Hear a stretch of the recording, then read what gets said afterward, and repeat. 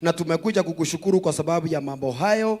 Asante Bwana kwa sababu kutupatia viongozi ambao wanatuelekeza vizuri na kuwapatia upendo katikati yao. Asante Bwana kwa sababu ya uongozi wote ule wa juu na wa chini. Tunasema asante Bwana. Tunakushukuru kwa sababu ya magatuzi yote ya taifa hili la Kenya. Tunasema asante kwa sababu ya kupeana amani katika kila area ya taifa hili. Jina lako litukuzwe kwa sababu ya mahali umetufikisha katika uchumi. Tunakuamini wazidi kutuinua zaidi na zaidi. Jina lako litukuzwe kwa sababu kupatia amani katikati yetu na mataifa hata yaliyo jirani. Jina lako litukuzwe na liiminiwe. Tunakuinua siku hii ya leo. Pokea utukufu na shukrani zetu tukua tumekutana hapa zote Bwana. Tunasema asante na ni katika jina la Yesu tunashukuru na kuamini.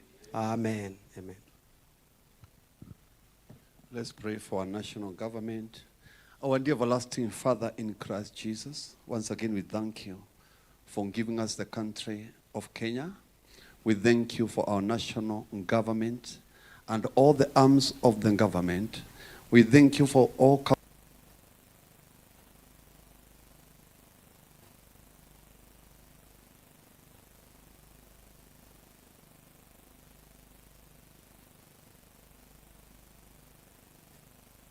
governance through our leaders that is going to be fulfilled.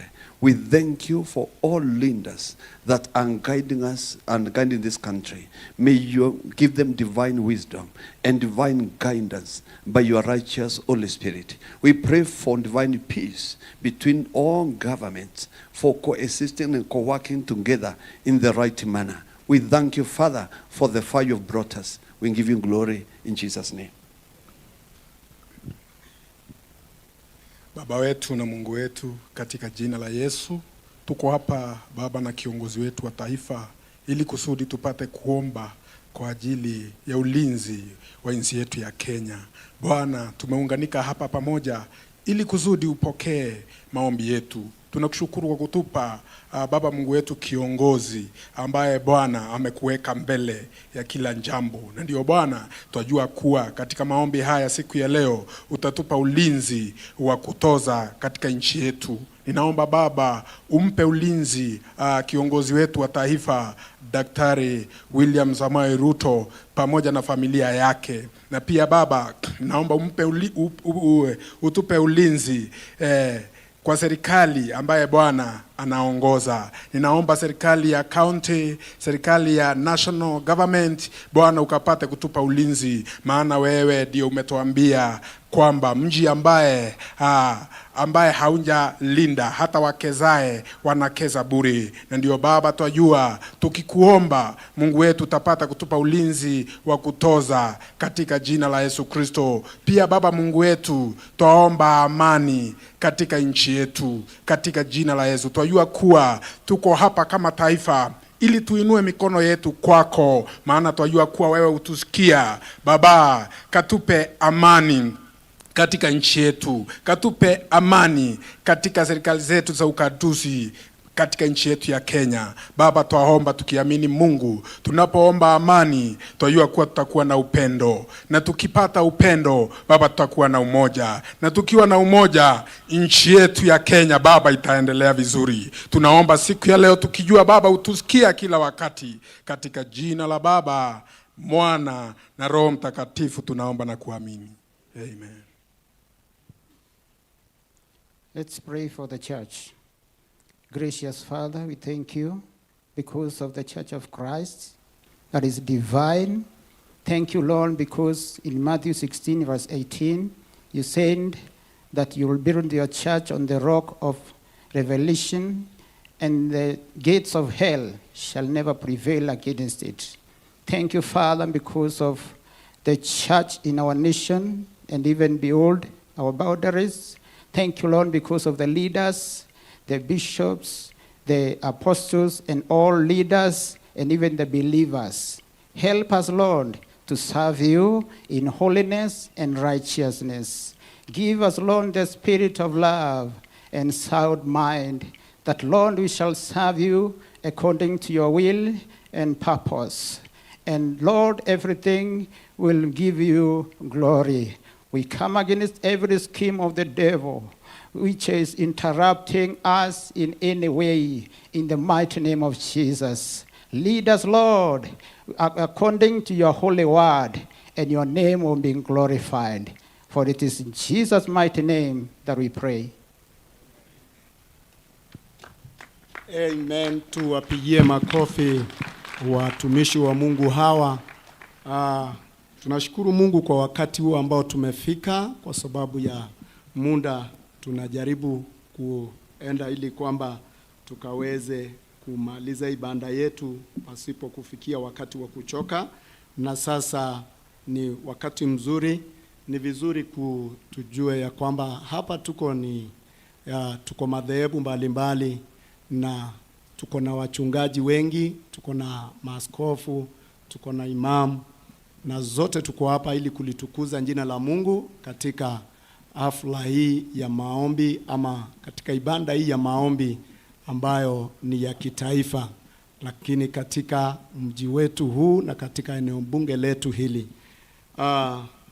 Mheshimiwa Rais, ni vizuri nitambue wale wachungaji ambao tuko nao kwa kuwasimamisha tu. So wale maaskofu ambao tuko nao, mababa wetu wa kiroho ambao ndio wanatuongoza katika mambo ya imani katika maeneo haya ya Igembe, na hasa hapa Igembe North. Kwa hivyo kindly nitauliza tu wa maaskofu wasimame kwa sababu ya muda. Wale maaskofu tuko nao, kindly can you be upstanding? Maaskofu, hawa maaskofu tuwapigie makofi jameni, wameacha mambo mengi. Ukiona askofu ameacha kanisa Sunday na ameenda kuungana na askofu mwingine na mwingine na mwingine, na ni siku ya Jumapili, I tell you, si jambo rahisi. Bwana Yesu asifiwe. Hata kule nyuma kuna wengine, si hawa wako hapa mbele tu peke yake, kuna wengine pia wamesimama kule nyuma. Nataka tuwafurahie mara tena katika jina la Yesu wanapochukua nafasi. Tuwevie ground tu, tuwevie hawa wapendwa tu, tuwasalimie tu, kwa sababu hatuna nafasi ya kushika microphone zote. Good. Nafasi hiyo ingine tuko na wachungaji pia kadhaa na overseers. Kwa sababu ya muda pia wote wale watumishi wa Mungu wengine wote, apostles, prophets, reverends, pastors, father, imam, au wote wale wengine tunaweza simama pia tuwatambue. Yes, tufurahie Mungu. Mnaona wako all over. Tufurahie Mungu kwa sababu ya kujitolea, si tuwevu kwa ili kusanyiko la Mungu katika jina la Yesu. Tunashukuru Mungu. Mnaweza chukua nafasi mkae. Mungu awabariki zaidi. Ni furaha kubwa kwamba tulipopata fursa hii ya kufanya ombi la pamoja na viongozi wetu.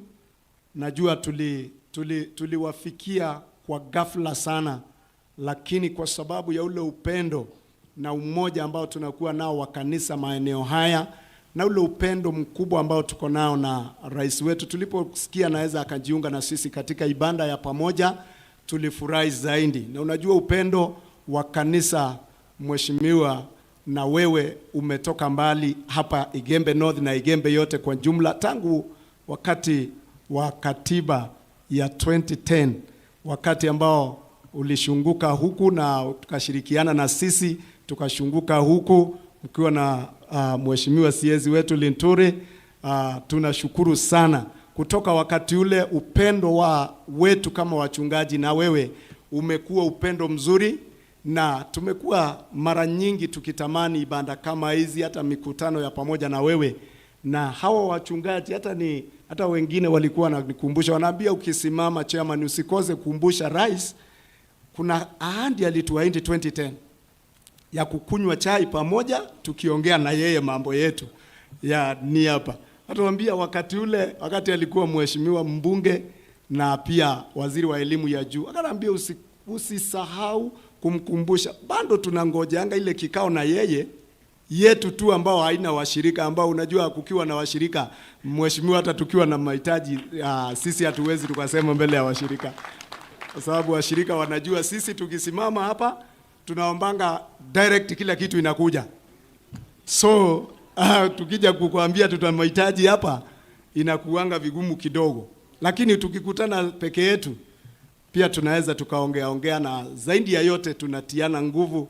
Tunakuambia kama kuna hitaji tuko nalo kama kanisa la Kristo lote kwa pamoja, na pia wewe unatuambia kama kuna hitaji uko nalo.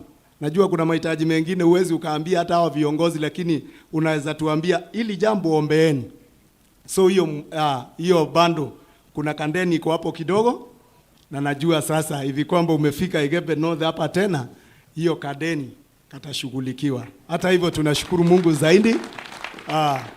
Tunashukuru Mungu kwa sababu ya siku njema hii ya leo. Kwa hivyo kwa sababu ya muda tunataka tuseme asanteni kila mmoja, viongozi na wananchi wote ambao wamejumuika nasi. Sisi kama jamii ya wachungaji na viongozi wa kiroho mahali hapa, we are so grateful. So nataka nichukue muda huu kidogo niwaalike praise and worship leaders team wale wanatuongoza kwa dakika 5. Tusimame tuandae mioyo yetu kwa ajili ya kulisikia neno. Wimbo mmoja tuandae mioyo yetu ndio tukaweze kupokea neno la Mungu la mchana wa leo, na Mungu atatubariki. Karibuni sana.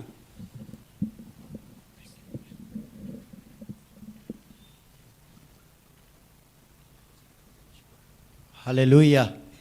Praise the Lord. Let us clap to our God because he has done great things. Hallelujah. Hallelujah. Hallelujah. Hey Yahweh, winuliwe. Hey Yahweh, winuliwe Baba. Hey Yahweh, winuliwe. Hey Yahweh, winuliwe. Oh, hey Yahweh, winuliwe.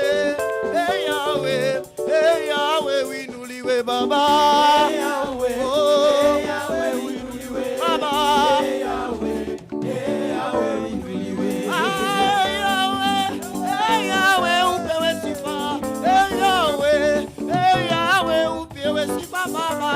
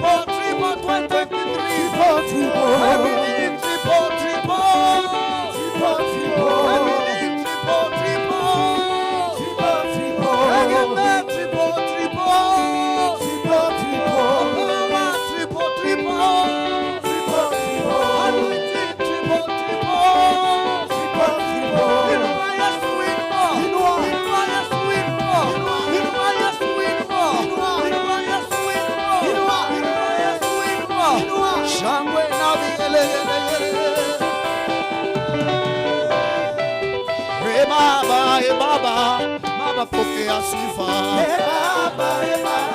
Baba pokea sifa. Umekuwa mwaminifu. Baba pokea sifa. Baba pokea sifa. Umetutoa mbali sana. Baba pokea sifa. Pokea sifa. Umetutoa mbali sana. Nasema leo Baba.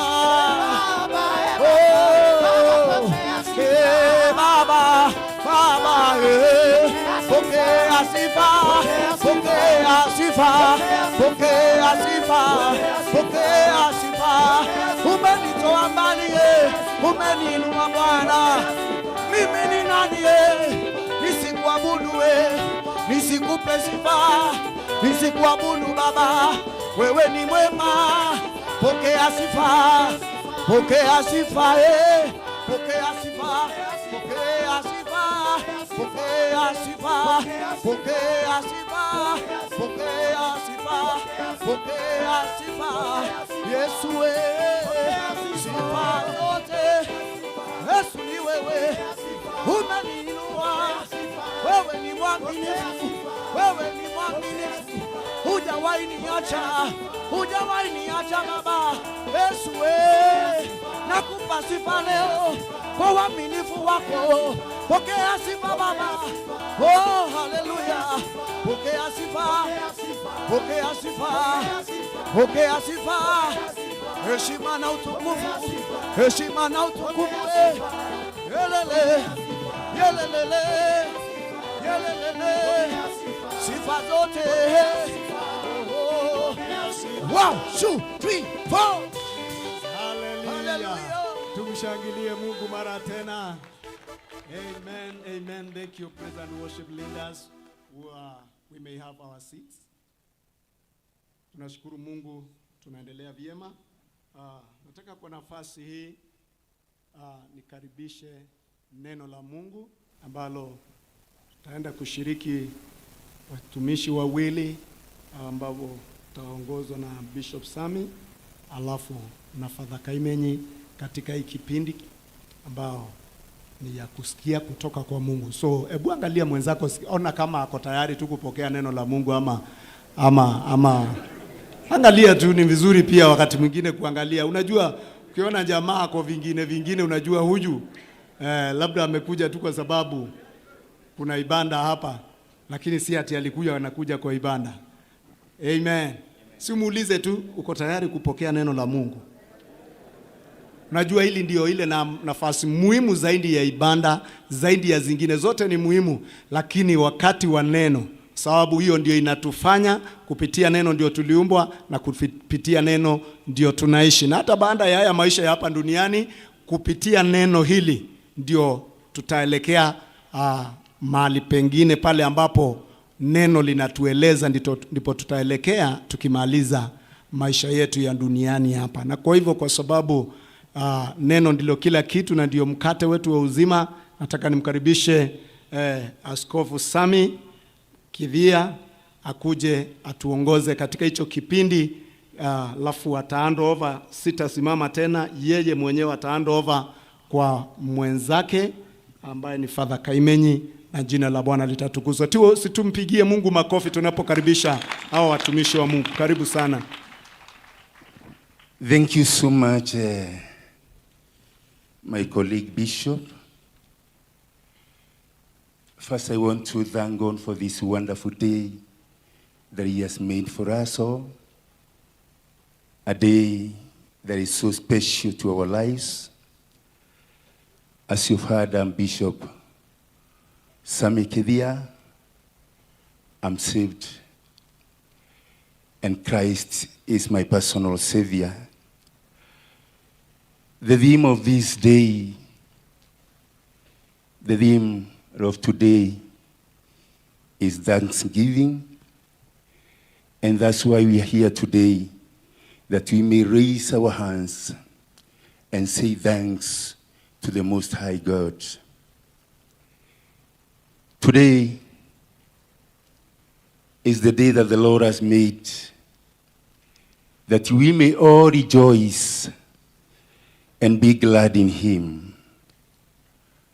As Paul says in the book of Philippians chapter 4 and verses 4, where the Bible says that rejoice in the Lord. And Paul keeps on repeating that rejoice, and again I say rejoice in the Most High God. Amen. Praise the living God. Can you hear me kule nyuma? Nashukuru Mungu kwa hiyo. Now, in fact, many of us in this tent of meeting today can bear me witness as the servant of God, ya kwamba this is a special day that the Lord has made for us, and that there has never been a day like this in this area whereby we are fellowshipping with the whole government of Kenya, with the president of this nation, with the deputy president of this nation, with the county governors and almost all members of the National Assembly. Hallelujah. And for that matter, our hearts feels like glorifying God. For this is not just a normal day like the days that we have known. Amen.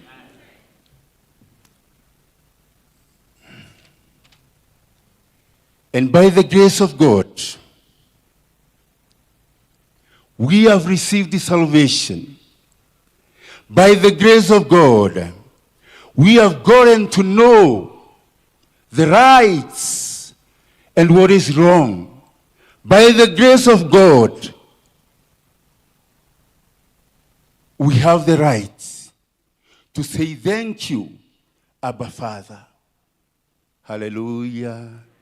Amen. I am on this pulpit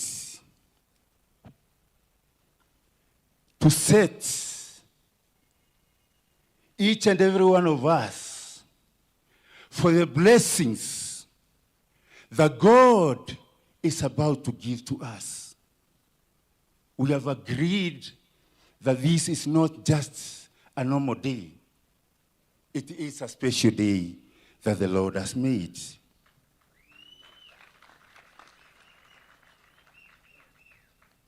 The word of God in the book of Philippians chapter 4, verses 6 and 8 to 8. The Bible says, do not be anxious of anything, but in everything, by prayer and petition, and thanksgiving, let your requests be known to God. Amen. And the Bible continues to say, and the peace of God that surpasses all human understanding shall guide your mind, shall guide your thinking, shall guide your movements.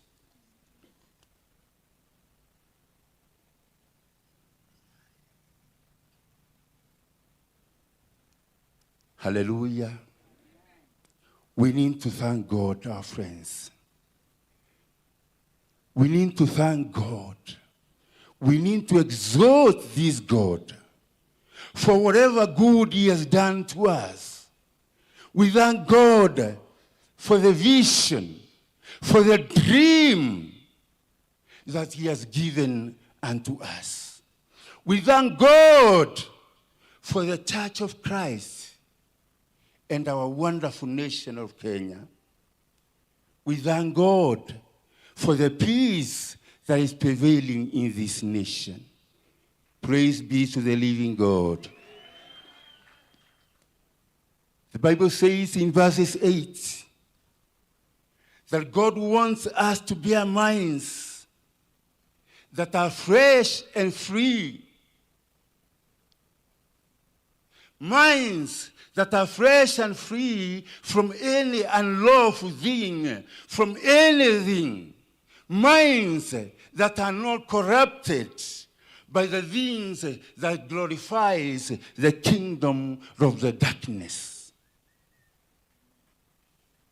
Amen. Minds that can focus on the well-being of our lives. Minds that can focus on the future of this nation. Minds that can focus on the future of our families. Minds that can focus on the leadership of this nation.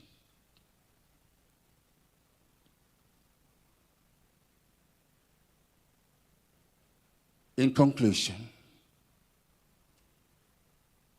from the book of 1 Thessalonians, chapter 8 and verses 18. The Bible says, give thanks to God in all circumstances, for this is the will of God for you in Christ Jesus. Amen. Hallelujah. Hallelujah.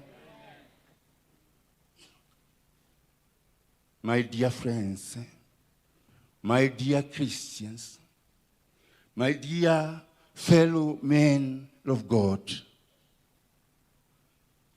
let us learn to thank God in everything.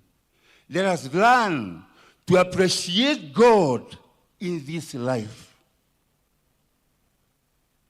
Let us learn to trust and hope in God on the world as we await the kingdom of heaven. Amen. Hallelujah. We have a life to enjoy in this world as we await the kingdom of heaven. Hata kama hatuna haraka ya kwenda huko. Hallelujah. Kama mimi sina haraka ya kwenda. Bishop, kama uko na haraka ya kwenda, sawa, lakini mimi nitangoja. Amen. Now,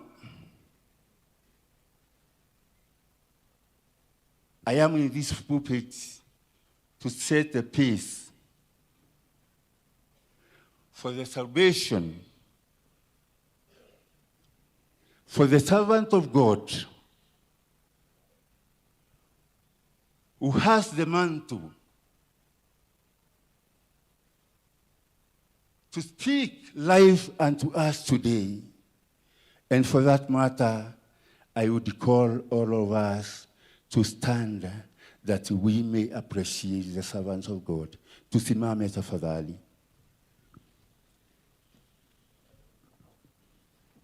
Let us put our hands together as we appreciate the servant of God, Reverend Father Kaimeni, to come and speak life to us. Karibu, mchungaji.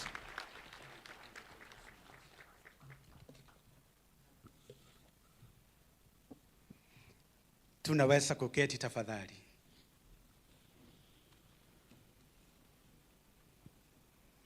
Praise God. Bwana Yesu asifiwe. God is good and all the time.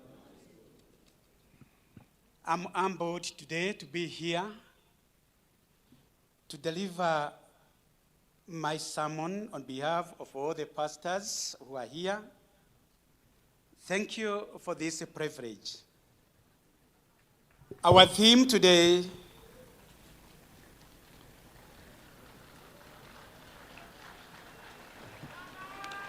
Thank you.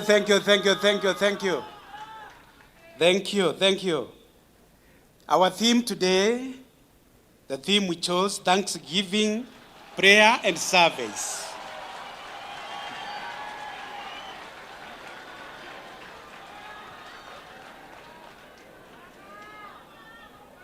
I'm inviting all of you to reflect on this, Thanksgiving in all circumstances. This is what we have just heard from our reading. We give thanks in all circumstances. And maybe some of us are asking, why thank God? What do I have to thank God? Maybe this is our question. But even this gathering that we are here today, with our leaders here, is it not enough to thank God? Even to hear the word of God together, is it not enough to thank God? Even for the gift of today, imagine. Is it not enough really to thank God? So we have so many things to thank God. Don't see as if God has never blessed you. he has. It's only that you have never stopped to reflect and see how God has really blessed you. Thanksgiving is expressing the gratitude for all that God has done for us through Jesus Christ. And secondly, it should be one of the traits or character of a Christian to give thanks, or the believers to give thanks. This kind of gracious attitude will be caused by a believer, or will cause a believer to stand out in his all assertions and be a good example for Christ when you give thanks. I've said everybody here, you must give thanks to God because of one thing or another that he has done for you. But I must go ahead and ask ourselves, what is gratitude? What is it? I'll try to define a bit. Gratitude is ability to show thanks for the things you have and the things you are grateful for. Yes, that ability itself to show thanks for the things that you have and the things you are grateful for should lead you to 3 stages in order for you to be able to give thanks to God. First, recognizing that what we have is a gratitude from God. You must be able to recognize that. Secondly, you must be able to acknowledge it, what you have received. And thirdly, you must appreciate it. Amen? These are the 3 stages. This gratitude then helps us to get closer to God by recognizing all the blessings in your life, all our lives, and make it easier to focus in a very positive way. Amen? When you are grateful, you focus it in a positive way. When you are ungrateful, then still you perceive it or you focus it in a very pessimistic way. So we must look at it in a very positive way. I've said again, gratitude is pausing to notice and appreciate the things we often take for granted. Today I want us to take those things we take for granted. For example, yes, for example, like having a place to live, our country, Kenya. Yes, we should thank God for it. Yes. We should be able to see very far and hear those other places where they don't have any, even freedom of worshiping God. And we should thank God because in our country, Kenya, we can be able to express ourselves. We should not take it for granted. We should thank God even for the food that we eat, for our friends, for our family. Wale ambao tuko hapa wengine, pengine tuko na familia. Pengine unaweza kuangalia, useme, huyu ni mke wangu tu, watoto wangu tu, mume wangu tu, hivyo, uone kama kawaida. Si kawaida. Leo niko hapa kukuambia si kawaida. Lazima umshukuru Mungu kwa familia yako. Ukishukuru Mungu kwa familia yako, basi utaweza kuilinda vizuri.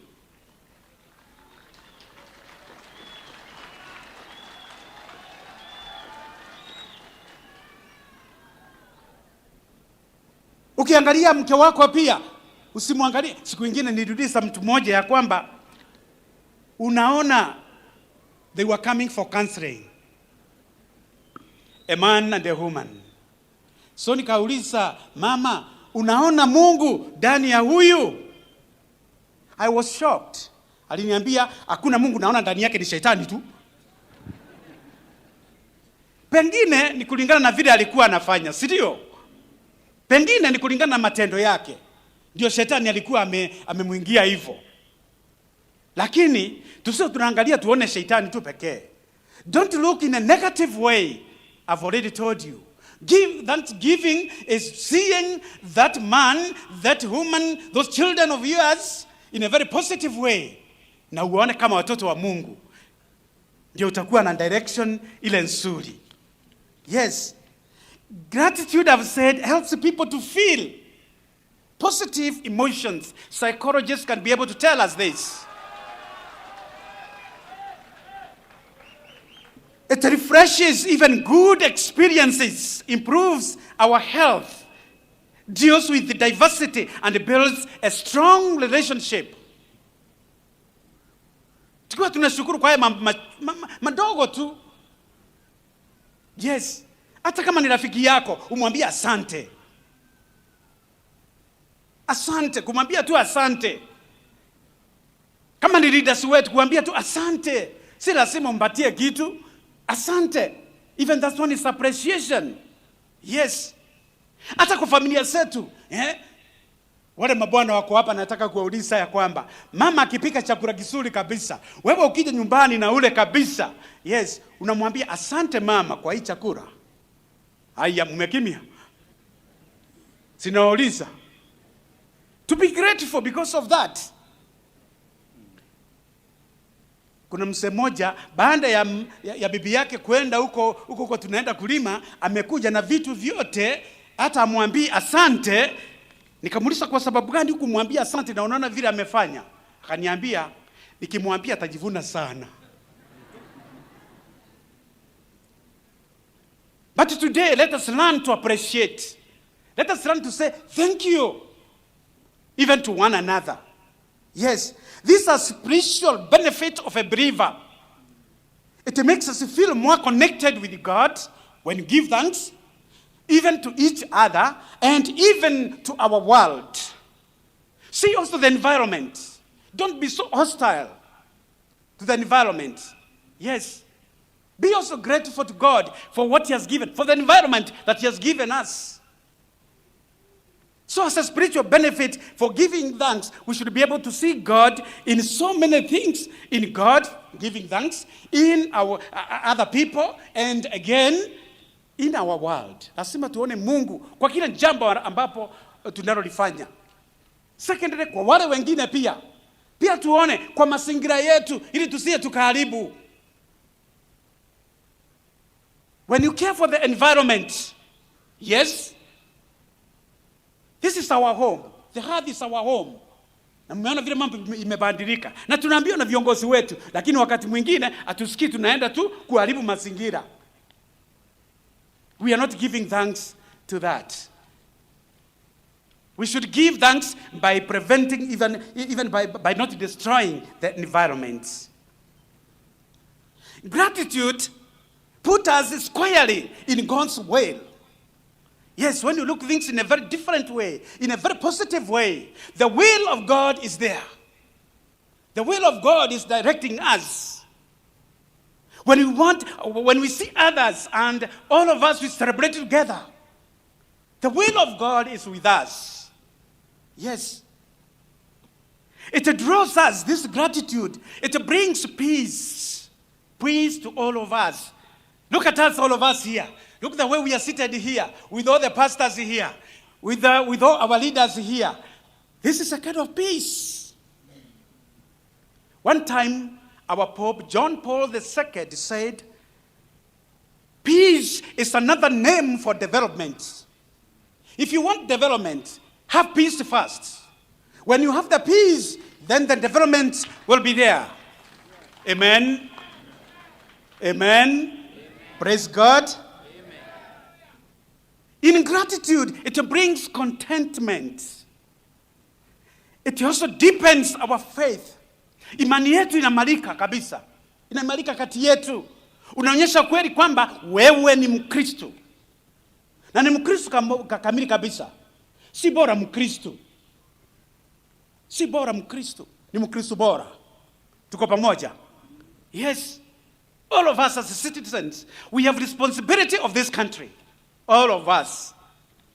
So we must cultivate all this. And you know, it leads to what? To joy. And when people are happy, when they're joyful, they will do marvelous. Amen? Let us be grateful to get all this. Yes. What happens when you give thanks to God? What happens when you give thanks to God? Thanksgiving qualifies you and me for another act of favor from God. Yes. Thanksgiving, it brings that favor of God to us. These prayers will leave something here. God will bless us through the prayers we have here today. Yes. Where 2 or 3 are gathered in my name, I am there with them. Let us worship then our God today, because He's with us here today. Yes. Thanksgiving brings incredible multiplication. Yes. Inatuongezea vitu zaidi. Wakati tunapendana, wakati tunashukuru Mungu, anatuongezea zaidi.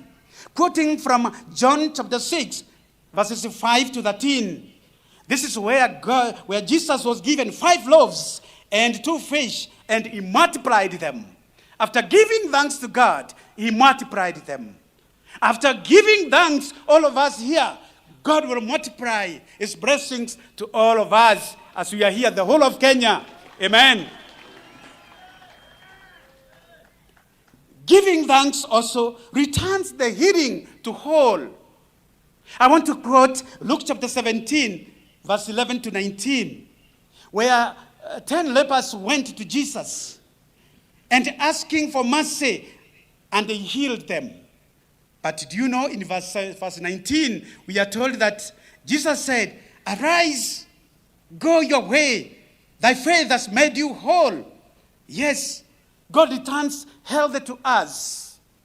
Health of mind, health of the body, health to see where we are going, to look things in a very positive way.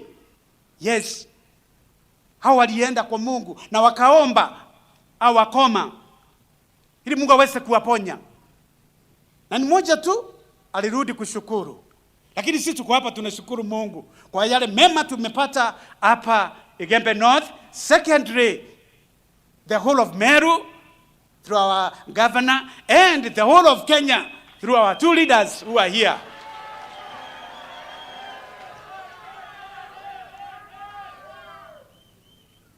Faith is made whole to all of us.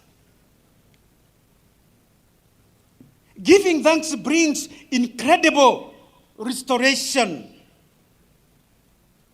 When Jesus was told his friend, Lazarus, John chapter 1, verses 41, he went and gave thanks where Lazarus was dead.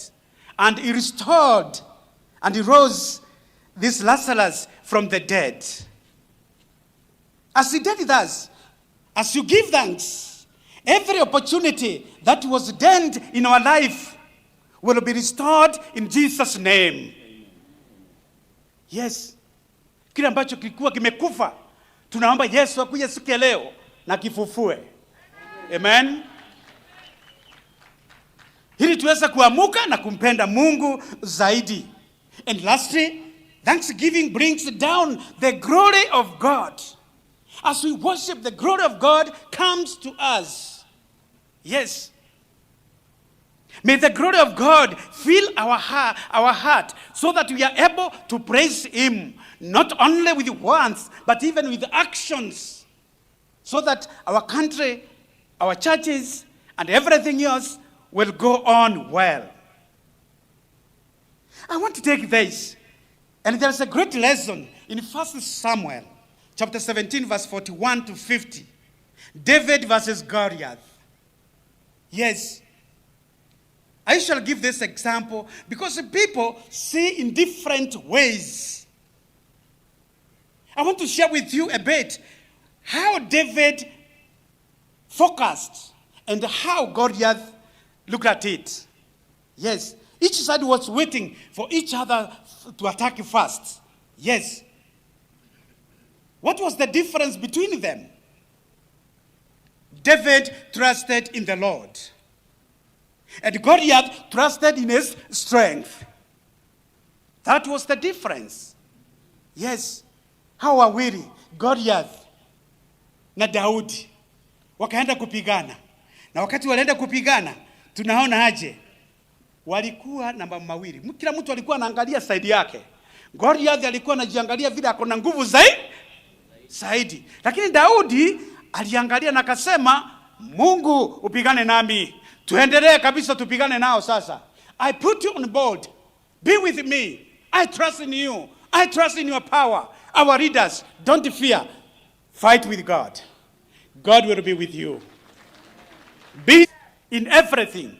Yes, the oppositions are there. That doesn't matter in anything.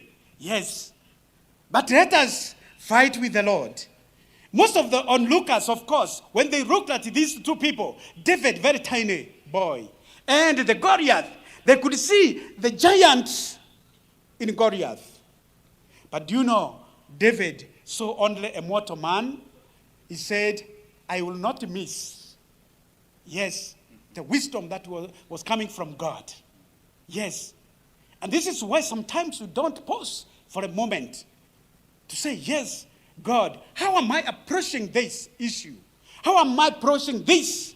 Yes, let us approach in a very positive way as David did. Yes. Let us look everything as we do today here, giving thanks to God. Yes. Tumshukuru kwa kuangalia mambo yote. Hata yale tunaona kama yawezekani, yawezekana. Yawezekana tukiweka Mungu mbele. Yafanya nini? Amen. Praise God. Once we see clearly, we can fight effectively. This is what David saw. Yes. He clearly saw. So he fought effectively. We must retreat a bit. Even as Christians, as we fight against the power of evil, the power of darkness, lazima tuangalia kidogo na uketi kama Mkristo uone haya mambo yanakuja. How am I going to fight? With God, to fight with you and me also. There are some no reasons then we should not put him in board. So, dear brothers and sisters, today being here and thanking God, and I've told you, kila mtu akona kitu ya kuambia Mungu asante. Lazima tumshukuru kwa yale yote ambaye ametupa. Na lazima tumwambie asante kwa Kenya yetu. Asante kwa leaders wale tuko nao. Yes, leaders are from God. Yes. Siku nyingine nilisikia watu wameansia kwa sababu president wetu na ako hapa alisema mambo ni naongezea hata ya 4.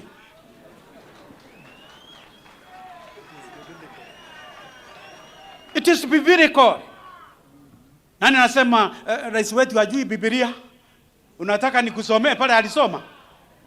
Ezra chapter 17 verse 26. Soma usikie.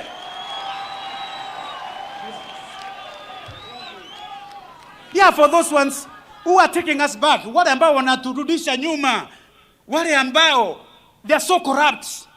Yes, we have to deal with them. Na ni Biblia inasema, and I want to read for you. Yes, Ezra chapter 17 verse 26. Whoever will not obey the law of your God, and the law of the king, for this matter now, our constitution, isn't it? Yes. Let judgment be strictly executed on him, whether for death, or for punishment, or for confiscation of his property, or for imprisonment. Ni Rais alisema hiyo.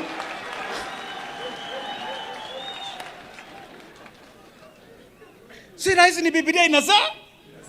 Na nimekuambia enda usome uone.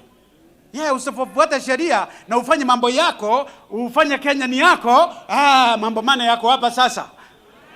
Sawa sawa.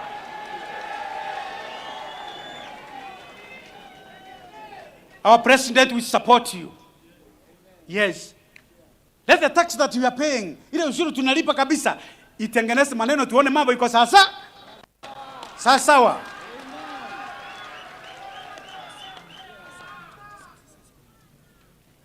Okay. As chapter 7, sorry. Ezra chapter 7, not 17. I'm sorry. Ezra chapter 7, verses 26. Sorry, not 17, but 7. Sorry. So now today, tuko na our president here. As I come to the conclusion, si hata baba akiingia tunamwambia ile maneno tushinda zile iko. Si baba na mama hata akiingia tunamwambia pia. Kidogo tu before I finish. We all know security is of paramount. Our dear president and the deputy in Igembe North, so much insecurity. Our able MP will just tell you all this about the details. Please assist us, much you can. Yes. Water is a problem. Maji. Sinishida hiyo naye. Na tujanduja mama yetu wako hapa. Si ndio?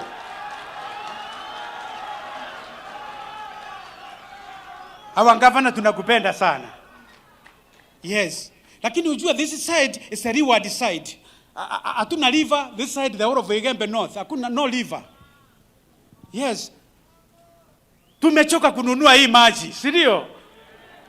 Sana. Mama wetu wanabeba mitungi ndio hao. Tafadhali wewe ni mama pia. Wahurumie. At least every word tuwekee kamboaho.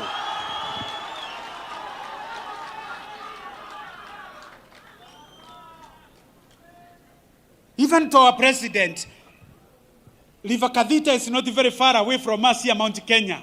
It's around almost less than 100 kilometers. Sasa unajiuliza, kama mafuta inakuwa pumped kutoka Mombasa, mpaka Nairobi, mpaka Kisumu, mbona haya maji yako hapa, itireto hapa Mount Kenya ikuje hapa? Tusaidiwa na hiyo.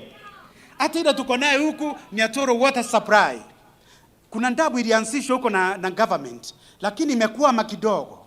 Rais wetu, hiyo ndamu najua unaijua iko Nyambene huko. Ili iweze kuongeza ile maji inakuja side hii. Tuongezee pia kidogo, itengenezwe tu na unganisho ikuje. Wananchi wale wako hapa pia. Mashamba yetu ni kama squatters sisi, pale pengine hatuna title deeds. Na hiyo rais wetu anaweza kufanya, si ndio? Yes.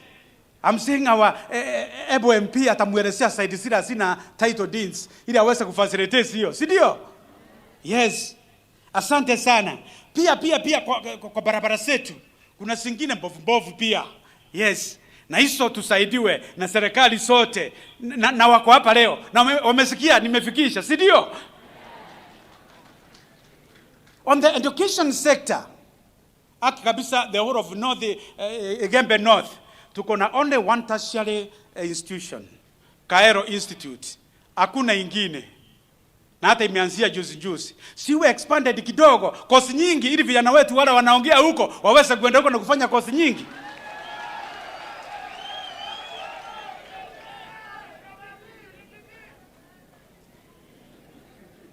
Thank you so much. With these few remarks, may I say, may good Lord bless all of us. May good Lord bless Kenya, bless Igembe North, and bless this unity to continue glorifying God. May good Lord bless you in the name of the Father, and of the Son, and of the Holy Spirit. Amen. Tufurahie Mungu kwa sababu ya neno lake. Na Kolosai 3:16 inasema, na neno la Kristo lindumu ndani yenu kwa wingi, richly. Bwana asifiwe. Si neno la Mungu lindumu ndani yetu kwa wingi na kwa utele zaidi. Amen. Siwaambie mtu neno la Mungu likae ndani yako kwa wingi. Hili ndilo liko na utajiri wako, ndiko liko na afya yako, ndilo liko na jamii yako mzuri, na amani, na furaha, na ushindi. Bwana asifiwe. Na kila nchi ambao inaongozwa na neno la Mungu inafaulu na inafanikiwa zaidi.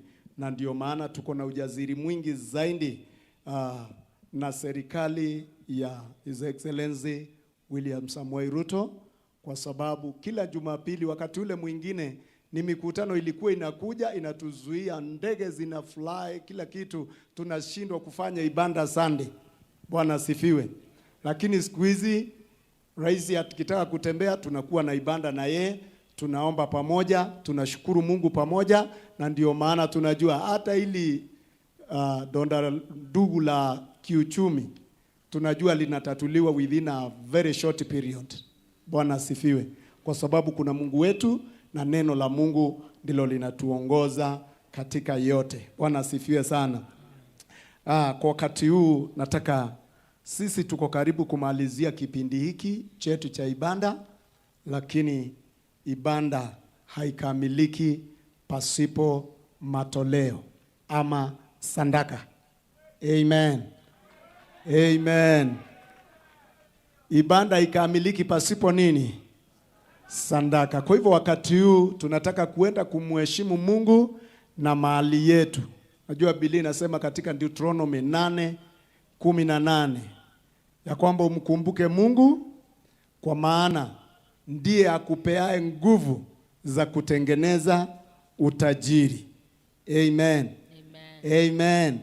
So tunataka nichukue nafasi hii niweze kumwalika Askofu Mbogo David akuje atuombee kwa sababu ya matoleo, na wewe unapoandaa sadaka yako tupigie Mungu makofi wakati tunaenda kumtolea matoleo yetu pia. Thank you, Bishop.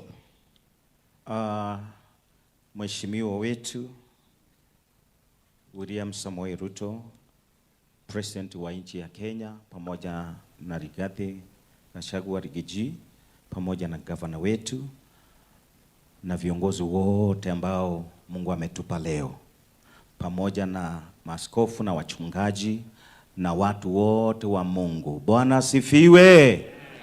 Inua mkono hapo, salimia Yesu hapo. Ni sawa kabisa. Salimia mwenzako, mwambie kama mambo ni sawa, sema ni sawa. Si leo mambo ni sawa? Haleluya. Ninaona watu wanatabasamu. Weka sura mzuri ya kutabasamu. Mwambie kama mambo ni sawa, nisema ni sawa. Thank you, may God bless you. Nataka ni quote tu mstari katika kitabu sa Samueli kabla hatujatoa dhabihu zetu. Samueli wa pili, ili tuweze kutoa, ni kupee mwelekezo wa kutoa vile tunatoa. Samueli wa pili 24. Mstari ni wa 22 na 24. Nisome tu alafu nikupe vile tunapeana ama tunatoa. Maandiko inasema, Arauna said to David, let my lord the king take whatever pleases him and offer it up. Here are oxen, the burnt for the burnt offerings, and here are the threshing sledges and of ox yokes for the wood. 24. But the king replied to Arauna, no, I insist on paying you for it. I will not sacrifice to the Lord my God burnt offerings that cost me nothing. Hallelujah. I will not do what? Sacrifice to my Lord the sacrifice that cost me nothing. So David bought the threshing floor and the ox and paid 50 shekels of silver for the Lord. Bwana asifiwe sana. That cost you nothing. Sadaka atuombi ili utoe sadaka, maana haikuguzi. Sadaka auambi mwenzako nipe nitoe sadaka, hiyo hakuna kitu unafanya. It must cost you something. Hallelujah. Na David akasema, hallelujah. David said, David asked to buy Arauna's threshing floor to build an altar on it. Arauna freely offered the land to the king, but David said, I refused. David refused. He insisted on paying for the land because he could not make an offering that cost him nothing. Amen. Dhabihu yoyote yenye utapeana yenye ikuguzi haifanyi chochote. Hakuna chochote kenye unapeana kinaguza Mungu. Hata kule kanisani ama mahali popote chochote kile unatoa hata ni mabaki that cost you nothing, Kenya kikuguzi kana kira kitu ugutongithia kitina bario kiri Murungu. Hinga medho turombe, funga macho tuombe. Baba Mungu, katika jina la Yesu Kristo, tunakushukuru kwa sababu ya wakati huu tunapoenda kutoa. Tuomba Mungu tukatoe dhabihu zetu zenye Bwana zina kuguza na zenye zinatuguza, ili tunapotoa katika kongamano hii na ibada hii ambayo mfalme imeleta viongozi wa tabaka zote mbalimbali pamoja kwa ibada, tunapotoa dhabihu zetu, tuomba neema ikashuke katika mfalme madhabahu haya. Tunapotoa dhabihu zetu, neema ikashuke ikaweze mfalme wa ajabu kubariki mahali hapa. Tumeinua madhabahu katika mahali hapa Bwana. Hebu Bwana ukashuke ukabariki sehemu hii ya MERU, sehemu hii ya Igembe North, sehemu hii ya MERU na Kenya yote, kwa sababu tumekuja kutoa dhabihu katika madhabahu haya ambayo tumeinua. Tuomba neema yako ikafike kwa kila moja. Asante Bwana kwa sababu unastahili, na ni katika jina la Yesu tunaomba na kuamini. Chukua dhabihu yako yenye inakuguza na tukaweze kuenda kumpatia Bwana katika jina la Yesu. Naamini kwamba wale wote unaona wakiwa na yellow ama hiyo asas wetu, kila moja asimame pale yako ili tukaweze kujiandaa. Tayarisha kitu ambacho kinakuguza. Thank you. May God bless you. The ushers wanajua kila mtu pale yako, tunaweza pia kuongoza bila tunaweza kutuata hapa. Thank you. Thank you sana Bwana. Thank you. Thank you Bishop. Tunashukuru Mungu tunapomtolea Mungu praise and worship leaders watatupea a number, alafu Mungu atapokea utukufu na tutoe kwa mioyo ya furaha, kwa maana maandiko inasema God loves a cheerful giver. Ukiangalia kwa runinga kuna pay bill number kwa wale ambao wanatoa kwa wale ambao wanatoa kwa kupitia kwa simu. Kuna nambari ya simu ambao iko kwa runinga ambayo ni pay bill 587649, account number 078738. Kitoa sadaka kwa hiyo itaenda kwa account ya muungano huu wa wachungaji. So you are free to use that number katika kulipa sadaka yako. So one number please. Unastahili kuabudiwa, unastahili sadaka tunatoa mahali ambapo au watu walio na au ushers walio na reflector jackets ambao imeandikwa Asha, ni vizuri kutoa sadaka yako kupitia hao. Tunashukuru Mungu. Wale ambao wako rows kama tatu za mbele wanatoa huku upande wa mbele, au wengine as directed by the ushers ambao wako huko nyuma. Wewe wastahili. Oh hallelujah. Ni nani kama wewe? Nani kama wewe?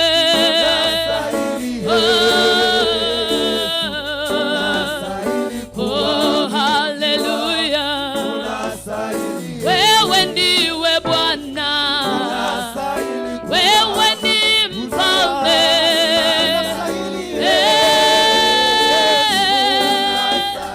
Oh hallelujah. Hakuna kama wewe. Hakuna kama wewe. Yesu. Oh hallelujah. Tunakuinua. Twasema wewe ndiwe.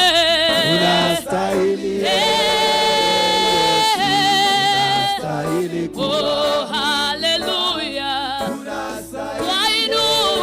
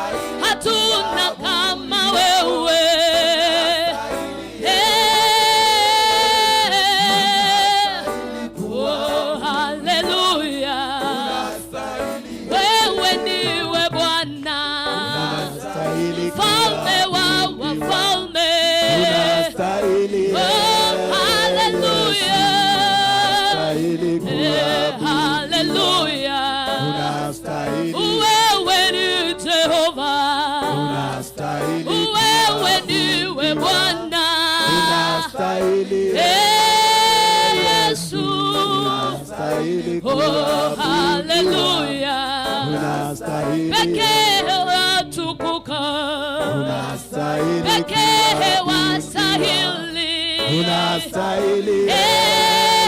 Yesu, oh haleluya, hakuna kama wewe, hakuna kama wewe,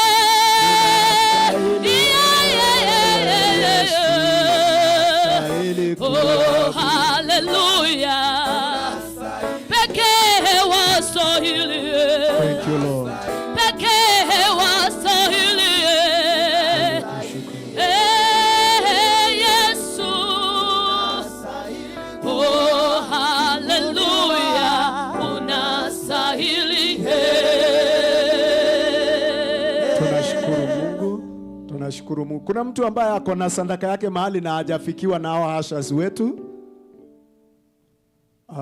Naona ni kama tumemalizia hiyo kipindi, na sasa nataka kabla sija tukimalizia sehemu, kwa sababu sasa kutoka hapa si tunamalizia ibada yetu.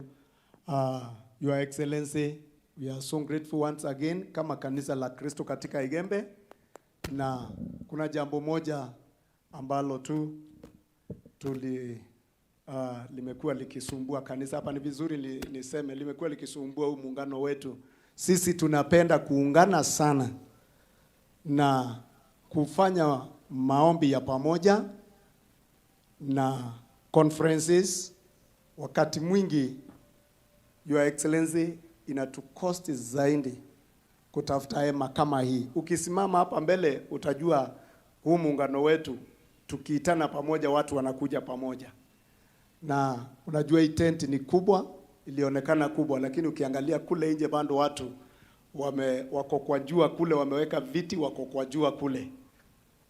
Tulikuwa na ombi moja kama klanje wa Igembe, na hasa Igembe North, mahali hapa tuko, ya kwamba Mheshimiwa Rais, kama tunaweza saidika kutokana na wewe, kwa sababu najua tunaweza, na wewe ni mpenda hii kazi ya Injili. Siku ingine unapotutembelea mahali hapa, badala ya kubeba tenti yako unakuja unaingia kwa tenti ambao tunatumianga sisi kama wana wachungaji wa eneo hili, tutashukuru zaidi. So ni ombi letu kama unaweza tu facilitate kuwa na tent kama hii, na ukisimama hapa itakwambia Mheshimiwa Rais, utajua watu wetu tukiwaita wakutane pamoja kwa mkutano wa pamoja huwa wanakuja. So hilo ndilo ombi ambalo niliambiwa na watumishi wa Mungu, na tafadhali ukipata nafasi ya kuongea mbele ya Rais usikose kutukumbushia ili jambo, na kwa sababu hiyo tunashukuru Mungu. Na sasa mimi kufikia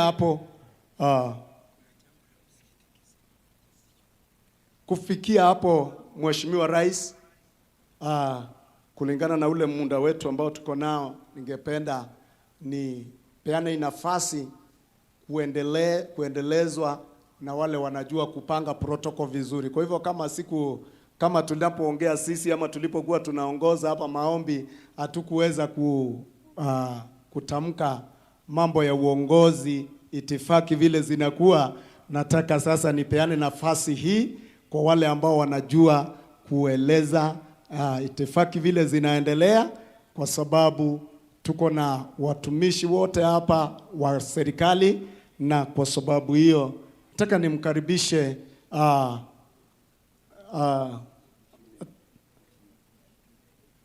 unajua mimi ni sasa, kwa sababu kuna yule ambaye ana MC mwenzangu ambaye ndiye anani, ili ajue kupeleka hii maneno vizuri. Najua tuko na our able MP hapa, tuko na our able governor hapa, tuko na mawaziri, sasa mimi hiyo protocol mimi Mheshimiwa Rais sielewi naanzianga wapi na inamalizikia wapi. So nataka tumkaribishe Michael Gitonga kwa makofi mazuri ili atuelekeze katika hiyo programu ambayo imebakia.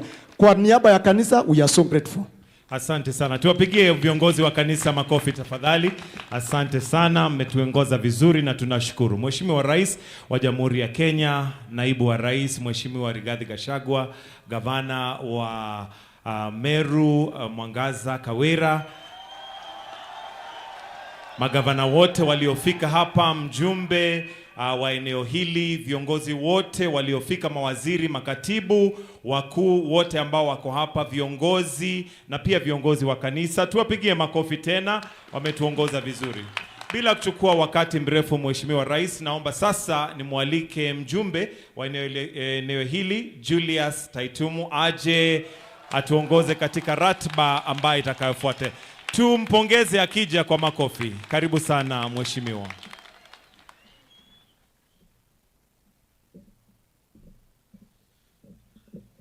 Okay, Mheshimiwa Rais wa Jamhuri yetu ya Kenya, His Excellency Dr. Samuel Ruto, Your Excellency the Deputy President wa serikali yetu tukufu ya Kenya, Mheshimiwa Gavana wa jimbo la Meru, Mheshimiwa Waziri Mithika Linturi, wajumbe wote wenzangu walio hapa, maaskofu wakiongozwa na kiongozi ule ametuongoza kwa ratiba, viongozi wa tabaka mbalimbali katika jamhuri yetu, wananchi watukufu na antobea kulare na Meru na Igembe yothe mweni.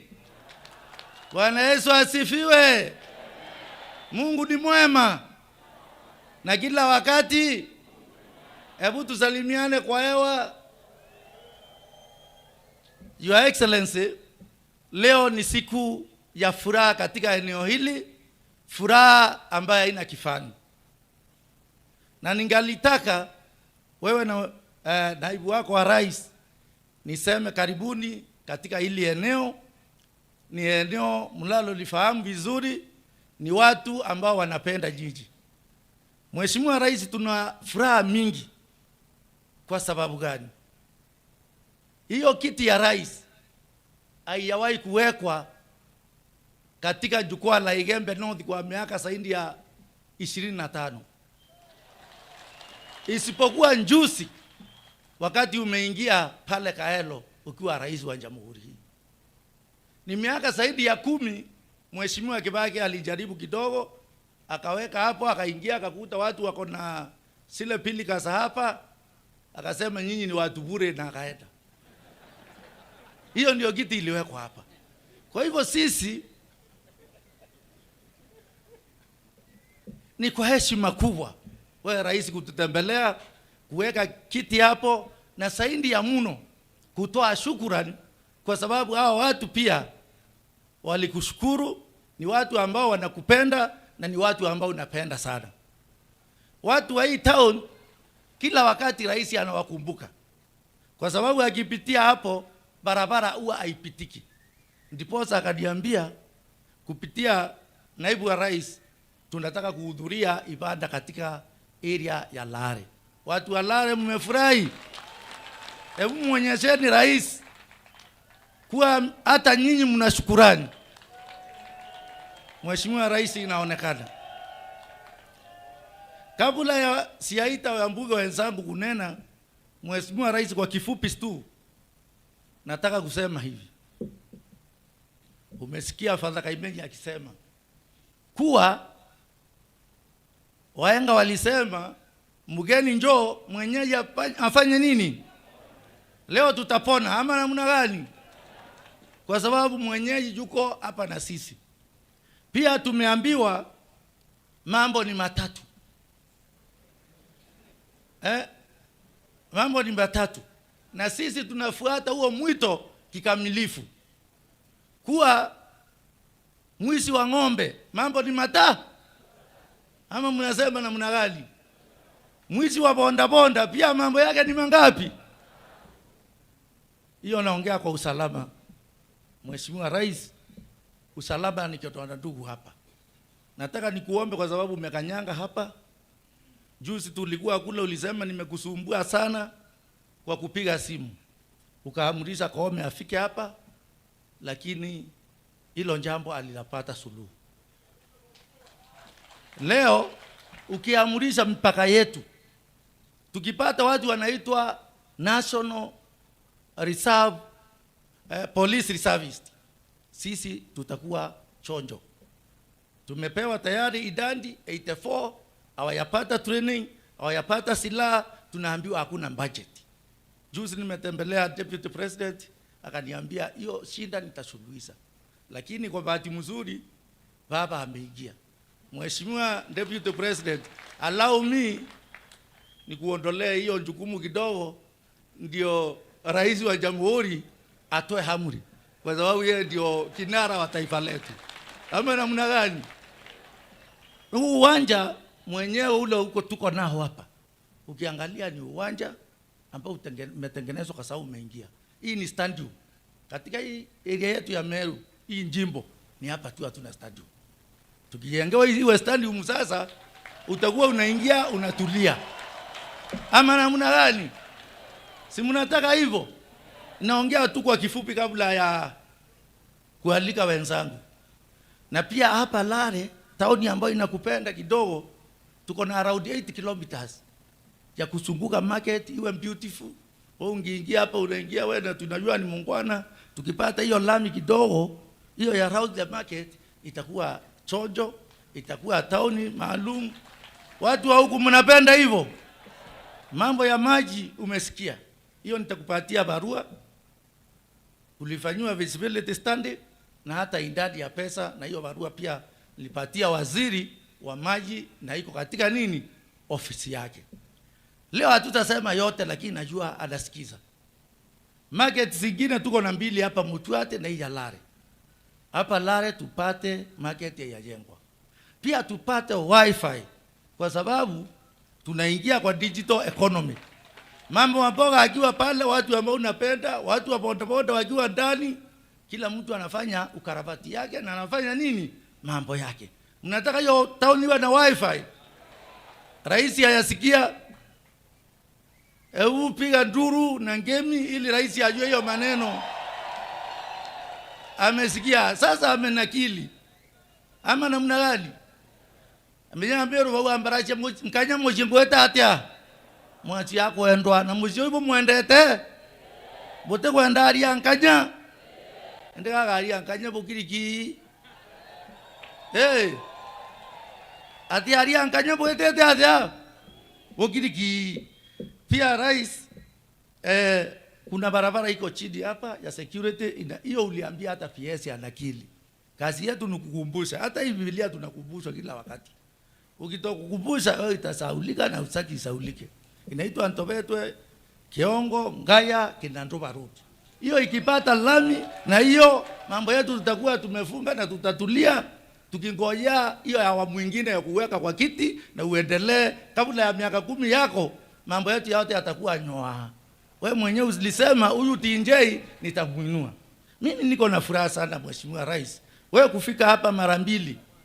Nataka hiyo usikie. Wengine wanasema rais anatembea Igembe na Meru kuomba. Lakini kule kwingine anatembea kuleta nini? Maendeleo. Si ndio hawa prophets of doom. You cannot miss prophet of doom in any society. There are church people who will talk in those voices. Lakini huyu mchapakazi, mpenda wa Kristo, mpenda wa Kenya, leo tunatoa shukrani pia kwa kutupea rais, kwa kutupea deputy president, kwa kutupea mawaziri na serikali ambayo inatujali. Ama namna gani? Si ni Thanksgiving service. Hapa kuna mmea unaitwa mbera. Unajua ni vizuri kutaya, ni vizuri kusema ukweli. Vile Rigijia anasema mimi ni mtu wa ukweli. Hata ukitaya kahawa, mayani chai, mbolea, mahindi na maharawe, koroso, bila kutaya mmea wa mbera, hapa ni kama kupatia mtu chai ambaye haina sukari tuvia. Ama namna gani? Lazima utaya nini? Huo mmea. Ama namna gani? Kwa hivyo mambo ni mengi. Nataka niombe nisikue fursa hii Mheshimiwa Rais, kabla ya hii mambo kuenda mbele kabisa, nitambue viongozi ambao walikuwa wajumbe ambao wamefika katika hii ghafla, wasimame pahali wako tupate kuwatambua. Former members of parliament, please. We have Mheshimiwa Tueruaki ambaye yuko hapa. Alikuwa mjumbe wa hapa na tunashukuru Mheshimiwa Rais pia amempatia kiti ya kuwa chairman wa KEFIS. Hiyo ni mzuri. Sisi hatuna shida hiyo, tunafurahia. Kuna Madam Kayuyu ambaye alikuwa women wa Meru County, ni chairperson wa ombudsman Keti. Pale tuko na mheshimiwa Irengo. Kwa hawa wawili wako na kazi. Mheshimiwa Irengo naona sasa akikaa zaidi hii nywele itakuwa white yote. Kwa hivyo amulikwe kidogo apate randa. Na najua ako kwa randa yako. Kuna machairman wengine naona hapa kama wa AFC pia ako hapa, kijana wa area hii pia aonekane. Kuna former pia ni board member, asante. Namuona Virere ni chairperson wa warehouses. Kuna mzee wetu pale mheshimiwa ambaye unajua nishinda.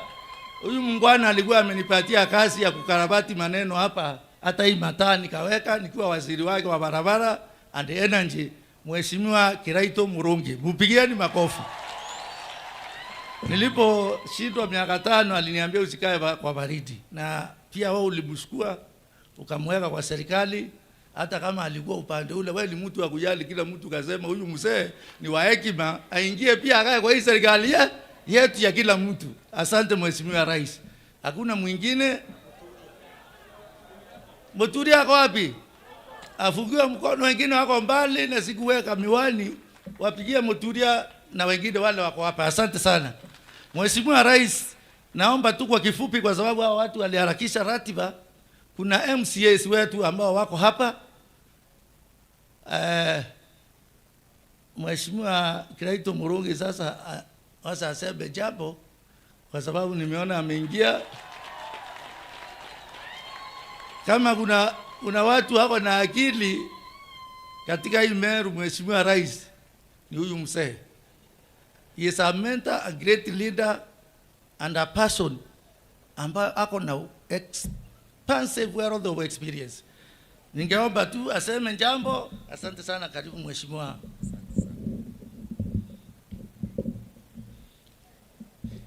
Excellency President William Samoei Ruto,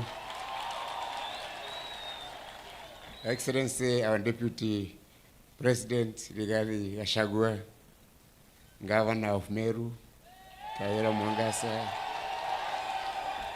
Waziri Mede Kalinturi, all honorable members of Parliament, viongozi wetu wa kanisa, mabishop, wachungaji wote, tunawashukuru sana. Na watu wetu wa Meru mugeni, Bwana asifiwe. God is good and all the time. Mimi nilisikia kuna maombi hapa ya Thanksgiving. Nikasema rasmi nifike huko hata mimi nitoe shukrani zangu. Kwa hivyo Your Excellency, mimi nimekuja kutoa shukrani kwako personally. Nilikuwa nimepotea, lakini wewe ni mchungaji mzuri. Kaza kuna ile kondoo mtu anakuwa na 99 moja inapotea, au unaingia huko kwa kichaka unatafuta hiyo imepotea na urudisha. President apigwe makofi. Mimi najua kuna ingine kidogo imebaki huko, nitatafuta tulete. Kwa hiyo hii nyumba iwe na kondoo zote za Meru.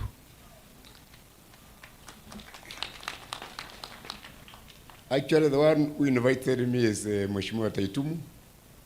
Mheshimiwa wa area hii is a very hard worker. Kulikuwa na shida nyingi huku. Kuna market moja hapa inaitwa Antobetwe. Ukipata nafasi ukatembee, uone ile kazi Taitumu alifanya akiwa waziri wangu wa barabara. So we want to encourage them. Sasa mimi ni mzee, nimestaafu, lakini sema nipate nafasi niwashukuru watu wa Igembe, watu wa Harare kwa kunishikilia nikawa kiongozi wenu hiyo miaka yote. I want to thank God for that. Father Kemenya amesema kitu kizuri. Remember to say thank you. Even if I lost the last elections, there are so many other elections and won. Na nyinyi mlinichukua, mkanibeba, mkanifanya mkubwa wa Meru, si ndio? So nataka kumshukuru kwa hiyo mambo yote mlifanyia na kuniinua. Najua tuna wakati mwingi Deputy President uchoke na kubeba wa Meru. Tumekusumbua sana.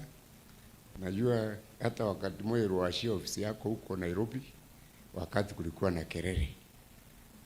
Mchungaji lazima aendelee kubeba ile staff mpaka kuondoa wote wawe pamoja. So thank you so much for your tireless efforts for bringing Merus together. We really appreciate that. Ile sami naona sasa from my experience, ile shinda tuko nayo Meru ni timu ya mpira. Tuna wachezaji mashuhuri, sharp shooters, lakini hawana captain.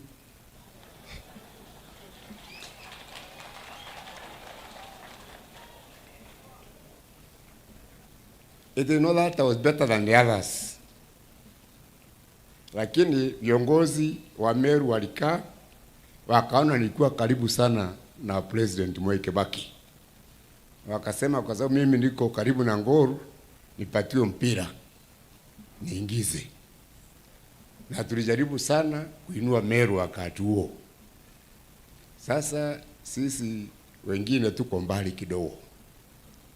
Lakini waziri wetu Mithika Linturi ako pahali nilikuwa na Kibaki. Kwa sababu kama kuna mtu amepigania Rais William Ruto Meru hii, si mwingine ni Captain Mithika Linturi.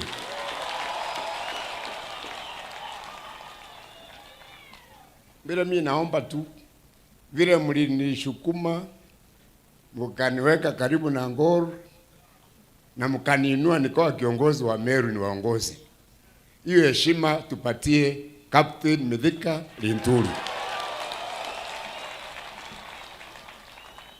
Atuongoze tukiwa wa Meru, si ndio? Si unaona nakaa karibu na Deputy President. Sasa tukiwa na mambo yetu, sisi tunapatia hiyo mizigo yote Mithika Linturi. Alafu yeye anapatia DG Deputy President Rigathi Gachagua. Ikiwa mzito zaidi, si unaona Gachagua yako karibu na William Ruto. Na Gachagua naye atapitisha mpira kwa William Ruto. Tuwe na huo utaratibu. Otherwise kelele kila mtu istumbu rights, tukereva nini Meru itaharibika. Hiyo tu ndio ningetaka kusema. Na Mungu amsaidie. Asanteni sana, Excellency. You are welcome. You are the president who have visited Meru more times. Within 1 year, more than even your previous ones, for 5 years. So, we know you love us, and we love you.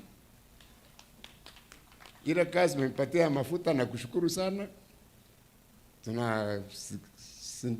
Tunajaribu vile tunaweza huko, and with your support, I know we are going to succeed. Ile mkutano ya Nairobi, climate change, sasa unaitwa William Climate. Kuleta viongozi wote wa dunia hii, Nairobi was wonderful. It has never happened before. President apigwe makofi. We are going to be beneficiaries of climate change. Hapa Igembe North, Tigania East na West hapo. Kerinjen wamepanga mradi wa stima ya upepo. A wind project bigger than the Turkana one. 400 megawatts hapa Meru. Kila kitu imepangwa, the only problem was mambo ya land. Mutunga anashughulikia. Very soon we are going to get the title deeds. Let us have that project. The biggest one in Meru for climate change. Na sisi wazee wa Njuri Ncheke tutakuita tukubariki kwa hiyo maneno. Asante sana. Mungu awabariki. Asante sana Mheshimiwa Kiraito Moronge, unajua nimemuogopa kidogo kwa sababu nilikuwa nimesema alikuwa gavana wangu na nilikuwa CC. Hao wengine hakuna mtu ataongea kwa kirefu. Lakini Mheshimiwa Rais, wakati Kiraito tulikuwa tunangojea awe gavana katika serikali yako, huyu kinara wako Captain Lentore aliniambia yeye hakuna kiti anataka ni Rais William Ruto awe president. Hata kama hana kiti, bora William apate.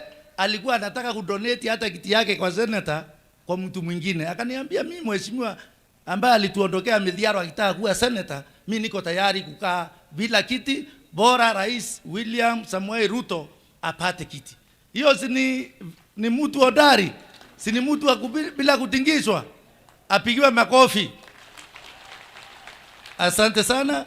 Nataka kusonga. Nilikuwa nimeita MCAs wako wapi please? Wasimame pali popote walipo. Ni wengi. Angalia wapigiwe, wamfungiwe mkono our MCAs. Huko MCA wa area yako wapi? Hapa tuko step forward. Kindly say just one word. Hao wengine waketi. Faruku naona vile ameleta shida na tunaangalia ishara ile anatoa. Tunatambua nyinyi MCAs.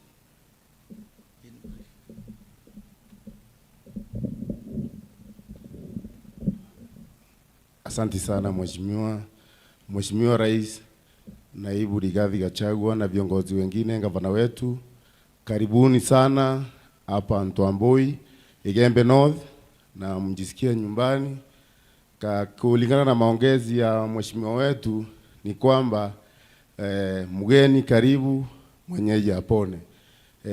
Ningependa kusema tuliongea na tulikaa na mheshimiwa wetu na tukapata kuwa na makubaliano, na ni kwamba yeye ndiye atawasilisha maongezi yetu badala ya sisi sote tuwe na cha kusema. Tulikubaliana kuwa yeye ndiye atatuongelea na ndiye atawasilisha maoni yetu. Pia ningependa kuwakaribisha MCAs wenzangu. Karibuni sana katika wodi ya Ntwamboi. Tuko pamoja na tutaendelea pamoja. Asanteni, Mungu awabariki. Asante sana. Ningependa our DCCs wako hawasimame tu. Our DCCs wako pale. We have 2 sub counties, Mutuate and Igembe North. We have Mr. Mwangulu. They are all new. Hawajakaa sana. Mheshimiwa Deputy President alitusaidia kuwapata baada ya utata mwingi. Kwa hivyo tunakushukuru. Ketini pahali mlipo. MPs wale wako hapa, kindly tuanzie pale karibu na Kiraito Mutunga. Kile jirani wangu ndani kile Karidho, kindly ukiingia tu unasema one word. Faruku anasema msimame tu, lakini vyema tupange laini hapa kindly. All the members of parliament tusimame hapa tukifuatana. John Paul yuko wapi? Kutoka hapa alafu tuendelee mbele. Wengine waingia hapa isipokuwa chairman kidogo kindly. Asante sana TJ. His Excellency the President of the Republic of Kenya William Ruto, His Excellency the Deputy President, Governor wetu Captain Lentore, tumeambiwa na mzee wa hekima ya kwamba saa hii unatuongoza na hii mpira ukipanga, kumbuka kupanga, ukifunga kuelekeza Igembe sana Igembe Central, usipunge tu kaelekeza hivi. Tutahakisha tumekuletea karibu unafunika. Your Excellency, karibu sana. Nachukua nafasi hii kukushukuru sana. Umeweka Meru katika mapu ya Kenya. Meru imeng'aa kujulikana Kenya tangu kuwe rais wetu. Vile vile umeinua pia Igembe, Igembe Nation.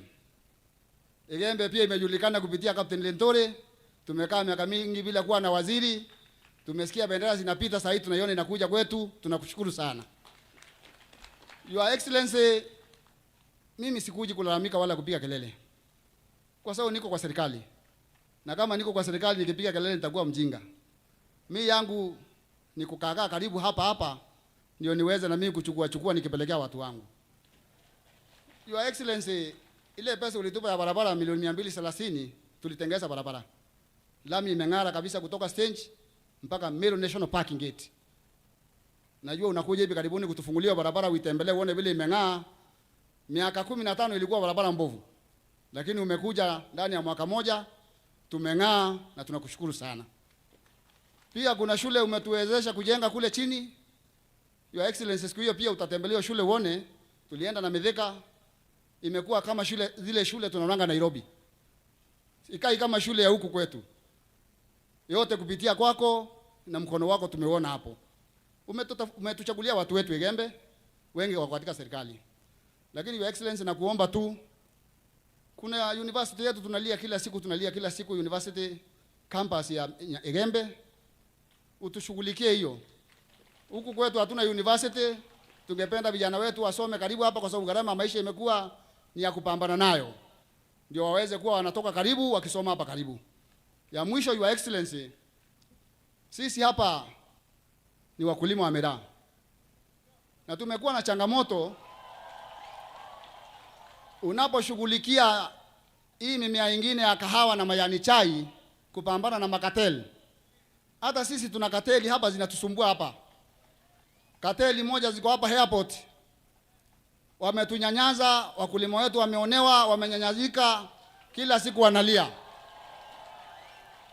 Your Excellency, ukipambana na makateli yao mengine, hata hiyo kateli pambano yao, ndio huyu mwanabiashara wa miraa asione hapa maua tu, ati akili yake inaishia maua Nairobi.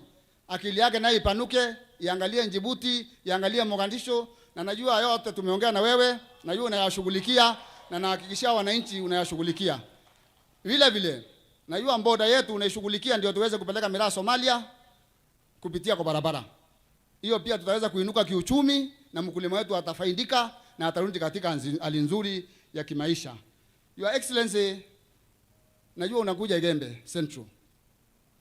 Na ukikuja tutakueleza mambo ya Igembe Central. Hatutaki kuyaongea hapa kwa sababu hapa ni North. Lakini ukishughulikia mwenzako mambo ya usalama bila amesema, hata mimi nitafurahi kwa sababu kila siku ananungunika. Tukikula chakula pale kantini hata hawezi kula. Wewe ng'ombe zimeenda, kondoo zimeenda, kila siku ni hayo. Kwa hivyo hata yeye akipata amani, hata mimi nitapata amani kwa sababu sasa ile mdomo unakula hata pua inanusa. Na tunapata kufurahi. Kwa hayo machache nakushukuru sana. Nimetumwa na wazee, umesema wazee wapate pesa, wanaendelea kujiandikisha. Na unajua wanajiandikisha, Bwana Excellency, ni wazee wa miaka 70 kwenda juu. Na watu wanajua kuomba sana. Naona kila siku wakienda kule kujiandikisha, wanatema mate kwa kifua. Wanasema bariki William, bariki William. Na utapata baraka sana Your Excellency kupitia wazee. Captain amefanya vizuri, tumepata fertilizer. Huko kwetu tulikuwa tu yazoea hii maneno ya fertilizer. Sasa tumeletewa 2500 kila mtu amenunua. Sasa hivi tunatayarisha mashamba na najua tunaenda kupata chakula ya kutosha, watu wote wajipange na tutaendelea kukaa tukifurahi. Asante sana, barikiwa sana na karibu Igembe. Okay, asante sana Mheshimiwa Ndani. Madam Dorothy Muthoni, daktari, kujeni hapa ndio tufanye haraka. Kaidile tuingie hapa ndio tufanye hii haraka please. Najua. Tupange poleni hapa.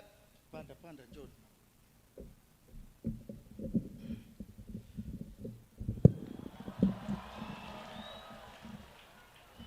Okay, thank you very much. Kanisa, Bwana Yesu asifiwe. Praise be to God. Tunashukuru Mungu siku hii kwa kukutana hapa Lare ili tuweze kumshukuru Mungu na pastors wetu, rais wetu pamoja na naibu wako, tunawashukuru sana.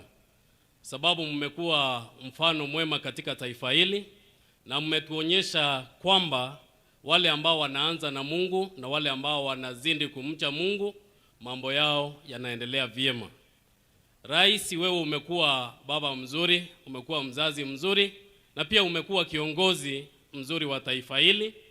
Tulizunguka nawe sana wakati wa kuomba kura na kuna mengi ambayo uliweza kuahidi wananchi Na tunataka kukushukuru leo hii sababu ukweli mzazi ambaye anamcha Mungu na mzazi ambaye anajua njia za Mungu akipeana ahadi anazitimiza. Na mkumbuka mwaka uliopita wakati ambapo tulitembea pale Igembe South, tukazungumza na wananchi. Uliweza kusema hospitali itaweza kuenda level ingine. Na kumbuka ukiwa hapa Lare wakati ule tulikuwa hapa Kaelo, ulisema itaenda juu, na tunakushukuru sababu hiyo ahadi ya level 5 imeweza kufika. Ulisema wakati ule tulikuwa siasa pale Maua ya kwamba tutafanya modern market pale Maua. Na unajua Maua ndio capital ya eneo hili la Igembe. Hiyo ndio capital city. Wakati ambapo unakuja huku Maua ndio inaongoza hapa. Ulisema modern market hapo ile siku tulikuwa State House, tulisikia kwamba iko katika plan na saa hii tunangoja pesa ili iweze kuendelea. Rais pia kama vile ambavyo mwenzangu ameweza kuzungumza hapa, Mheshimiwa Dan, mambo ya university. Niliambia wananchi hayo mambo ya university sitasema tena sababu tuliweza kuzungumza na ukasema mambo ya Igembe University Campus utaweza ama University College utaweza kuyazungumza wewe mwenyewe sababu inaenda kiwango kingine. Bwana Yesu asifiwe. Na kama huyu rais ni rais ambaye ni mzuri na kiongozi mwema, sisi kama wananchi kazi yetu ni kumuombea. Bwana Yesu asifiwe. Na wakati ambapo tunakuombea rais, wewe tia mguu katika barabara ya kufanya kazi.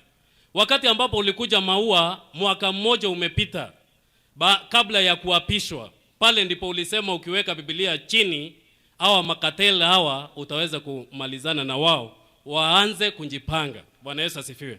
Na wakati huu wameanza kuona, ndio maana watu wameanza kuuliza huyu Rais William Ruto kwa nini anapigana na ufisadi kwa funjo hivi. Walikuwa wanasema William azungumuzi mambo ya ufisadi. Wakati huu kwa nini wanaanza kulalamika? Wangoje tunyoroshe taifa hili. Na rais hapa kama vile ambavyo Dani amekuambia mambo ya miraa na cartel. Kuna watu ambao wamejifanya ndio wanaamulia wakulima wa miraa hapa ile bei ambayo watauza miraa. Na wanaamua hata wale ambao watapeleka miraa pale Somali ni kina nani watapeleka pale. Tunashukuru waziri hapa rais wetu sababu ameshughulikia mambo ya miraa na huu ukulima sababu kuna watafiti ambao wamekuja hapa kuangalia hiki kilimo. Rais, hawa makatel kutoka pale airport na pia kwenda kule Mgandisho, shughulikia hawa. Mambo ni matatu, tumekubaliana na hayo. Rais, katika kusafiri kwa ndege na pia gari moshi kutoka Nairobi kwenda Mombasa, kutoka airport ya Nairobi hapo kwenda Mombasa ama kwenda Kisumu, eti mtu angebeba miraa katika ndege ama katika gari moshi sababu hao wanasema haifai kupitia pale. Rais, nakumbuka mwaka wa 2016 hii miraa iliweza kuwekwa katika sheria ya kwamba ni mmea halali kama kilimo kile kingine. Tafadhali rais, hao wananchi wetu na wakulima wasitatizwe wakati ambapo wanasafirisha hiki kilimo chao kuenda nchini yetu hapa Kenya. Tafadhali rais. Then wananchi wa tukufu wa eneo hili, nadhani huyu mbunge wenu anaitwa Taitumu, rais huyu Taitumu huwa anapigania hawa sana. Na wakati tukiwa na yeye kule mbunge, ukweli hapumziki sababu ya mambo ya insecurity. Saidia yeye kama vile ambavyo deputy alisema. Bwana Yesu asifiwe. Sababu deputy amejitolea na amesimama na watu wa kutoka eneo hili. Kwa hivyo simama na huyu mbunge ili aweze kusaidika. Na kwa hayo mengi Mungu awabariki. Thank you very much.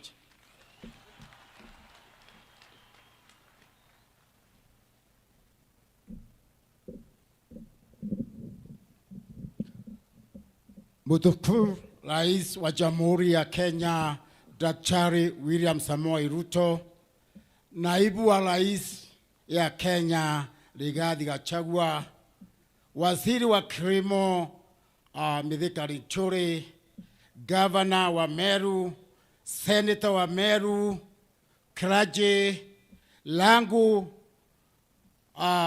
rais wa Kenya ni kidogo sana sana. Ya kwanza, mimi ni kukualika hapa, ukaribisha hapa Meru na nikuambie ujisikie nyumbani. Ya pili, rais wa Jamhuri wa Kenya ni kuleta salamu ya watu wa South Menti.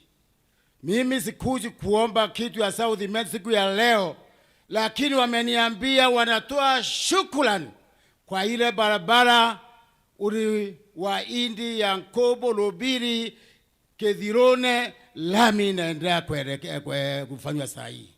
Bile lami ya kutoka KK kwenda Mologa phase 1 inaendelea na wanangojea hiyo phase 2. Tumeongea na wewe vile rais wa Kenya mambo mengi, lakini wameniambia watu wa South Menti ati wanakugojea, na kabla ukuje ukumbuke ile barabara uliwa promise ya kutoka Kionyo Kanyakine kwenda Mitungu, kwa sababu wawezi kufika headquarter yao ya Kanyakine ambayo ni headquarter ya sub county. Bile ile barabara ya kutoka Kenoro kwenda Gachuri mpaka Kionyo kuna mahali inaitwa Kongo. Watu ndani ya Meru kuna mahali inaitwa Kongo, wangetaka kuwa wanafika. Kwa hivyo wakati unakuja, Your Excellency, ukumbuke hizo barabara ati waweze kufika headquarter. Bile waniambia nikuambie shukrani sana. Ile lease au shamba tuliomba ya Marimba campus ya experiment iko karibu kupatikana within 1 week or 2 weeks. CS Renchore ametusaidia kufanya, na wiki 2-3 tutapata. Ya mwisho wameniambia nikuambie South Menti wako nyuma yako, na kwa nyuma ni watu wa UDA. Watu wa South Menti wa kubeba sufuria, na wako na wewe na serikali yako ya Kenya Kwanza, na be assured South Menti will lead in this country in percentage. Thank you very much. Asante sana Daktari Mheshimiwa Dorothy Muthoni, kwa kifupi kabili, kwa kifupi sana.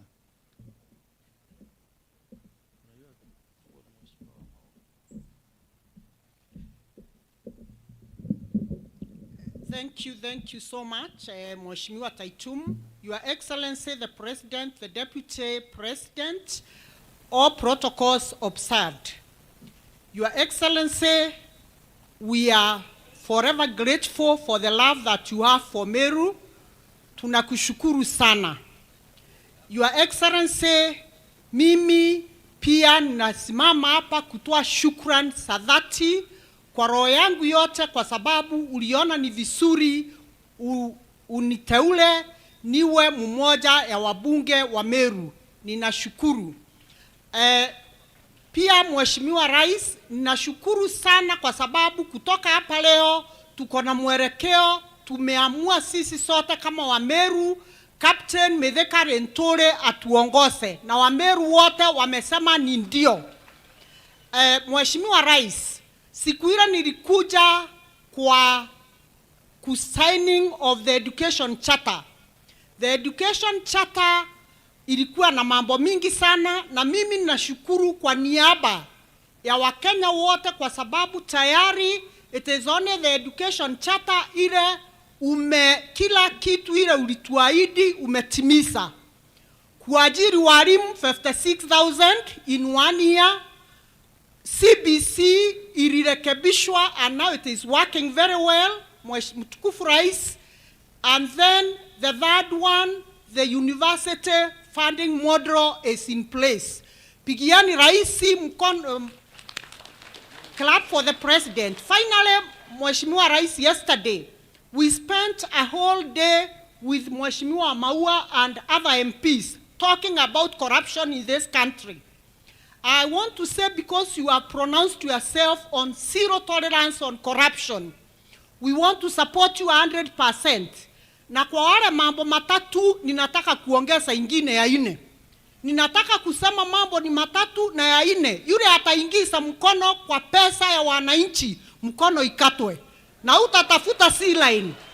Hata tafuta watu wa kukata hiyo mkono. Watu wa kukata mkono tayari tumerecruit, tutatoa hapa. Kweli ama uongo?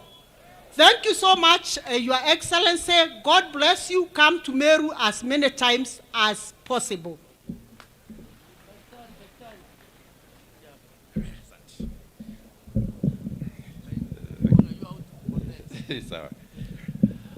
Your Excellency, the President of the Republic of Kenya, Mheshimiwa Naibu wa Rais, viongozi wote walioko hapa leo, all protocols observed, our clergy, na waumini wote, amjambo. Bwana Yesu asifiwe. Bwana asifiwe. Nashukuru sana Your Excellency kwa kufika kwako hapa siku ya leo. Sisi wa Meru tunafurahia sana wakati unatutembelea, kwa sababu tunajua baba amefika. Your Excellency, tunafurahia pia kazi ile unafanya Kenya yetu. Sana sana kuangalia upande wa vijana. Watu wakitaka kuleta poronjo zao wanauliza ni nini nimefanyika. Au angalie mambo kama ICT ambao will be a liberation for the youth of this country. Zile digital hubs zinatengenezwa Kenya yote. Na sisi tukiwa hapa, na sana sana nikielezea upande wa kwangu, tumepanga vile itakuwa. Na wa vijana wetu wanatarajia sana. Kuna mambo mengi umesema. Juzi uliahidi wa Kenya vijana watapata kazi nje. Na ulisema vile umeongea na marais wengi. Kwa hivyo nashukuru sana kwa ile kazi unafanya, na tunashukuru Mungu kwa sababu wewe ni mtu wa mipango. Wewe ni mcha Mungu, hakuna jambo unasema ambayo utekelezi. Na tunashukuru kama nchi kwa sababu unatuwakilisha vizuri pia. Unapoongea watu wote wanakusikiza vizuri. Last week, hii wiki imeisha, kulikuwa na climate summit hapa Nairobi. Mazungumzo yako yameenea kila mahali. Na Afrika nzima wanasema wako na president Kenya ambaye anafaa hata kuwa president wa Afrika. Tunashukuru sana Mheshimiwa Rais. Sasa sisi tukiwa wa Meru, sisi viongozi wako walioshikilia hii serikali na wote wale umeleta katika serikali, tunakuunga mkono na tunaunga kazi yako mkono. Tunaomba wakati wewe unapita hapa Meru, uangalie vile nchi yetu iko. Mimi natoka upande ambayo ni upande wa chini kidogo. Na unajua climate change, one of the impacts of climate change, viumbe vyote vinaelekea mahali kuna baridi kidogo. Na sisi watu wa Tigania tuliamua kuoccupy Tigania yote, hata wale wako karibu na Isiolo.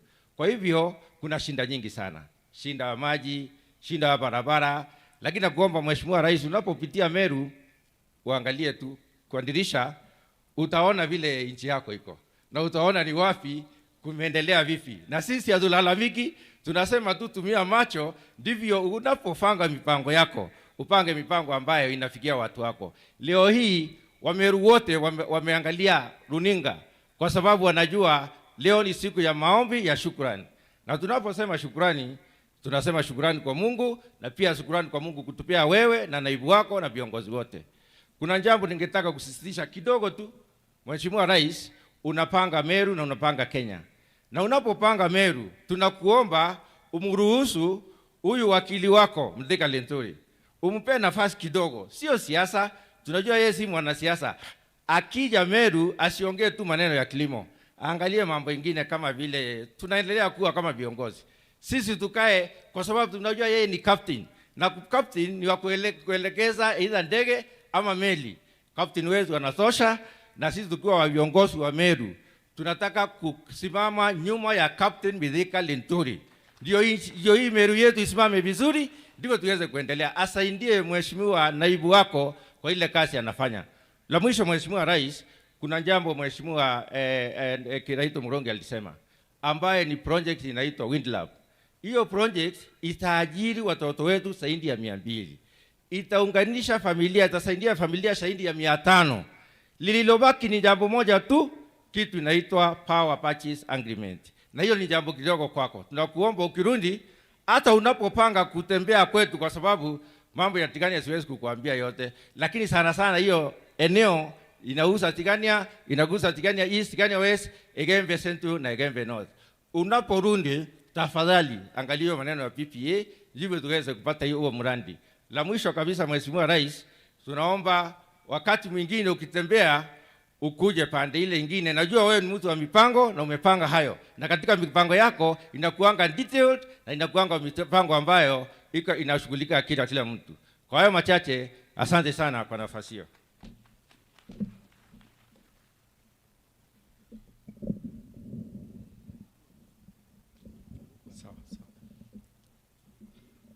Mheshimiwa Rais, Mheshimiwa Naibu wa Rais, na itifaki zote zikizingatiwa, Mheshimiwa Rais, asante sana kwa kuja kwa maombi.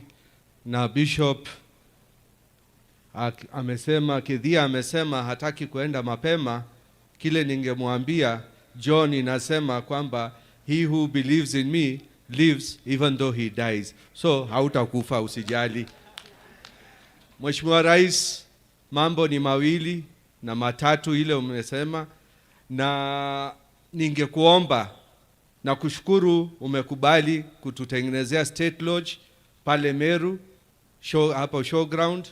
Kile ningekuomba Rais, tumekupatia tayari hiyo maeka zile za kiwanja, imepangwa, kila kitu imepangwa. Unajua naye ukikuja huwezi kukuja na gari, lazima ukue na airstrip. Na Meru hatuna airstrip kwa saa hii. Huyu PS wako ako hapa wa environment, Bwana Mugambi, nimekuandikia hata barua. Mruhusu atukatie eka ingine 20 tufanye airstrip. Hata hizo mirazi nataka kuenda ziende kutoka hapo, na wewe ukikuja ukuje ulanda hapo, itakuwa rahisi kwetu. Mheshimiwa Rais, wakati tukiwa kwako mwezi wa 5, ilikuwa ni mwezi wa Ramadhani na nilikuwa nimefunga, lakini nilikuomba, kuna mahali uliniambia, ulisimama hapo karibu na Tuskys, barabara ni mbovu, na ukaamrisha wakati huo ule alikuwa pale Kato na Nok kwamba hiyo barabara itengenezwe. Mheshimiwa Rais, kutoka Ramadhani nilikuwa naomba nikisema Idi moja imepita, Idi ya pili imepita na bado hakuna kitu inafanyika. Hiyo ni barabara ya town, Mheshimiwa Rais, kutoka 2016 haijafanywa. Ningekuomba pia pamoja na naibu wa Rais mkuje mnifungulie Meru bypass. Meru bypass karibu 80% imekamilika. Na mnajua mumepotea Meru town miaka hiyo yote, mwaka moja mmekuja tu kwa dairy, naibu wa Rais alikuja kwa kahawa, lakini maendeleo hii ingine hamjakuja. So ningewaomba kama mtaweza kufika. Ya mwisho nataka kurudia ile gavana wetu wa zamani amesema, Mheshimiwa Kiraito, na nataka tutambue kama Wameru wote kwamba tuko na kiongozi moja mkubwa kuliko wengine. Hatusemi yeye ndio anatafuta nini, lakini tunasema Mithika Lenturi atambuliwe, yeye ndio kiongozi wetu. Na nilisema awali pia, kabla ya mwezi 9 nilisema, na mtoto amezaa science. Si ndio 9 months tumezaa mtoto?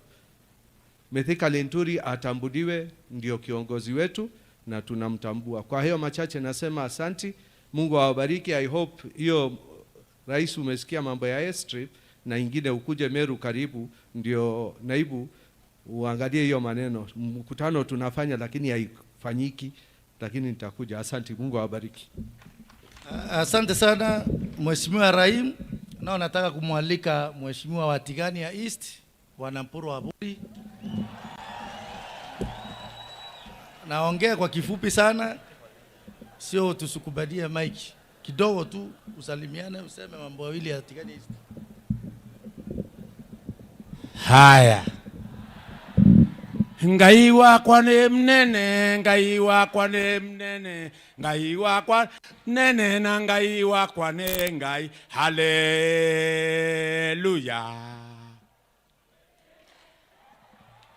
Amen. Asanti wa Kristo wapendwa. Asanti Rais wetu mpendwa na naibu wako. Sisi wa Meru tunakupenda na tunapenda serikali yako. Serikali yako ni serikali tamu ambaye haina ukabila wowote. uwe ni Mtigania, uwe ni Mwigembe, uwe ni Mwimenti, uwe ni Mudharaka, inaunganisha wote. Hebu mpigane rais makofi. Ya kwamba mimi asubuhi niliomba sana rosary, mimi ni Mkatholiki. Nikasema kwamba Mwenyezi Mungu nipe uwezo wa kutembea Igembe kutoka Tigania, na nikifika Igembe yule ambaye ataniona macho yake Mwenyezi Mungu anipigie makofi. Nipigieni makofi wa Kristo wapendwa. Kwa sababu ni Mungu aliniambia nieleze nyinyi ya kwamba mimi nina imani na serikali ya William Samoei Ruto. Na William Samoei Ruto, unajua mahali na wewe na Mporo mtu wa Bori tumetoka 1992 nikiwa kansla. Kwa hivyo wewe ni daktari wa kisiasa na mimi ni daktari wa kisiasa, na mimi nikiwa Mporo mtu wa Bori, mtu akigusa William Ruto nikiwa kwa bathroom nitatoka bila nguo ama sabuni. Ya kwamba William Ruto, usiambiwe uongo na mtu eti ya kwamba sikupigi ndebe katika Meru community. Hakuna kona yoyote ya Meru sikanyangi. Na leo Kiraito Muronge ameongea kitu ya maana. Eti ya kwamba mpaka anya nindhirie. Kiraito Muronge ameongea kitu ya maana. Eti ya kwamba kiongozi wa Meru nimedeka Lentori. Na mimi nikiwa Mporo mtu wa Bori nimekubali, kwa sababu jana usiku alitusamo wajumbe wote Mheshimiwa Rais. Tukakaa chini akatuambia kwamba mimi ndio baba yenu kwa sababu niko kule State House. Na mimi ndio kukutana na Ruto mara kwa mara. Hii mambo naeleza nyinyi hapa, nataka amani katika Meru community, hakuna vita. Kwa hivyo Mheshimiwa Rais, sisi tuko chini ya Mithika Lentore ambaye ni kiongozi, umemwagia mafuta nayo kutoka mbinguni. Eti ya kwamba awe kiongozi wa Meru. Pigeni Mithika makofi wananchi wapendwa. Ya kwamba Mheshimiwa Rais, hakuna mambo utaletewa State House ya Meru bila kupitia Mithika Lentore. Ya kwamba kabla hajafika kule atakuwa amemaliza. Kiongozi wetu ni Mithika Lentore. Kwanza niseme asante Mheshimiwa Rais. Tangu usikue serikali angalia mambo ya walimu. Saizi Mheshimiwa amesema umeandika 56,000 walimu. Wa saizi umeandika 56,000 within 2 years. Within 1 year umeandika 56,000. Na saizi juzi umeongeza wengine. Kwanza mimi kupitia kwa naibu wa rais nimepata walimu 5 karatasi nikapelekea maskini watu kule, haki ya Mungu wote wanalia wakisema Ruto ni mwanaume. Kwa hivyo mimi nikiwa Mporo mtu hapo nasema kwamba sisi Nyambene taabu yetu ni maji. Kuna maji ambayo inaitwa ile ndamu ambayo iko katika Nyambene inaitwa Urandamu. Urandamu iko 10 acres ambaye Father Mbiko alikuwa anatoa maji ya kuya pande hii. Mheshimiwa Rais, ukitengeza Urandamu, hiyo maji itakuya Ntonyeri, hiyo maji itaenda Igembe South, Tigania East, Tigania West, Meru mzima itakunywa maji Mheshimiwa Rais. Kwa hivyo mimi yangu sina vita yoyote, ni kusema asanti kwa kazi ambayo unafanyia wa Kenya. Na sisi wajumbe, kwa sababu ndio tunaelewa kazi gani inafanyika katika nchi yetu ya Kenya, tuwe tunaeleza wananchi kwamba kazi inafanyika. Njuzi barabara iliyofungua ile ya Mikindori Mulika Market imeisha, inongoja ufungue. Barabara iliyofungua ya Mikindori kuleta Kativine Road, Mheshimiwa Rais, huyo contractor alipewa ako miaka 7. Anjaweka hata mita 1. Kwa hivyo kama anjaweka hata mita 1, akikaa huko hata miaka 10 ataweka. Tafadhali Mheshimiwa Rais, kuja Tigania East. Mheshimiwa Rais, mambo ya miraa. Ukienda Afghanistan, wasaizi Afghanistan wanapata bangi inaingia kwa ndege, bangi inaingia kwa gari. Lakini miraa yetu ikiingia kwa ndege ya Kenya, tunaona kama wakora Mheshimiwa Rais. Tafadhali Mheshimiwa Rais, tunakuomba Mheshimiwa Rais, tukubalie tuingie wa Kenya Highways. Nipige bebe zangu, nifike Mombasa, nipige bebe zangu, nipige kona zote.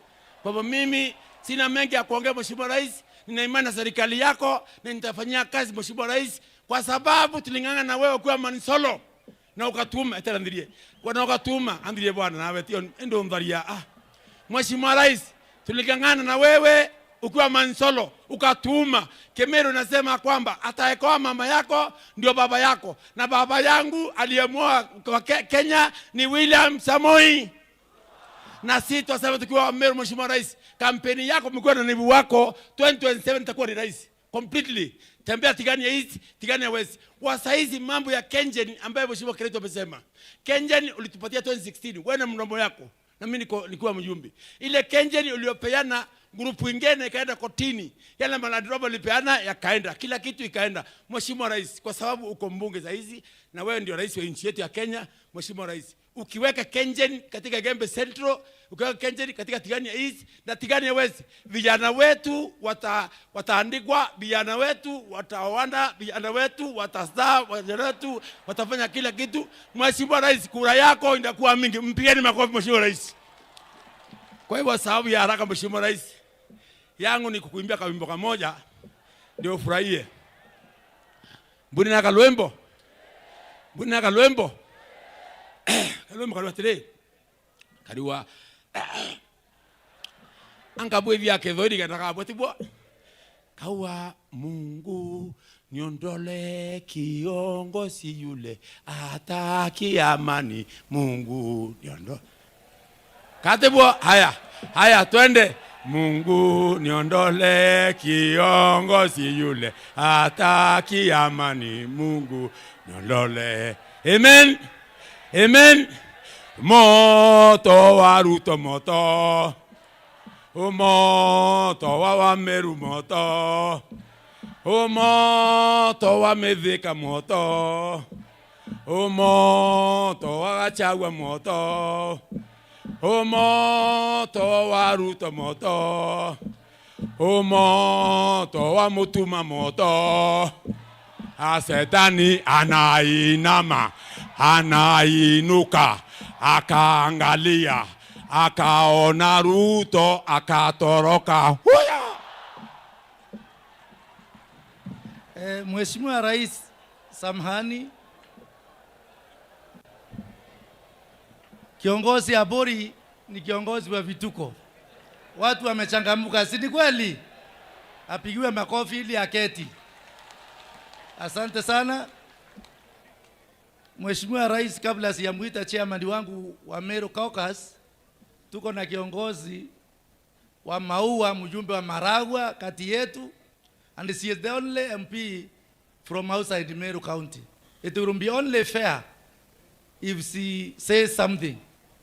Alafu huyo mwingine ni kijana wako, nitajua pale nitamuingisha Mheshimiwa Ndindi Nyoro. Unajua huyo ni kinara wako, umetembea naye Kenya mzima, lazima aseme jambo. Ingia wa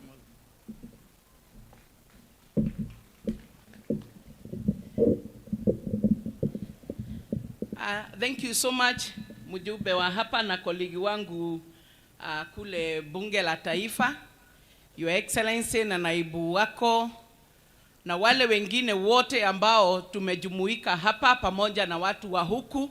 Hamjambo. Mimi yangu ni machache sana. Hao lazima tungewapea nafasi ndio waseme maneno, wao ndio mumechagua, wamemsimamia huku. Yangu wana Meru ni kumwambia, tukisema tutanje yale maneno yote serikali ya William Ruto na naibu wake imefanya, tutaanzia asubuhi tutaenda mpaka jioni. Mimi yangu ni kusema hakuna serikali ambao tumeweka kwa kiti imefanya kazi kwa haraka, kazi ambao inaonekana kama hii serikali tulikuwa tunasema ni serikali ya hasara. Tunataka yenye itainua mwananchi kutoka pale chini imlete juu, ndio kila yeyote aweze kuweka chakula mezani. Ya mwisho, Your Excellency, hii serikali yako ni ya kuunganisha. Na ukiangalia maneno hivi, wewe ni mwelevu mkiwa na naibu wako. Kuna kakitu kadogo kako huku Meru. Kuna kakitu kadogo kako huku. Na Your Excellency, unatuambianga kila wakati kama hatujashikana mkono, kama hakuna ule upendo, kama hakuna kukaa chini ndio tuongee na sauti moja, mambo ingine italegea hapa. Mimi nataka kumwambia viongozi na watu wa Meru, tunasemanga you cannot walk alone. You must bring everyone on board. Na hii serikali ya Meru itatembea na ifanye kutoka wale wanasimamia serikali kuu mpaka wale wamesimamia serikali ya ugatuzi, county government, mkiongea na sauti moja. Na kama wale wengine wanaongea pamoja, ni mmoja tu wako nje au wawili au watatu, haki ya Mungu, na hapa naona tuko na kraji wazuri sana wamcha Mungu, siangalao tuwaite hao wawili watatu tuwaombe, ndio watu wa Meru tushikane pamoja. Ndio kraje wakati tunaambia rais tunataka kwenda kumuona, tuongee na yeye, tukule, ndio tuongee ingine ya hapa tukue tumemaliza. Kitabu ya Mungu inatuanzia kila kitu huanzia Yerusalemu, na hii ndio Yerusalemu yenu. Ako kamoja tuwili tumepotea kidogo, ndio tukose kuwa na sauti moja wana Meru. Haki ya Mungu, hata wewe pahali huko wewe ni mcha Mungu, omba na tuambie waombe na waombewe, to unite wana Meru ndio sisi zote tusoge pamoja. Si ndio hiyo? Kura za Meru tunazitaka kwa serikali hii ya Kenya Kwanza. Murang'a sisi hatuwezi toshereza kura za rais kutoka Mount Kenya region. I want to commend our deputy president. You are doing well and you are doing good. Pahali president wetu hayuko, wewe uko hapo kushikilia. So hii maneno najua itakuwa mzuri. Wana Meru, tumekuja na Dede Nyoro kutoka Murang'a, tuampenda, tutembee pamoja. Unity and peace will keep us always together. Thank you so much. Asante sana, tunaenda katika kutamatisha hii awamu kidogo ili niondoke, lakini kabla hayo Mheshimiwa Rais, unajua ulifika mapema kwa sababu wewe ni mtu wa kusema na kutenda. Ukiangalia huo uwanja sasa umejaa mpaka pumoni. Hii tenti tuliweka ya 10,000 people na watu hawana pahali ya kuketi wakati huu. Unajua ulidauka, wewe ni mtu wa mapema na ni mtu wa kupanga kila kitu. Kabla ya chairman pia Mheshimiwa Ndindi Nyoro, kila mtu anamfahamu huyo kijana chupavu kutoka Kiharu. Watu kula mfungia Ndindi Nyoro mkono. Okay, kwa kifupi tu kwa sababu wewe ni mtu wa kutembea na rais, mambo yako inajulikana sana. Si ni sawa sawa?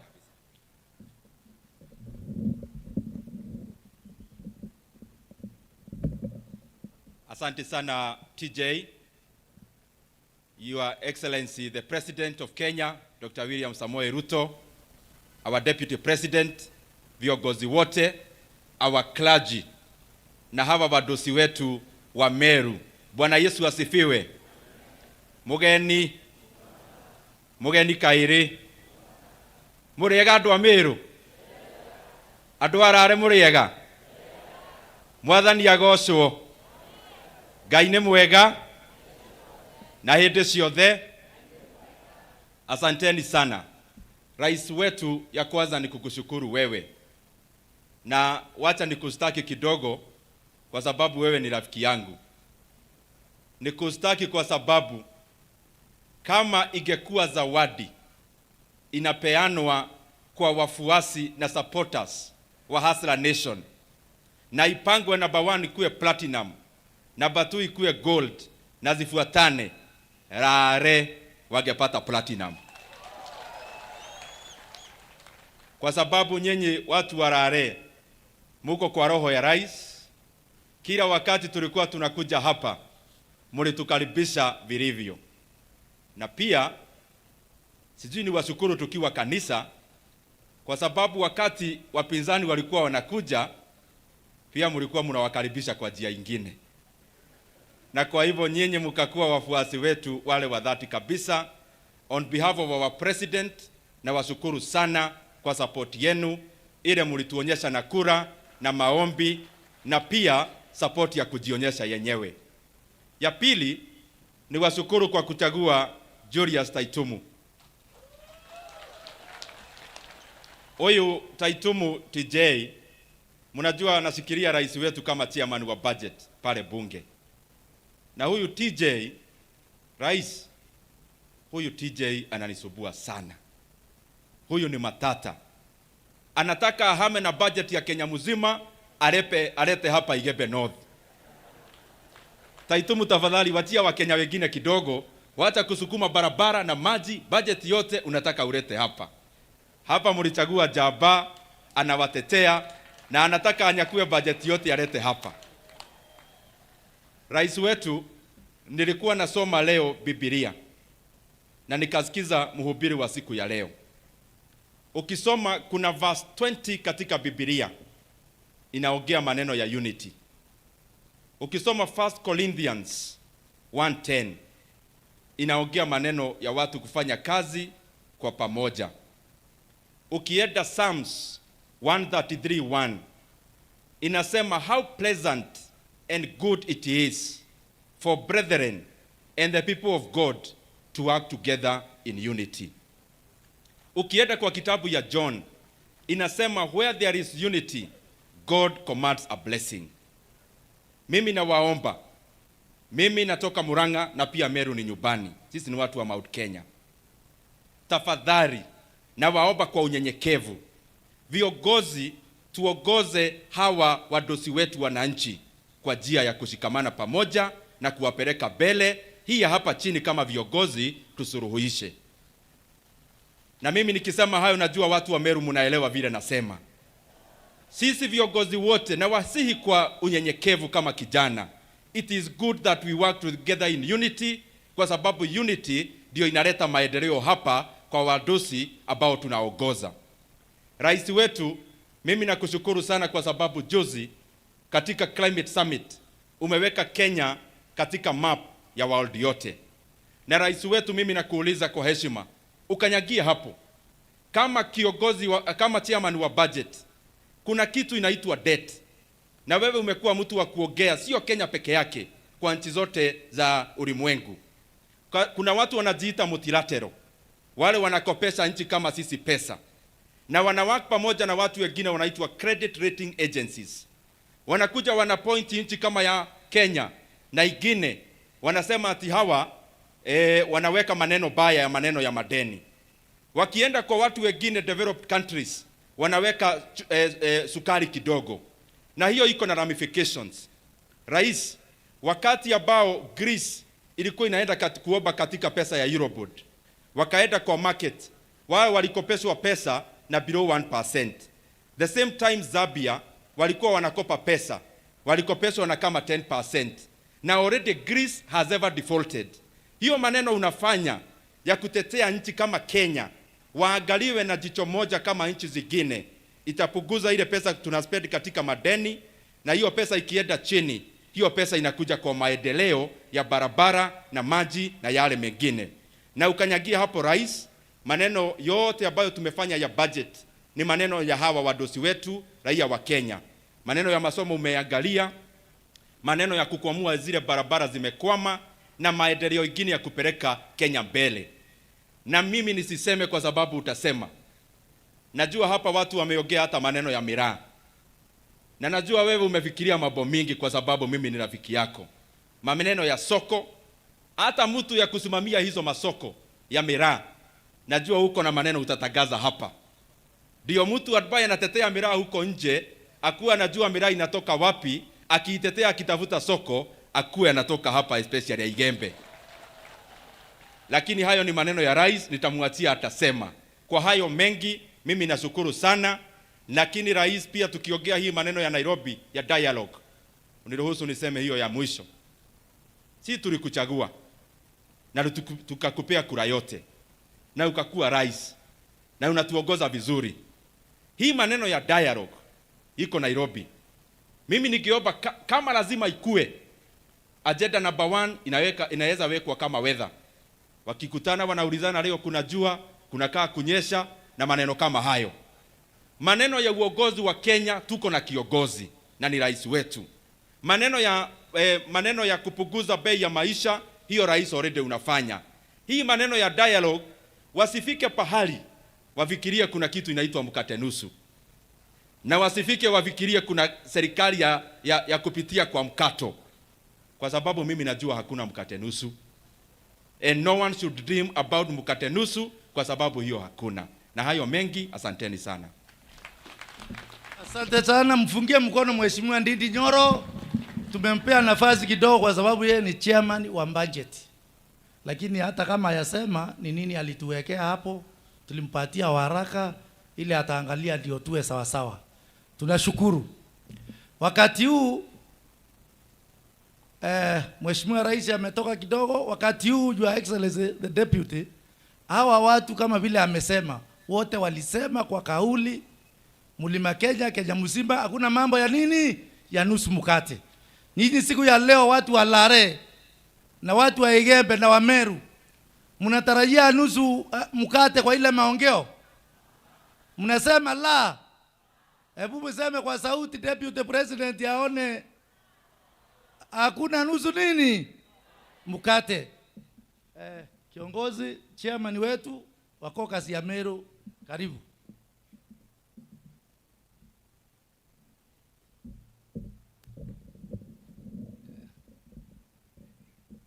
Your Excellency, the President of the Republic of Kenya in absentia but coming back shortly, His Excellency the Deputy President, our son from Meru, Mheshimiwa Rigathi Gachagua, our governor, our CS, the PSs who are here, our senator, na viongozi wote waliopo hapa. Bwana Yesu asifiwe. Mketherieni na umugeni imbuje bitawale ndikiri. Asante antobaya Igembe North Kemeru kuga mwaria aligetie omba kununkia ntundu. Sasa tutafanya hivyo kwa sababu nimesikiza viongozi wabunge ambao wanipatia jukumu kubwa kuongoza kwa muda, na nataka kuhakikishia Your Excellency the Deputy President, from where I stand, wabunge wote niko na hakika wote tumeungana ndio tulete amani kati ya sisi sote, na vile vile tuonyeshe kweli tuko na mahono ya uongozi. Your Excellency the Deputy President, hii safari tumetembea na wewe tukiwa wabunge, tumetembea na wewe tukiomba kula Sir William Samoei Ruto. Hata wakati huo uko na songa kidogo, you became our friend, ukakuwa rafiki wetu sana wa dhati. Na nataka kuambia watu wa Igembe North, mama wa Rigiji, Deputy President of the Republic of Kenya, anatoka Meru pale kwangu Kebreshia. Simpiga makofi my friend, this is your brother.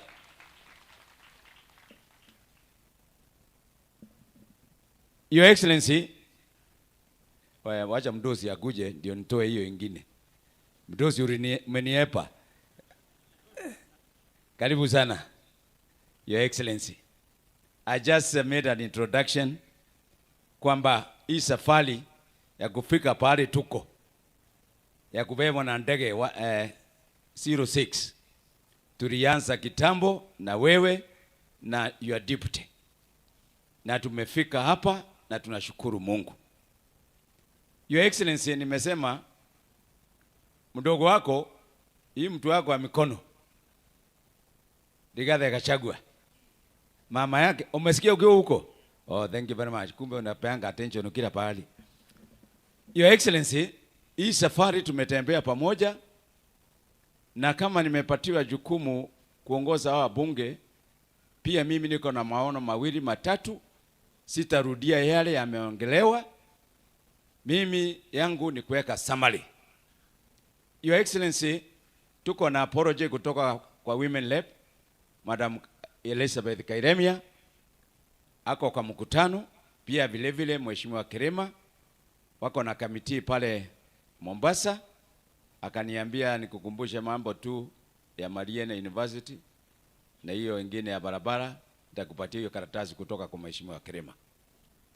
Mimi sitaongea maneno ya bori kwa sababu nishapata nafasi mara 2-3 na nitajua nitapata mara nyingine nikuja niongee maneno ya bori. Lakini nataka kukumbusha Your Excellency, wewe ndio profesa wetu, na pale Nyeri jana nisikia ukisema watu wapatiwe nafasi kusoma. Unajua mimi ulinifundisha kitambo na ulinifundisha nikiwa mzee, na kati ya watu wote mimi ndio degree ya kwanza nilipata, na vile you convince me kukufuata. Sasa an apostle of you and League G. Your Excellency, peace and unity ni kitu ya muhimu sana. Tumesomeshwa leo hakuwezi kuwa na maendeleo bila ushirikiano, bila kuongea pamoja, bila kupanga maneno pamoja. Your Excellency, sisi tukiwa pale Nairobi National Government kama viongozi waheshimiwa wabunge, tumeonelea ni vizuri tuanze kujipanga kwenda mbele na huyu muungwana anaitwa Mithika Linturi. Kwa sababu gani? Kwa sababu alikuwa mjumbe, alikuwa seneta, na sasa ni CS. Na huyu mtu amekuwa kwa siasa from 1994. Kwa hivyo historia ya Meru huyu mzee anajua. Alikuwa kwa KANU, alianza kupigana na Karoyo kitambo. Kwa hivyo ni mtu amekomaa. Tunakuomba tu ukubalie aendelee akiwa hapo, na kwa sababu ako karibu na Deputy President. Hapo ikishikanina na hiyo ingine nimesema, Deputy President ni mtu wa Kibrisia, sasa maneno ya Meru itaendelea kuwa mzuri. Namsema hivi kwa nini? Katika kitabu cha Zaburi 29 mstari wa kwanza na wa pili inasema ile nchi inaongozwa na watu wabaya, watu huishi wakilia. Ile nchi inaongozwa na watu wazuri, watu wanaishi kwa amani na vigelegele. Your Excellency, we are at a crossroad as a Meru County. From the national government, we have set ourselves, and I'm sure you'll have an opportunity at the county level because we need to move strategically together. Your Excellency,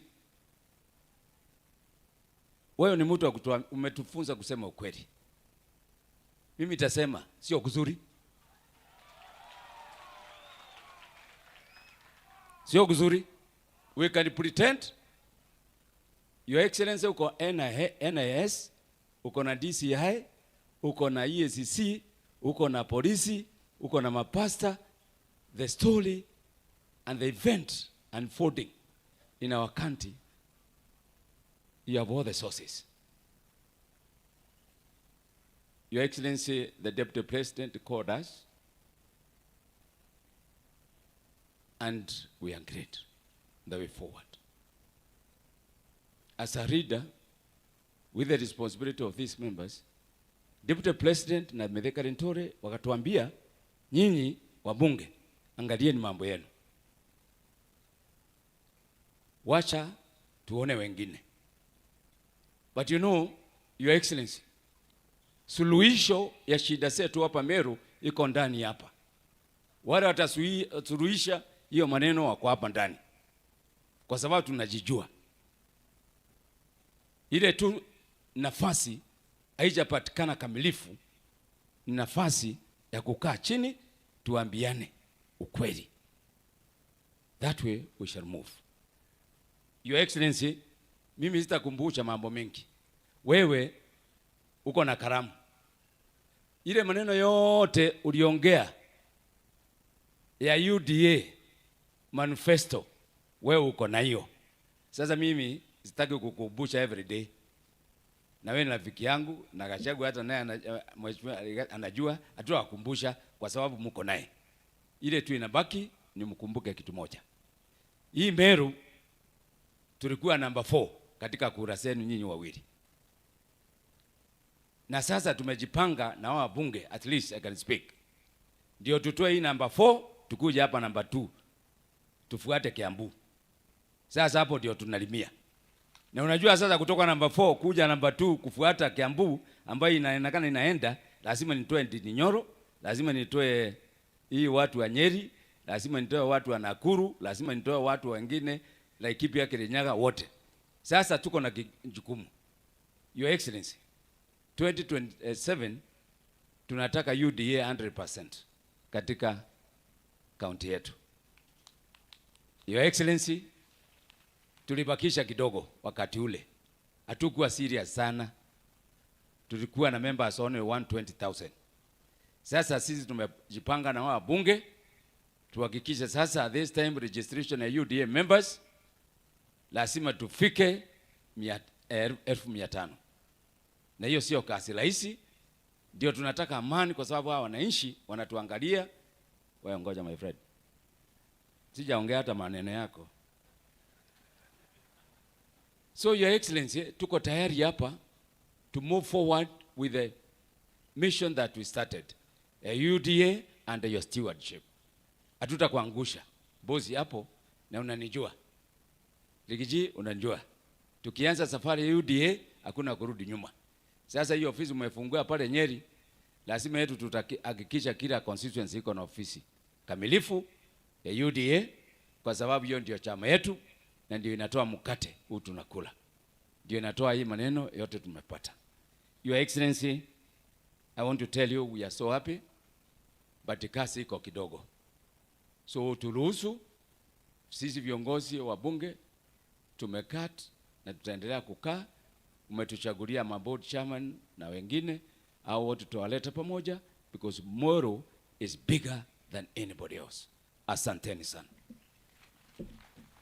Asante sana Mheshimiwa Rindikiri. Mheshimiwa Rais wa MERU, hata ukiona wanakatalia, hiyo ndio tabia yao, lakini ni wangwana. Ukimwambia nenda, ndio sasa anataka kukaa. Si kwa ubaya, ni kwa tabia. Kwa hivyo utatuia radhi, Your Excellency. Hapa kuna viongozi kutambua, kuna CAS Gitonga, kuna PS Kilemi wakati yetu na Mugambi PS. Pia niruhusu Mheshimiwa Rais nitambue my spouse ako pale, asimame, mfungieni jioni, anaweza leta shinda sana, ako katikati yetu.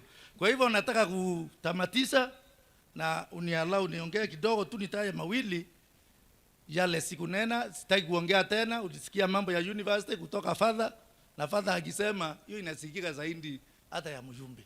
Hiyo ni kwa sababu ni mtu wa Mungu na wewe ni mcha Mungu, mkiwa na Rigathi Gachagua na familia. Pia ningetaka kusema hapa tuko na sub county mbili. One of the sub counties Mutwati haina administration block. Hiyo nimesukuma pia kidogo, nikapelekea minister waziri wako barua, lakini tunaomba wapate akalo hiyo pesa kidogo, wapate mahali ya kukaa. Mambo ya stima huku kwetu ni kidonda ndugu, Your Excellency. Igembe North is the only sub county that is below 50% in terms of connectivity. Kwa hivyo tumetembea huko, lakini tunaomba utupige njeki kidogo ndiposa mambo ya stima tupate kuongezea. Mipango yako ya housing fund, Bwana Rindikiri, wewe umenena na umesema rais amekuwa kwako mara mingi. Mambo ya housing hiyo najua utaongea. Mambo ya kilimo, mambo ya mbolea, waziri yuko hapa, lakini tunaomba kidogo, umeleta mpango ambao yawaikuwa zaidi ya miaka 7 iliyopita. Hii ya inua jamii, kusajili wazee ambao wako na miaka zaidi ya 70. Simpigie rais makofi. Wanafunzi wanaenda shuleni kungojea mambo ya mipango, hata wale hawana vitambulisho. Hiyo ni mpango maalum ya Mheshimiwa Rais. Lakini wale clerks, I believe if you instruct your systems, unakuta wazee zaidi ya 1000 wako hapo poleni na hakuna clerks. Kwa hivyo ile tarehe 15 itafika bila hao wazee wote kusajiliwa. Na wewe uko na maono mazuri, ajenda mzuri na mwelekeo ambayo utafaidi hao wazee. Jambo lingine kabla sijamalizia ni hawa wangwana. Nataka niwashukuru. Huu mwaliko uliukubali Monday, nikatoroka Nairobi nikaingia Wednesday, tukaketi na hawa bishops, watu wa makanisa, and within 2 days we have made this day a success. Wapigiwe makofi. Na pia walisema wana ile ndoto ya kuwa na tent hata kidogo, na wamejipanga kidogo. Hiyo mpango umeendelea. Waliniambia pia usukume kidogo, ndio siku hiyo ingine nikiwaita waseme huku tutaya. Na unajua hata kule mbinguni tunaambiwa kama utanitaya mimi pia sitakufanya nini, si lazima niwataje. Kwa hivyo ukisema pia litakuwa hivyo. Antubalare, Igembe North na antubamba Meru boweretwe tutera wa manto yenu kwa rais achogote byo tonengeri. Hata ile kitu mzuri ni ile inasukumwa na maombi. Kwanza maombi, alafu mambo hayo mengine yanafanya nini? Yanaingia. Kwa hivyo kwa wakati huu, Your Excellency, nikubalie nimuite seneta wetu wa Meru, Kadhuri Muronge, mfungieni makofi. Ndio aendeleze hii ratiba hapo kwingineko. Karibu Mheshimiwa Kadhuri Muronge. Asante sana. Ala, kumbe watu ni wengi namna hii, sikuwa nafahamu. Antubarare, Bwana Yesu asifiwe. Hebu inua mkono nione kama tuko sawa sote. Nashukuru sana Rais na naibu wako kwa fursa hii nimepewa, na katika dakika zangu 2 nitamwalika huyu kuja mbio seneta wa Tharaka Nithi aweze kusema njina tu na jambo moja. Hii ni jirani yetu hapa chini. Karibu seneta wa Tharaka Nithi. Asante sana mkubwa yangu huko Senate. Watu ya Meru, Bwana asifiwe. Kama unaniona tafadhali nifungie mkono. Asante sana Mheshimiwa Rais. Mimi ningependa kusema kwamba hao viongozi wameongea mambo mazuri zaidi, mambo ya kushukuru, na kama nchi ya Kenya tuko na nafasi kubwa zaidi ya kushukuru Mungu, sababu Mungu alipatia president ambaye ni mtu very sober, president ambaye ni mtu very dedicated ni kwa kazi, president ambaye ni mtu very disciplined, na mtu ambaye ametupatia heshima kubwa kabisa hapa Kenya na kimataifa. Tafadhali president apigiwe makofi kwa heshima tafadhali. Na mimi naweza kutabiri, Bwana Rais, jina yako itakuwa Kenya kwa miaka mingi zaidi. Miaka mingi zaidi, kwa sababu ile mwelekeo tunaelekea ni kama kwamba hatujawahi kuwa na mtu ataweka rekodi katika hii Kenya kama huyu rais wetu ambaye ako hapa, wakishirikiana na deputy wake.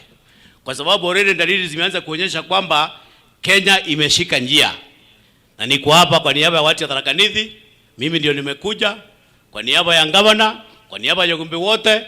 Kama mimi ni jirani yenu, Mheshimiwa Rais, hakuna tofauti ya Tharaka Nithi na Meru. Sisi wote ni watu ya familia moja, na tumekushikilia mkono, na Tharaka Nithi tunakutazamia ututembelee hivi karibuni, sababu wewe unajua pia Tharaka Nithi ni stronghold yako. Mahali tuachia 2022 tarehe 9 mwezi wa 8 tuko pale na tubanduki, tuendelee kuunga mkono, na sisi ni kukuombea maisha marefu, afya nzuri, ndio uendelee kuweka Kenya yetu mahali ambapo Wakenya wanataka. May God bless you.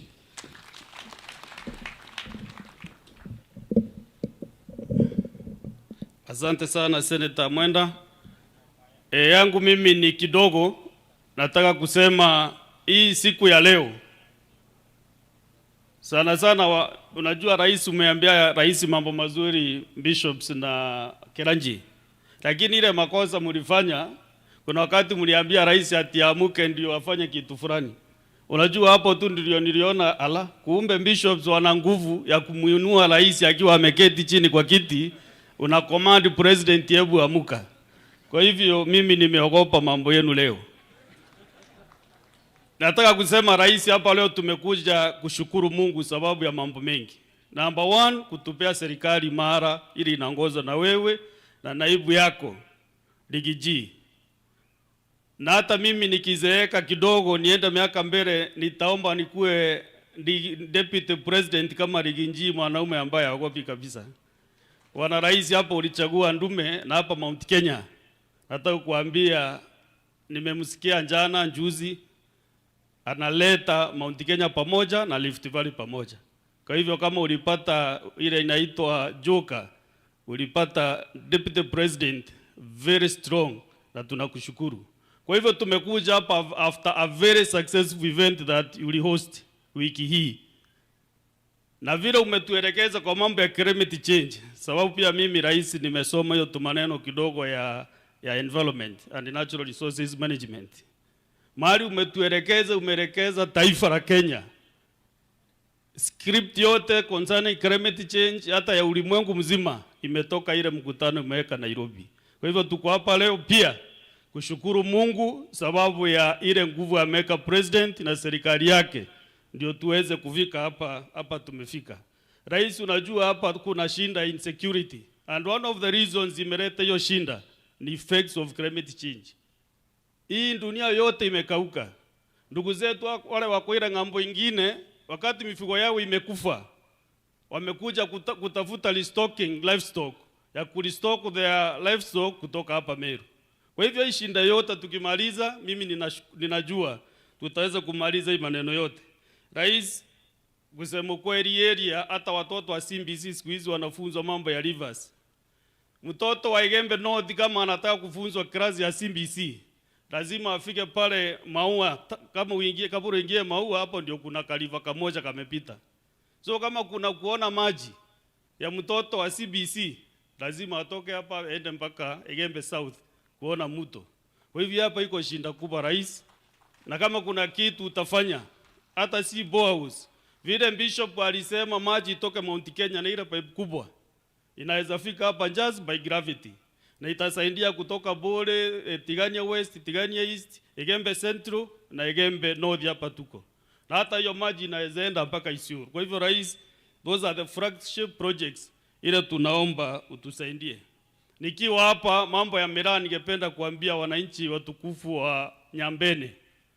Mimi pale bungeni nimekuta na kanda nimepigana nao vita sana.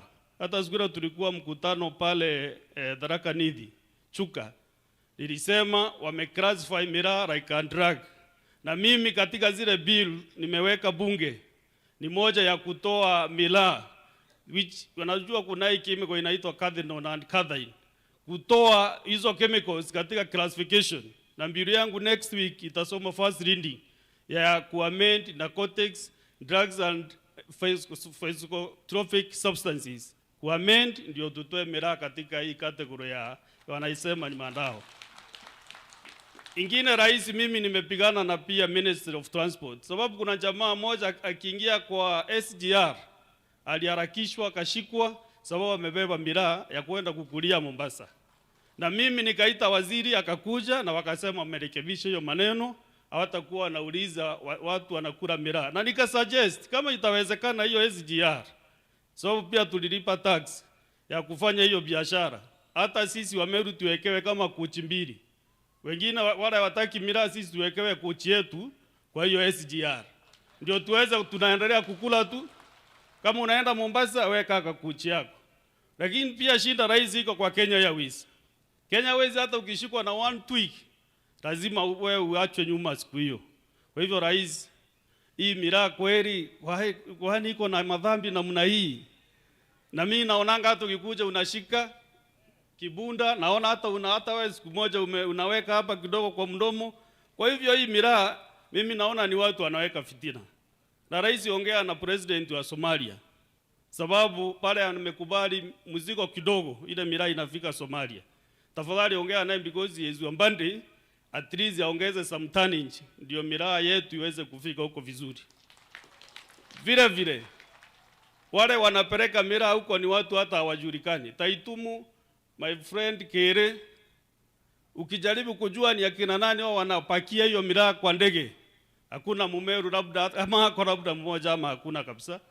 Kwa hivyo hiyo biashara kule vonto veto kule Ameru bawicha miraa Somalia. Miraa EU baraba ige majority si watu ya hapa, na wabiashara wamejaribu lakini inakuwa ngumu. Pia DRC ukiweza kutufungulia itakuwa kitu mzuri.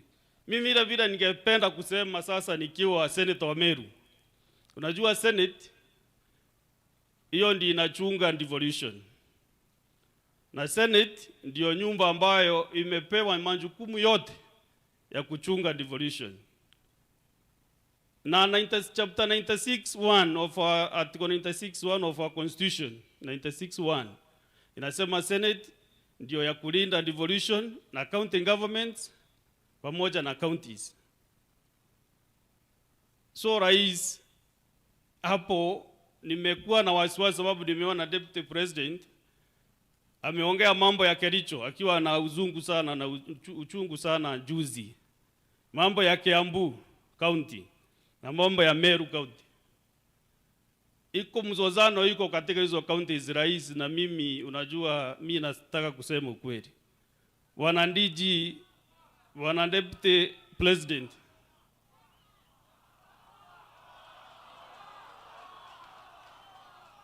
Mnataka niseme ama nisiseme?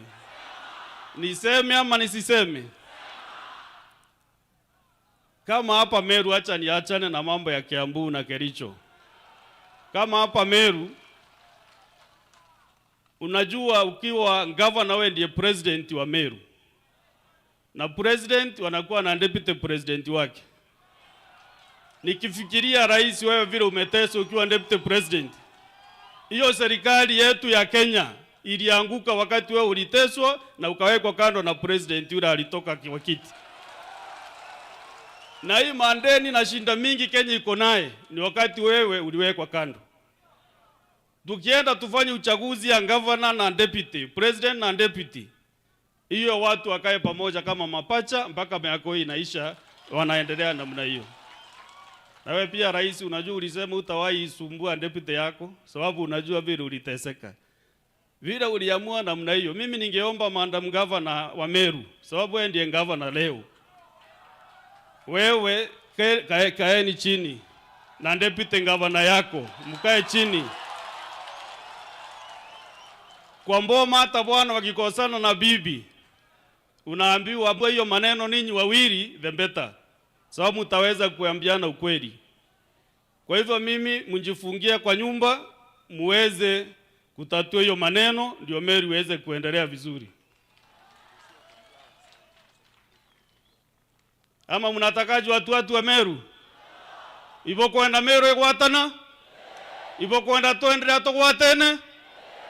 Ambo ne baraba kwenda ugano katika Meru nione mkono.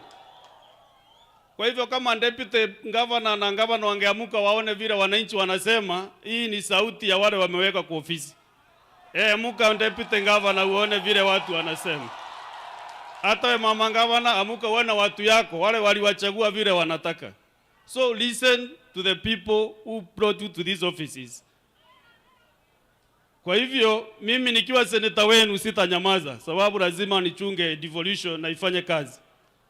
Hata nilikuwa nimeambia kamati ya devolution and intergovernmental relations watembee Meru ndio waweze kuwasikiza. Na kama mnataka pia wakuje, mimi tupange na clerk na speaker waweze kukuja hapa ndio Meru isonge mbele. Ninyi wa Meru mnajua president alinipea kazi huko kwa Senate.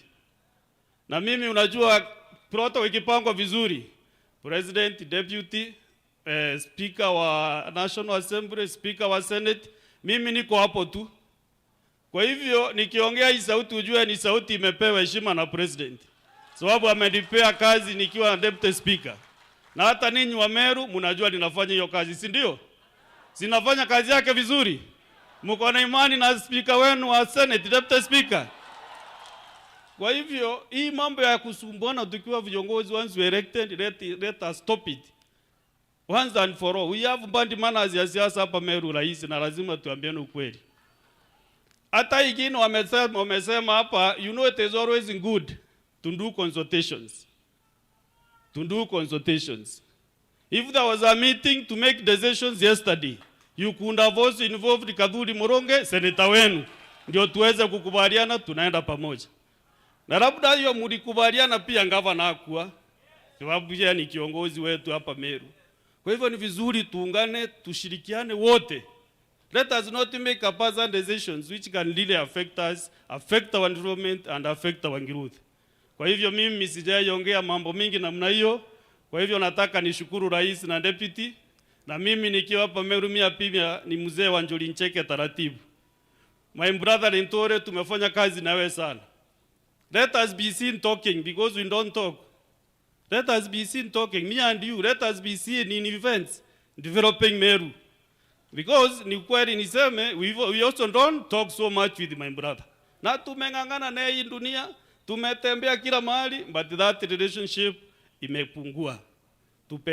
Tupendane sote tukiwa viongozi wa Meru, ndio tuweze kupeleka Meru yetu mbele. Mambo ya 2027 inasumbua siasa ya Meru. 2027 iko mbali. Na yule mtu ako ile kiti yako akitaka kwenda juu ataenda akutane na wengine. Ukikaa hiyo huko utakutana na wengine watakuja kukupinga. Kwa hivyo unajua hata rais alipingwa last time kwa UNDA na wakaenda interviews na candidates. Kwa hivyo tusisumbuke na mambo ya 2027. Hiyo Mungu atatupangia, atatupea president, of course tuko na yeye. Huyo ni lazima, na deputy 2027 au tumewapea viti tayari. Lakini hiyo ingine kutoka hapo chini kwenda chini, hiyo wanaume na akina mama watajipanga, sababu itakuwa kazi mzito hapo. Hapo itakuwa kung'ang'ana kidogo. Kwa hivyo asanteni sana, Mungu awabariki. Hivyo mmefurahia rais kuja hapa? Mnafurahia? Mnataka leo atoe sauti ya kumaliza siasa ya Meru ili inasumbua? Mnataka rais amue? Wale wanataka mkono juu nione. Asanteni sana. Mimi nachukua fursa hii kumkaribisha ndugu yangu waziri wa kilimo Bwana Mithika Linturi. Makofi ya Linturi, makofi ya Linturi. Asante sana.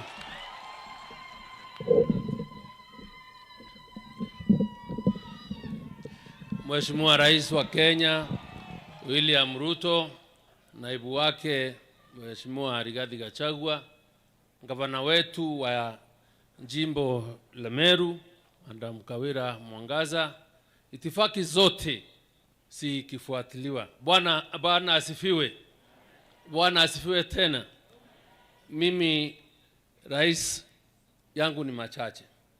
Kwanza ni kushukuru sana kwa kuona ni vyema tukuje tuseme asanti kwa yale Mungu amemtutendea, na ukachagua area mzuri sana ambaye ni hapa Igembe North, sababu kila wakati tulifanya mkutano pale au wangwana wako hapa walisema Ruto ni kiana kia simba.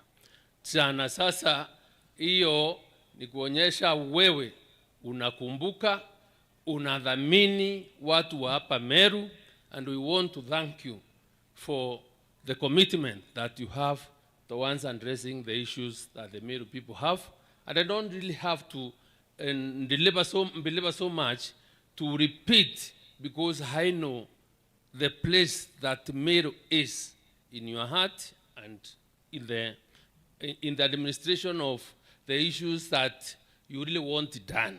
So mimi kwa niaba ya hawa viongozi wengine wote pia wacha mimi niseme asanti sana. And I also remember very well ile chart ulikuwa unaweka pale, kura ya Meru ikiwa kura in number 4 in the country.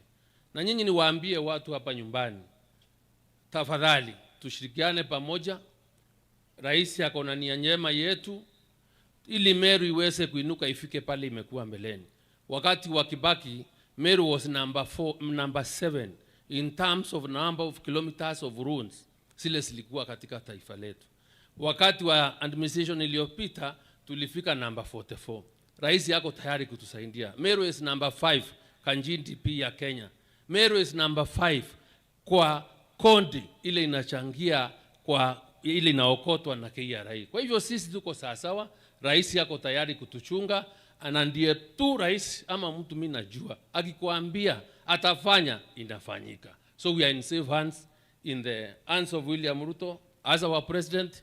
We will continue supporting him to ensure that he delivers for the people of this country. Kwa hiyo mengi, wacha nichukue nafasi hii kwa heshima kuu nimkaribishe gavana wetu wa Meru Mheshimiwa Kawira Mwangaza akuje anene na aseme. Alafu gavana ukishamalisha umuite Mheshimiwa naibu wa rais ili aweze kumkaribisha rais. Asante.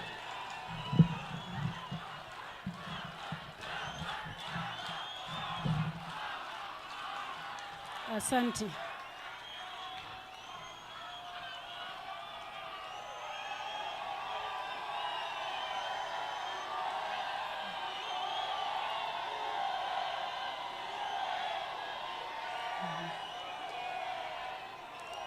Mheshimiwa, asante sana wananchi. Mheshimiwa Rais,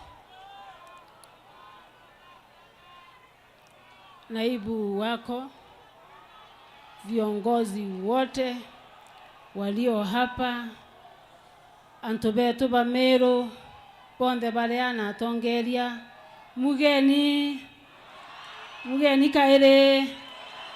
Kabati. Kaende. Kabati. Kaende. Asanteni sana. Mheshimiwa Rais, kwanza ni kumshukuru Mungu sana, na kabla sijaongea ningependa kumtambua spouse wangu, mzee wangu Bwana Murega Baishu ambaye ako hapo asimame.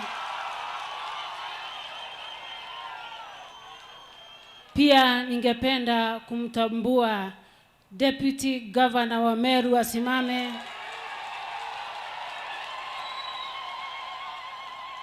Pia ningependa kutambua members of County Assembly ambao wamenileta, wote wasimame washangiliwe kwa makofi jameni.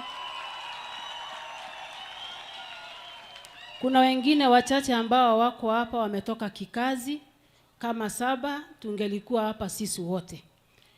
Nina shukrani sana mbele yako Rais kwa sababu ya kutembea Meru. Na sisi kama wa Meru hatuchukui for granted.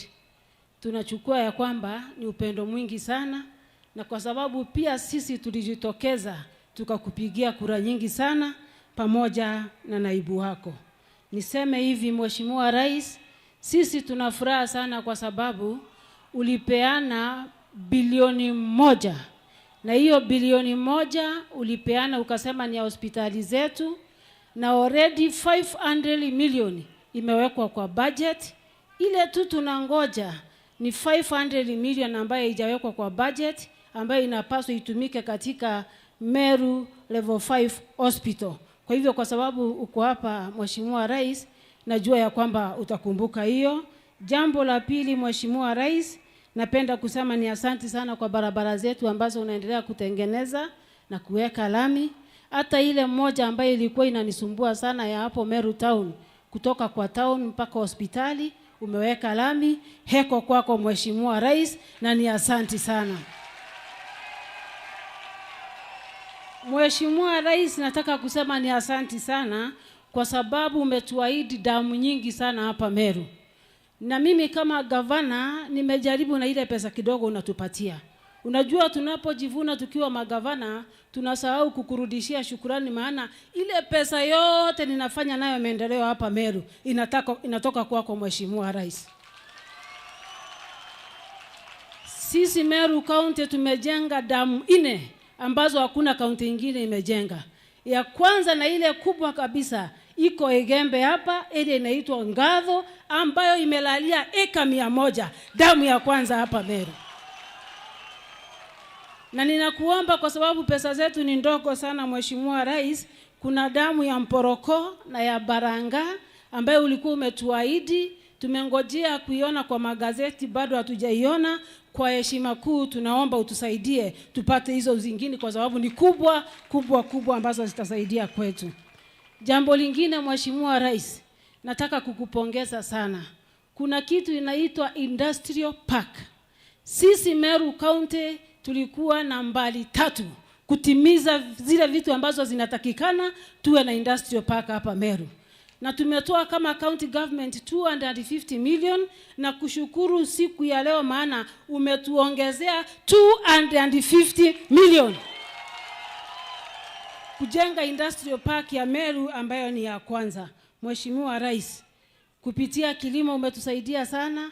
Hata juzi ulimtuma na naibu wako tukawa na kongomano la mambo ya coffee, tukawa na ingine upande huo mwingine mambo ya tea ama majani, tukawa na kongamano ingine kubwa upande wa chuka kumaliza pombe. Hiyo ni hatua kubwa sana na tunakushukuru. Mimi kama kiongozi mama ambaye ameshaguliwa na Wameru wote, naomba kongamano kama lile tuliweka upande wa Meru kuhusu coffee, tuwekee kongamano kama hiyo hapa Igembe, tuwe na stakeholders wa miraa, wakulima wote wakuje, kila mkulima atoe maoni yake. Kwa sababu tukiendelea hivyo tutaishi katika shida za hapa. Lakini tukiwa na conference kubwa, kila mkulima akuja tuketi pamoja na viongozi wetu, tutatatua shida za mmea wetu ama mmea wetu wa miraa. Asante sana Rais, maana najua utatengeneza.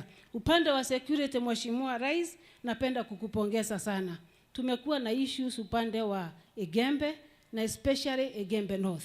Wakati tumekulilia, ni vizuri kurudisha shukurani mahali kweli kuna stahili shukrani. Within the few days ambazo tumelialia, umetuongezea KPR ambao ni 84. Hata kama wote hawana silaha, lakini already umetuongezea. Tunaomba hivi Mheshimiwa Rais, kuna ile unit ya anti-stock theft unit. Hiyo ikiletwa kwetu Igembe, tuwe na askari wa kutosha.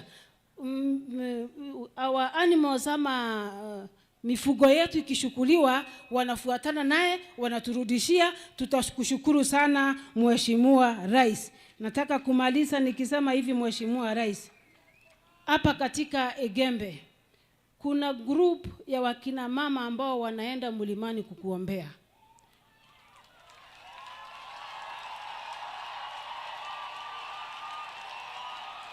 Nao wamama ambao wanaenda mlimani kukuombea wako hapa, ni zaidi ya 4,000 ambao wameketi kwa hii nyumba siku ya leo.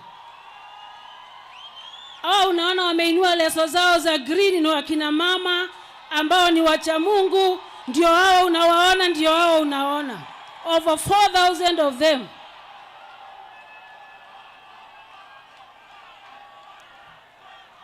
Na walianza miradi yao kidogo kidogo ya mambo ya kuku, na siku ya leo wameweza kufika hapa kwa wingi, kwa sababu walikuja kwangu kama mama kiongozi.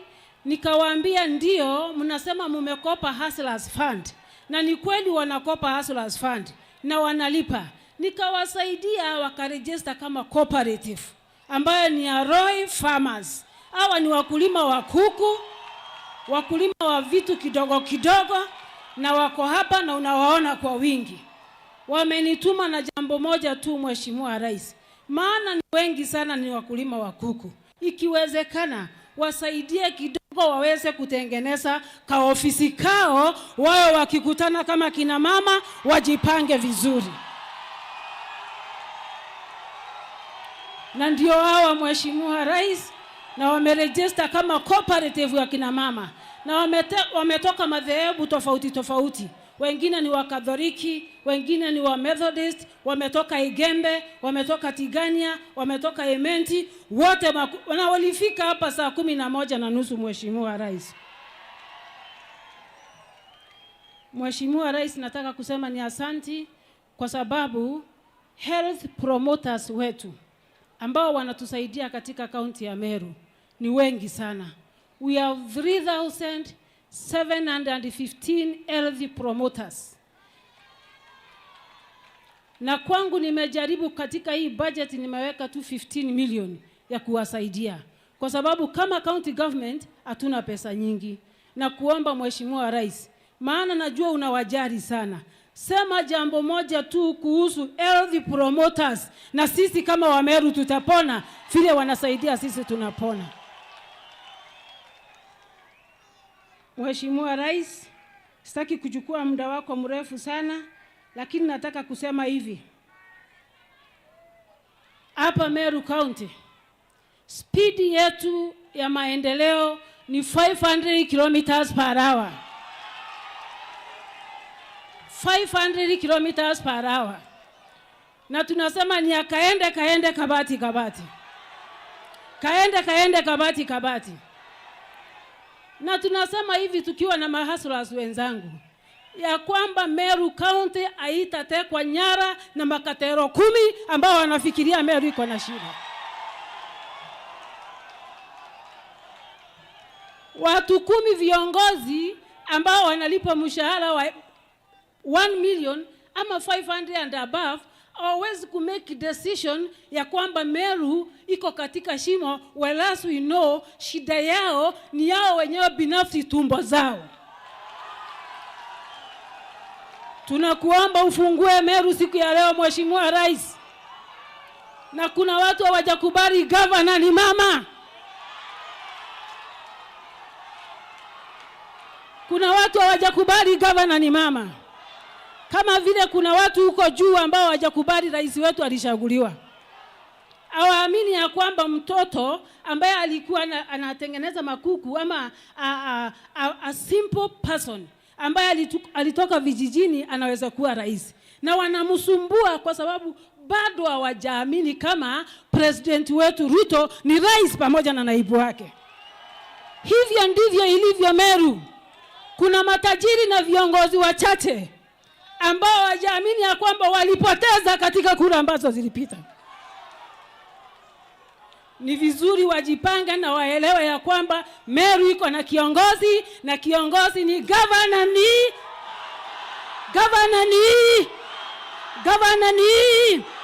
Asante sana Mheshimiwa Rais, nachukua hii nafasi kukukaribisha naibu wako. Karibu sana.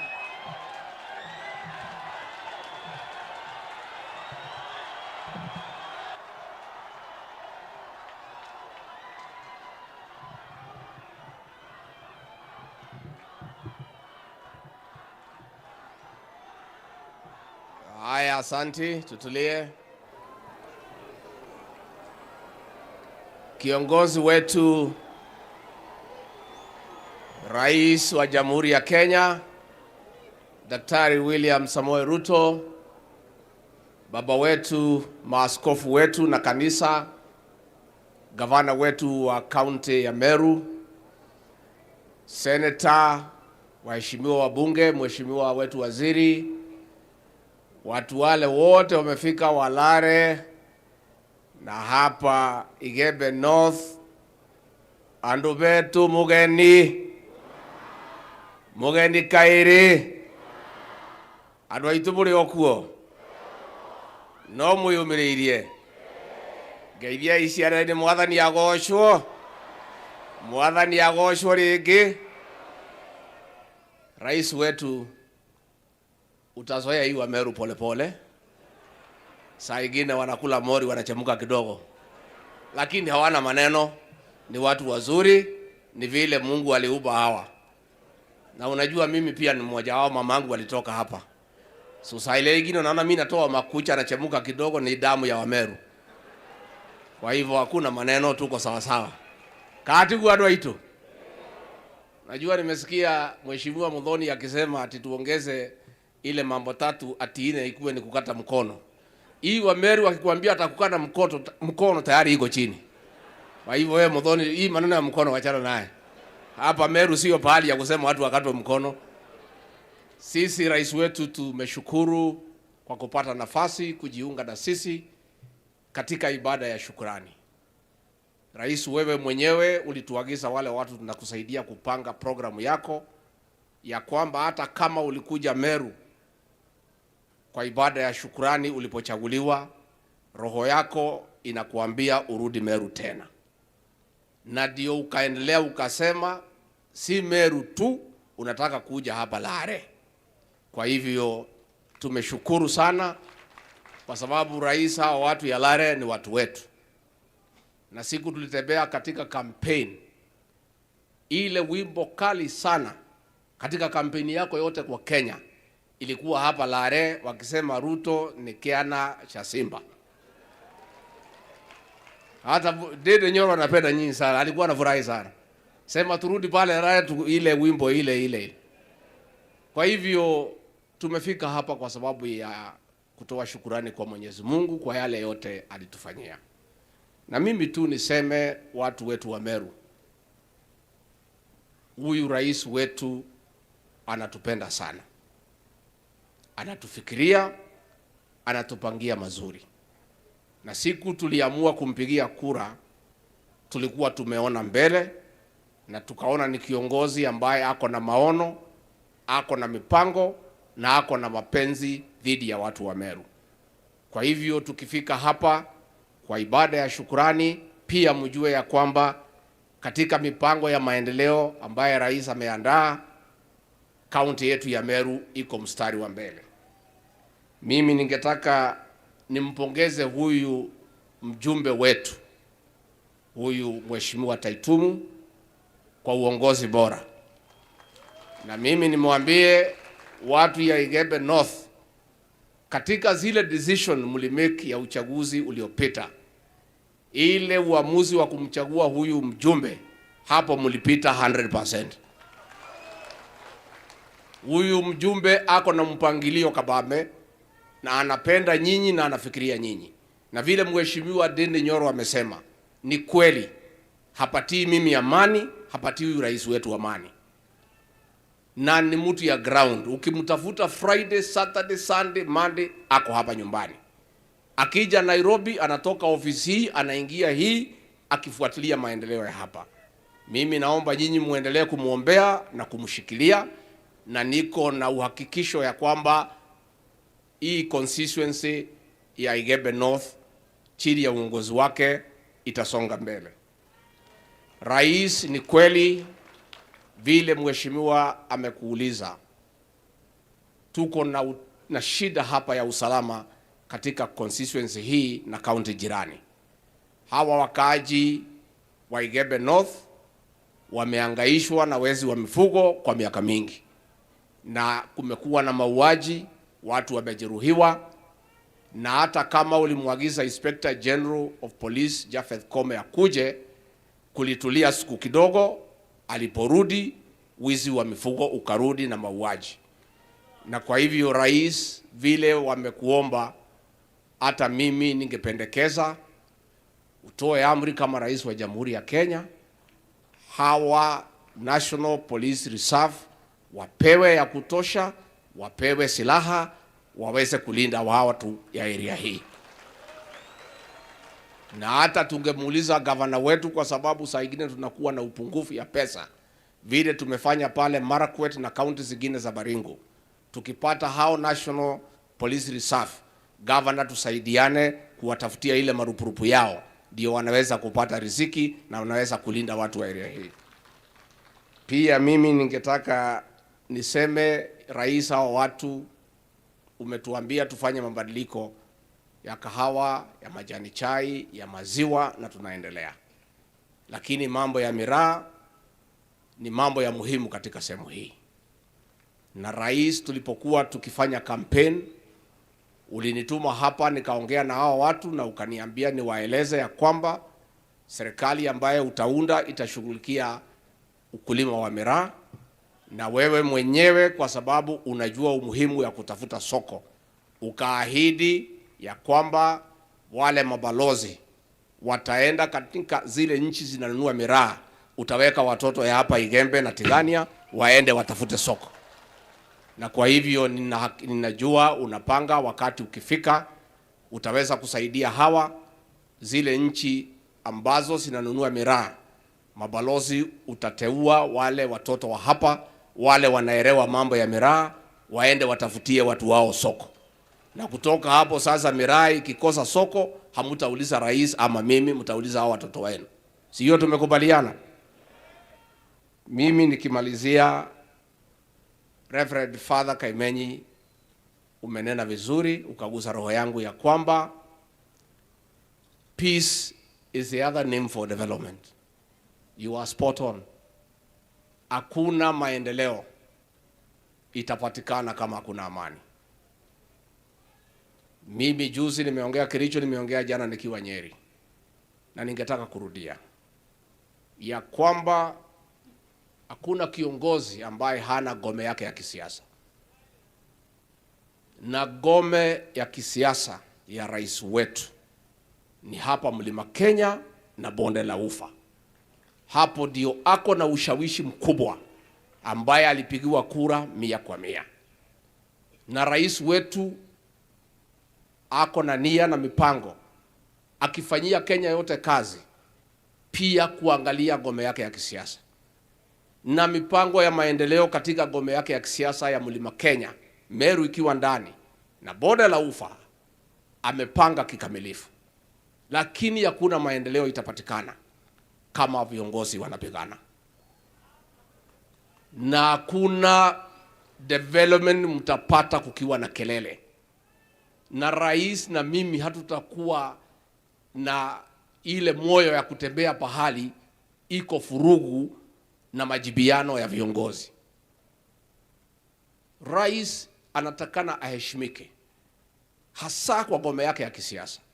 Na jia kumheshimu rais, ya wale watu wanampenda ni kuwa na umoja na kuongea na sauti moja. Huyu rais wetu wiki iliyopita ameandaa mkutano ya kimataifa pale katika jiji la Nairobi. Marais kutoka Afrika walikuwa wamejaa pale. Dunia nzima ilikuwa imejaa pale. Rais ameongoza mkutano, kongamano wa kimataifa, ameheshimika bara la Afrika, ameheshimika katika ulimwengu. Tunapoongea anajiandaa kuelekea New York kuongea kama kiongozi wa Afrika. Heshima yake imefika kiwango ya juu sana. Itakuwa ni aibu kama watu ya nyumbani pahali rais ako na ushawishi mkubwa ndio watafanya akose heshima wakianza kupigana. Hiyo ni mambo ambaye inatukera na tunaona haifai. Na ndio mimi nikasema nikiwa pale Kericho, pale katika bonde la Ufa, hapa katika mlima, nikiwa mtu wa mkono wa rais wetu, sitakubali na itakuwa ni makosa nikikubali tumwaibishe rais kwa kuleta siasa duni ya kupigana na kusosana, kuliko tuandame rais tukae karibu na yeye tutafute maendeleo. Kwa hivyo mimi hapa Meru ningetaka kusema, siku kulikuwa shida, huyu rais aliniamrisha kwa sababu ya mapenzi yake kwa watu ya Meru.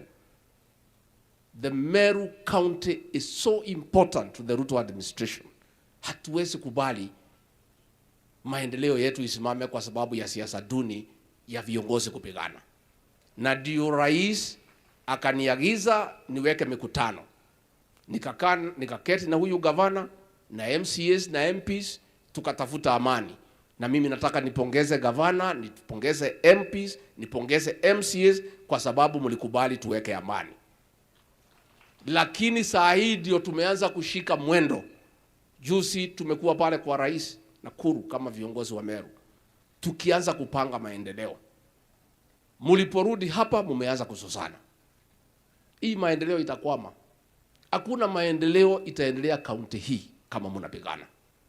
Mimi ningetaka kuchukua nafasi hii leo nikiwa hapa kanisani, niulize viongozi wetu wa Meru, tuweke kaunti ya Meru mbele. Tuweke hao wananchi mbele, wale ambaye walituchagua. Kwa sababu governor na deputy governor, siku mlitafuta kura mlikuwa mnapendana, mnatembea pamoja, mnaongea lugha moja. Sijui ni shetani gani ameingia kati yenu, na huyu shetani lazima tumuondoe. Mungetaka tuondoe shetani?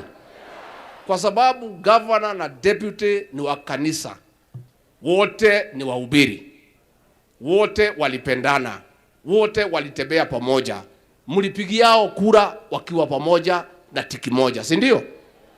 Sisi ile maneno hatutaki katika hii Meru, katika hii mlima Kenya, katika bonde la Ufa. Ngome ya kisiasa ya Rais William Ruto ni kelele ya viongozi, kwa sababu tukiingia kelele maendeleo itapotea. Na mimi ningetaka niambie watu ya Meru, tafadhali na muomba, miaka yenu ya kupata maendeleo ya maana ni chini ya uongozi wa Rais William Ruto. Na singetaka tupoteze nafasi hata ya saa moja ama siku moja kwa mambo ambaye haifai. Ningetaka mkubali tushikane zote, tukubaliane, tuongee na lugha moja, tuongee sauti moja chini ya Rais William Ruto, watu wa Meru wafaidike. Na hao watu wa Meru, rais walikupigia kura 100%. Ni haki yao kupata maendeleo kwa serikali yako. Na itakuwa ni makosa kama viongozi wakizozana watazuia maendeleo kufanyika hapa Meru. Kwa hivyo mimi, rais amenituma kwa Nairobi kuenda kutafuta soko ya kahawa. Nikirudi nitamuita gavana na deputy governor tuketi, tusungumuze. Ndio yule shetani anaingia katikati yao, tutafute hao wahubiri wa muondoe. Si mungetaka namna hiyo? Wangapi wanasema wafanye kazi pamoja? Sasa viongozi tafadhali, our people want us to be united and to speak in one voice. Because these people voted for President William Ruto to a man.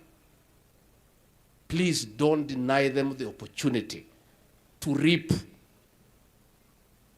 the benefit of their sweat and decision by bringing squabbles that are necessary. Let us unite in purpose. Let us speak in one voice. We are one people in one country under one leader. Tafadhali viongozi na muomba na musihi, tafadhali tukubali tuketi, hizo shida kidogo kidogo tutatue, tufanyie hii wa Meru kazi. Siku ya uchaguzi ikifika, si watu wataonana? Kuna mtu wako na mtoto kwa mgongo, si hata kama naye ataweka kado apatie nyanyake amshikie. Kwa hivyo for now let us stick to what is right. Your Excellency, nikimalizia, mimi nakubaliana na Mheshimiwa Dede Nyoro. Your Excellency, you know I and many people, your supporters, in millions, were against these talks with these Azimio people. But when you decided we talk, we don't argue with you, we agree. Lakini ile agenda nimeona imewekwa pale kwa mazungumzo Rais, we don't agree with it. Ati agenda number 1 is to audit the 2022 general election. How? Those people have no capacity. There is no constitutional provision for anybody to audit a general election. That audit was done by the Supreme Court and a decision was made, and you are declared validly elected and sworn in as the President of the Republic of Kenya. Sasa hii watu wakutane, ati waongee ati uchaguzi ilienda namna gani? That, Your Excellency, we don't agree with, and we would like to ask that agenda to be dropped from those talks. Because there is no constitutional provision, the matter was concluded, the Supreme Court pronounced itself. On the 13th of September, you are sworn in as the President of the Republic of Kenya. You are doing a good job. Hakuna mtu nalalamika. Sasa ati kuenda tuanze kuongea mambo ya uchaguzi. Nyinyi mnataka tuongee mambo ya uchaguzi? Na unajua hii watu, Your Excellency, sometime sisi ndio tumewaharibu. Juzi tumekuwa na kongamano pale. Mimi niko pale, Rais ameniambia nikaribishe marais wote wa Kenya na niwapeleke kwake. Mimi niko pale. Nimekaribisha marais, napelekea rais, nakaribisha, napeleka, nakaribisha, nakipeleka. Sasa ile mzee sijui alipitia wapi. Sasa nikiwa nimekaa pale nauliza hii ni rais ya wapi? Kufunguliwa ni ile mzee ya maandamano. Bas, mimi unajua ni muungwana, nikamkaribisha na mwambia okay, karibu kwa mkutano. Sasa yeye ati anaenda kwenda pahali marais wanakaa, ati akae. Yeye ni rais ya nchi gani? Hakuna mtu amemchagua. So we are also encouraging bad habits. Your Excellency, we cannot allow an agenda to discuss at to audit the general election. Sisi tulikuchagua na wewe ulishinda. And if anybody has a doubt, it is not these people. Hiyo maneno tulimaliza. So tunauliza that agenda should be dropped from the talks. Sikina waendelee nayo, IBC waendelee. Kiti ya cabinet secretary, prime cabinet secretary waendelee. Hii agenda zingine zote waendelee. Lakini wakiendelea rais, mimi na wewe tuendelee kwa kazi ya maendeleo na hao waendelee kuongea. Ile watasikizana watatuambia. Kama nyinyi mnataka waongee mambo ya 2022. Hao watu, if they want a discussion about elections, the discussion is 2027. We can have that discussion. And it's a good discussion. Debe iko pale na wewe iko pale, inaishia hapo. Discussion ya uchaguzi ni kwa debe. Na ni watu wawili, wewe na karatasi na debe. Kati watu waitu. Mauru na maigana. Mauru na maigana. Mauru na maigana. Mnakubaliana rais mambo ni matatu? Mambo ni matatu. Na iko namna hiyo. Na rais ukanyangia hapo. Na wewe ni wetu. Usijali, wewe kanyangia hapo. Sukuma, enda huko UN. Hii Kiingereza uliyokuwa nayo siku ile ongeza hata ingine ukiwa kwa wazungu. Si alipromosha Kiingereza vizuri. Rais, you dignified this country. Na kwanza wale sisi tulikupigia kura, ulitutia heshima kubwa sana. Sasa kila mimi nikitembea huko watu waniambia kumbe mlikuwa mnajua hii mtu kwa sababu umepata nafasi pale ukanyorosha maneno, ukanyorosha mpaka wazungu wanafanya kichwa namna hii. Simuliona vile wazungu wanatingisha kichwa. Kwa hivyo rais, wewe ukanyangie hapo, sisi tunakuunga mkono And from this region, you are good. And you have no issue. Wewe fanya kazi, ukienda ukipata kwa wazungu, utuletee. Tembea China ukipata, utuletee. Tembea Urusi ukipata, utuletee. Sisi, that is our engagement with you. Wewe utafute, ukituletea nyumbani. Nitualika ndio andũ aitũ. Andũ aitũ. Ithe mũtiage twĩkire wega. Na njamba ĩno nĩguo. Nĩ mwameona. Nĩ mwakena. Nĩ inyuĩ mwamĩthurire. Kũringĩrĩrio kana kwĩyendera. Ithe mũtiage twĩkire wega. Atwari ũhoro wa matũ tiarĩ handũ hega. Ta niĩ ndarĩ handũ haceke. Ndiarĩ handũ hega. Oguo njuge handũ ha njamba ĩno itũ na niĩ na andũ aya. Andũ aitũ a Igembe North. Kuma ngoro yakwa thĩinĩ. Amũkĩrai ngatho ciakwa. Na rais uendelee kutusaidia. Hao watu ya Meru umewapatia viti mingi. Ukipata zingine endelea kuwaongeza. Kwa sababu ni watu wazuri na ni wangwana. Muko tayari tumkaribisha rais wetu? Haya, simameni, makofi na ngemi ya akina mama.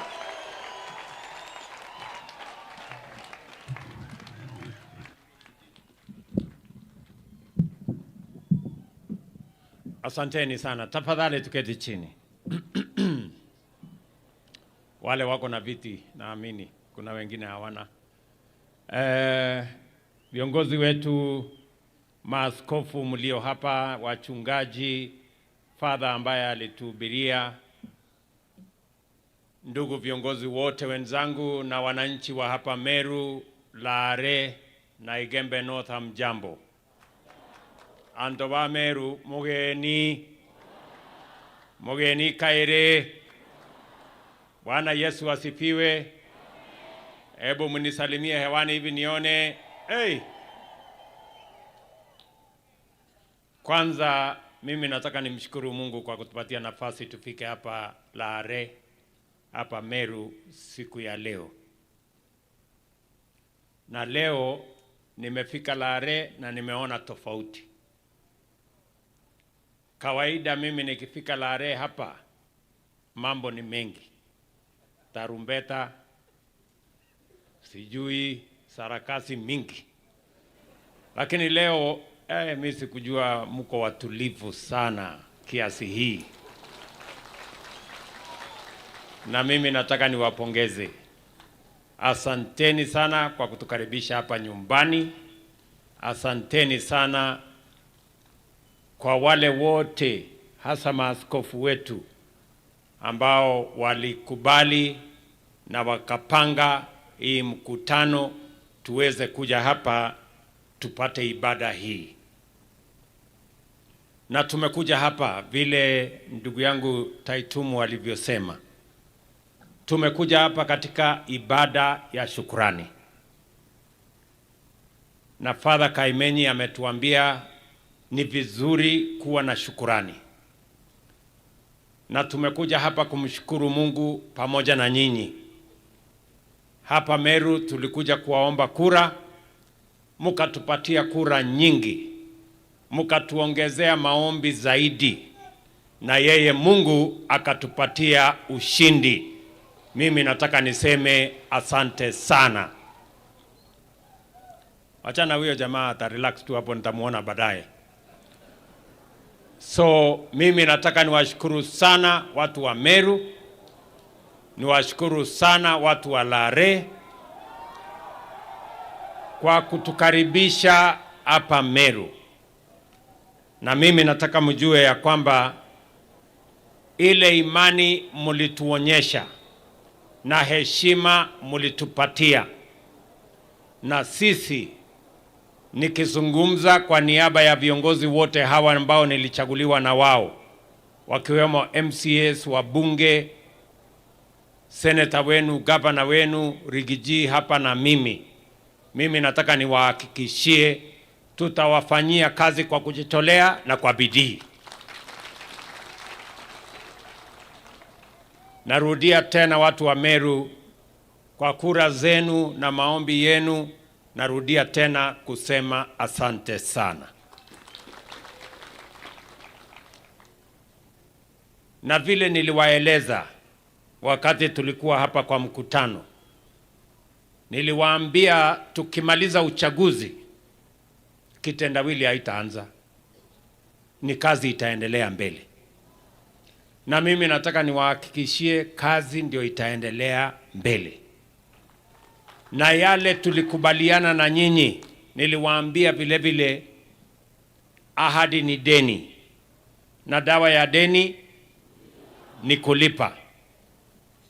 Ahadi ambayo tuliandikiana na nyinyi katika manifesto yetu.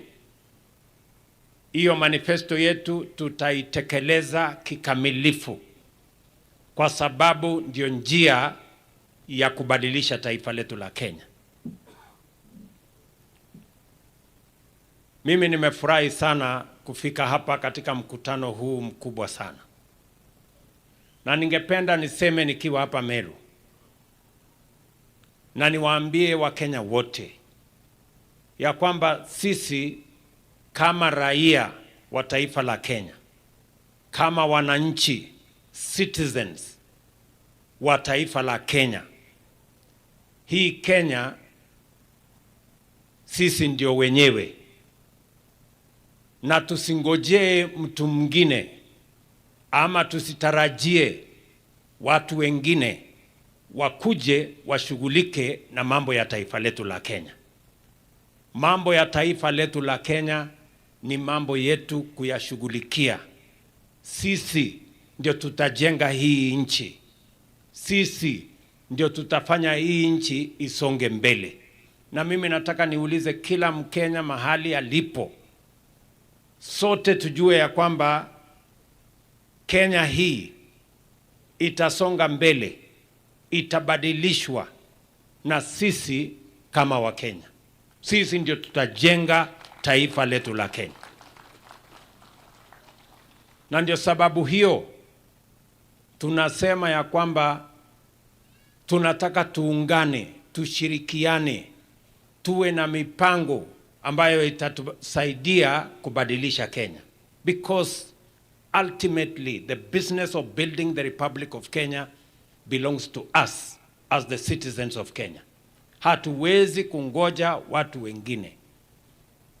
Mara nyingi tunangoja wageni, tunangoja pesa za watu wengine, tunangoja shughuli ya watu wengine. Mimi nataka niwaambie Wakenya ya kwamba taifa la Kenya ni responsibility yetu, ni jukumu letu sisi.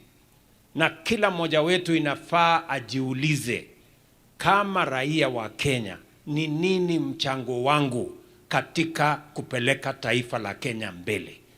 Kabla hujanyosha kidole kusema fulani hajafanya, yule hajafanya, wewe kwanza ujibu swali, ujiulize ni nini kama mwananchi wa Kenya nimefanya ili taifa langu liweze kupiga hatua ya kwenda mbele.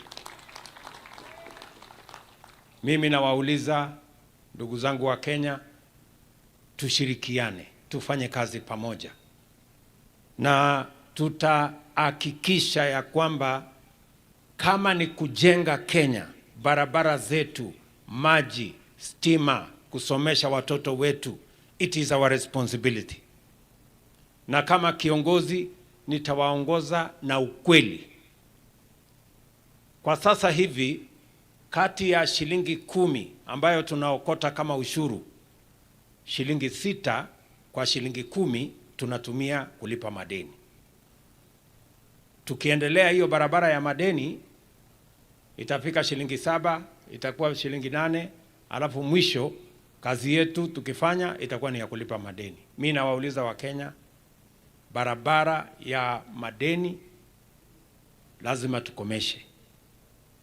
Lazima tuanze kujua vile tutajenga taifa letu la Kenya tukitumia rasilimali zetu na mali yetu. Na hiyo ndio ukweli. Haya mambo mengine yote tunayoyafanya ni sawa, lakini inafaa tujue ya kwamba kujenga taifa letu la Kenya ni kazi yetu kwanza kama Wakenya. Wengine watakuja kutusaidia, wageni watatusaidia, mabenki ya kimataifa watatusaidia, lakini jukumu la kujenga Kenya hii ni jukumu letu. Na ndio nimesema kwa sababu jukumu la kujenga Kenya ni jukumu letu, na tutatumia mali yetu kujenga Kenya. Ndio nimesema wale wanaota ndoto ya kwamba wataiba mali yetu ama watatumia ufisadi na ukora na utapeli kuharibu mali wa Kenya wametafuta, ushuru wa Kenya wamelipa. Hawa watu nimewaambia mambo yao ni matatu, na tumesoma mpaka iko kwa Biblia, kwa sababu kujenga Kenya ni jukumu letu, na tutatumia mali yetu kama taifa la Kenya kwanza kujenga taifa letu, na hiyo mali yetu lazima tuichunge. Na mimi nimetangaza wazi wazi, uwe mkubwa, uwe mdogo, mnene, mrefu, kabila hii, kabila ile, jamii hii, jamii ile, dini hii, dini ingine, mambo ya mali ya Kenya, hakuna mtu ataharibu mali ya Kenya kwa wizi, kwa ufisadi, kwa ukora, kwa utapeli ama kwa njia ingine yeyote. Na sote naamini ya kwamba Wakenya tunakubaliana, kama kwa kweli tutatoa pesa zetu, mali yetu, tulipe ushuru, tutakubali kweli watu wawili watatu waende wategee hapo wachukue hiyo mali yetu wafanye biashara ni mali yao? Hiyo tumekataa. Na ndio sababu hiyo mimi nawaambia ndugu zangu wa Kenya, kwa sasa hivi tunatumia pesa karibu bilioni 540 kila mwaka kuagiza chakula, sukari, mahindi, ngano, mafuta ya kupikia na mambo mengine mengi. Na hiyo mambo yote tunaweza kusalisha hapa nyumbani. Kwa hivyo tunachukua nafasi zetu za ajira tunawapatia watu wengine. Tunachukua pesa zetu ambazo tumeokota kwa jasho kubwa, tuna export kwa watu wengine. Na ndio nimesema chakula Kenya tutazalisha na tutasaidiana na Wakenya wote. Na mmefurahi sana kwamba nasikia hapa Meru nyinyi mumejipanga. Huyu waziri wangu wa kilimo yuko hapa. Tumeagiza mbolea ambayo haijawahi kuagizwa Kenya hii. Mwaka huu kufikia sasa tumepatiana mbolea karibu magunia 4.5 milioni. Tumesajili wakulima 500,000 kwa sababu tunataka kutumia kilimo ya Kenya kuzalisha chakula zote badala ya kuagiza na kutumia bilioni 500 kila mwaka. Tunataka kuzalisha chakula Kenya. Na mimi nawauliza Wakenya wote tushirikiane, wakulima ndio wazalendo wa taifa letu la Kenya. Na wauliza wakulima wote, sisi kama serikali tutawashika mkono. Mbolea niliwaahidi wakati wa uchaguzi ya kwamba nitapunguza gharama ya mbolea. Tumetoa karibu shilingi 7,000 mfuko moja, saa hizi tunauza 2,500. Tumekubaliana ya kwamba kama kuna mkulima ambaye hajasajiliwa ndiye apatiwe mbolea, wajisajili tena. Tunawauliza wakulima wote wajisajili so that we can have a proper record of our farmers and we can support all our farmers. Wakulima ambao wanatusaidia kuzalisha chakula, wakulima wa mahindi, wakulima wa ngano, chai, kahawa, avocado, mambo hiyo ingine yote ambayo inatusaidia kuzalisha chakula katika taifa letu la Kenya, kwa sababu mimi nimewaambia Kenya hii sisi ndio wenyewe, na sisi ndio tutahakikisha kwamba tunaipangia taifa letu la Kenya. Hatuwezi kuendelea kungojea chakula imezalishwa na watu wengine. Tuko na ardhi Mungu ametubarikia. Tuko na wakulima wa bidii Mungu ametubarikia.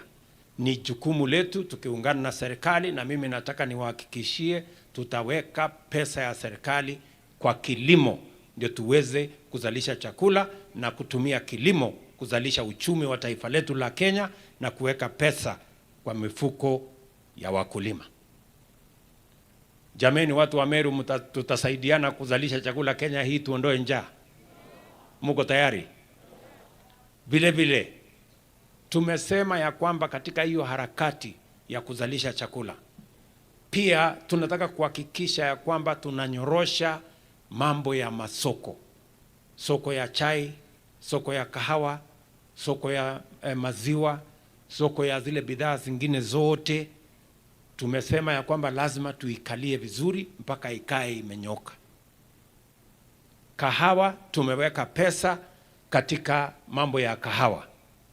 Katika budget yetu ya mwaka huu tuko na karibu milioni 600 ya mambo ya KPCU, mambo ya storage kwa mambo ya kahawa. Saa hizi tunapanga vile soko itasonga mbele. Mambo ya chai, tumeondoa ushuru ambayo ilikuwa inawekwa kwa mambo ya chai. Tumeondoa ushuru kwa mambo ya packaging ya chai yetu. Hatutaki kuuza chai yetu tena ikiwa kwa magunia. Tunataka tuuze chai yetu ikiwa katika packet ambayo inaingia direct mpaka inaenda kwa supermarket. Hiyo ndio mpango yetu. Maziwa, tumesema mambo ya maziwa, hii bei ya mabroka hapa katikati, tumesema maziwa kwa mkulima isiwe chini ya shilingi 50 kwa lita moja tukienda mbele. Na hiyo bado tutazungumzia. Na hapa Meru, ili kuwasaidia kukusanya maziwa yenu, nilikuwa na mkutano na wakulima hapa Meru Town. Na mimi nimewaambia kabla ya hii December, mimi nitalete mitungi 30 milk coolers, ili mahali ambapo tuko na ufugaji wa ng'ombe ya maziwa, tuhakikishe ya kwamba tuko na facility infrastructure ya kusaidia wakulima wetu wa maziwa, ili maziwa yao iwapatie pesa ya kutosha. Na mimi nataka niwahakikishie katika hiyo mpango, tuko na mpango kamili ya kutumia hiyo kilimo kuhakikisha kwamba wakulima wanapata pesa na tunazalisha chakula ya kutosha. Kwa sasa, imagine tunaagiza maziwa lita bilioni 1 kila mwaka, na tuko na uwezo ya kuzalisha hapa nyumbani. That is why lazima tusimamishe hiyo kazi na tuipangie vizuri, ndio taifa letu liweze kwenda mbele. Kwa hivyo kwa mambo ya kilimo, mimi nataka niwaulize wakulima wote, tutasimama pamoja na nyinyi.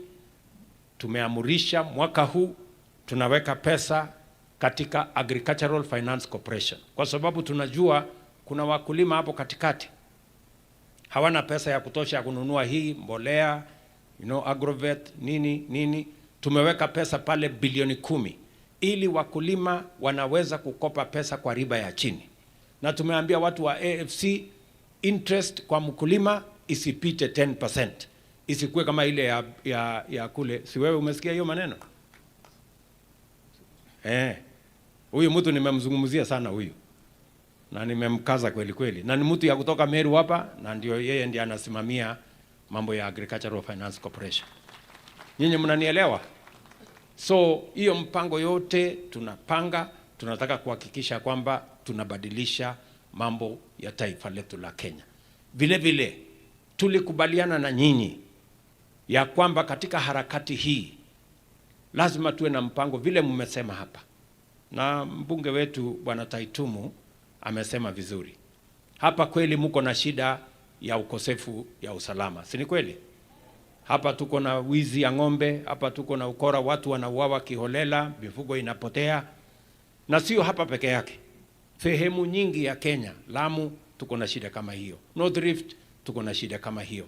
Na ni kwa sababu ni shida ambayo imekolea. Ni shida ambayo imekuwa hapa miaka 20, miaka 30. Lakini mimi nataka niwahakikishie safari hii tayari kule North Rift mahali ndio walikuwa wajeuri sana, tumewakalia kuwakalia. Saa hizi mambo imeanza kubadilika. Na nimesema hata kama itabidi tutumie jeshi kuhakikisha kwamba mali ya wananchi iko salama, hapo niko tayari kufanya. kwa sababu hatuwezi kuendelea kama taifa kama hatuna usalama wa kila mwananchi kushughulika na mambo ya kujenga taifa letu. Kama wananchi watakuwa wanahangaika, hawana vile ya kuketi, hawana mahali ya kuishi, mpaka tuhakikisha kwamba Kenya iko salama. Mimi nataka niwahakikishie watu wa Meru, kuna mpango nimepanga tayari. Hatujaweka pesa ya kutosha kwa sekta ya polisi. Hawana magari, hawana vifaa, hawana mambo mengi. Sitaki kusema hapa kwa sababu ni mambo mengine ya security.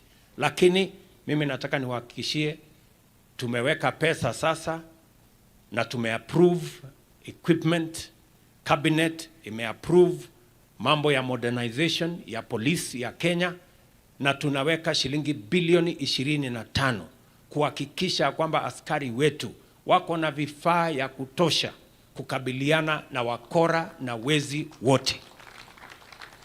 Equipment hiyo natarajia kufikia mwezi ujao, we will have begun to receive the equipment that is going to make sure that our police men and women have the equipment to deal with crooks and criminals and cattle rustlers na wale wengine wote ambao wanatusumbua.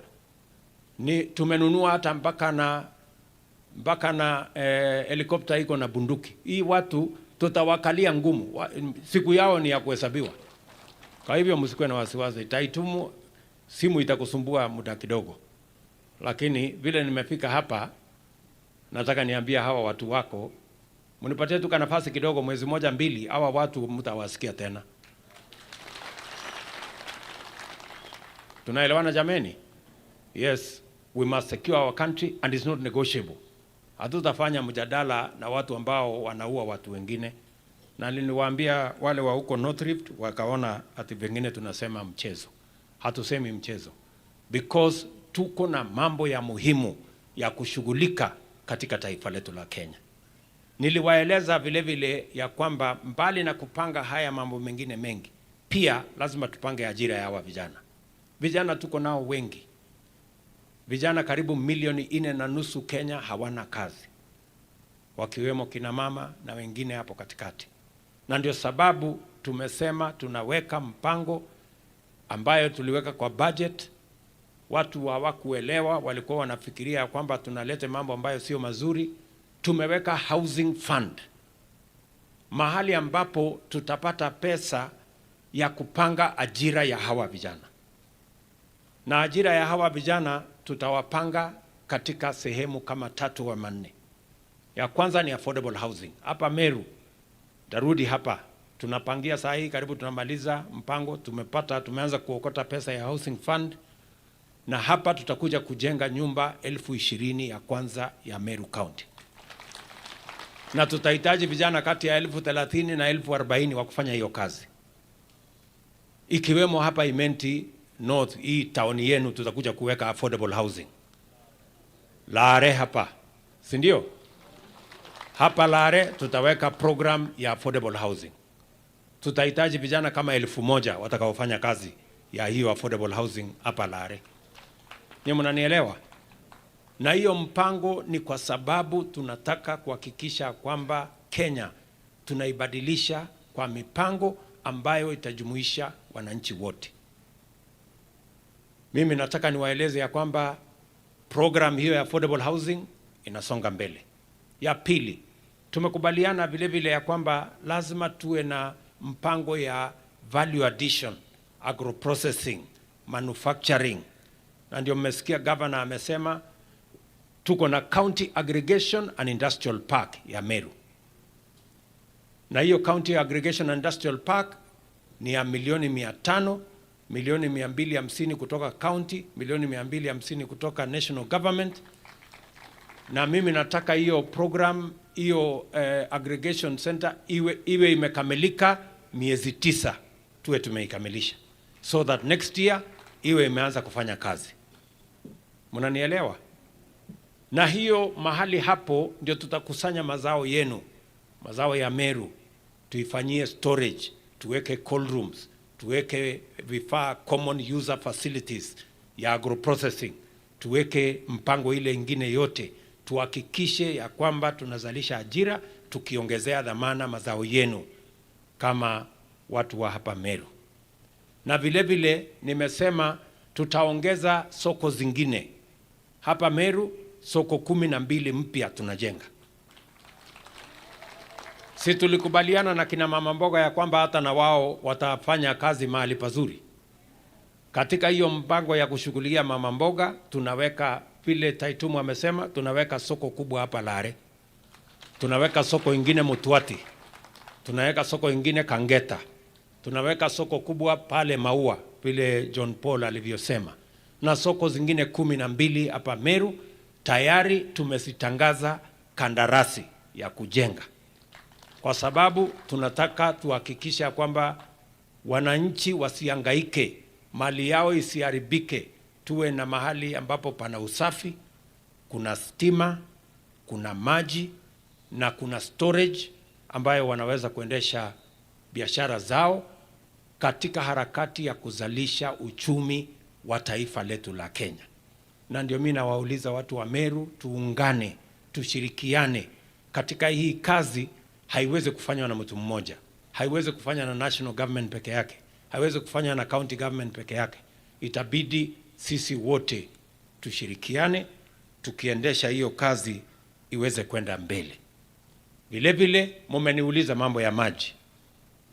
Tayari vile mnajua katika ile dams 33 ambazo tunajenga, 2 ya hizo 33 ziko hapa Meru katika program yetu ya kwanza.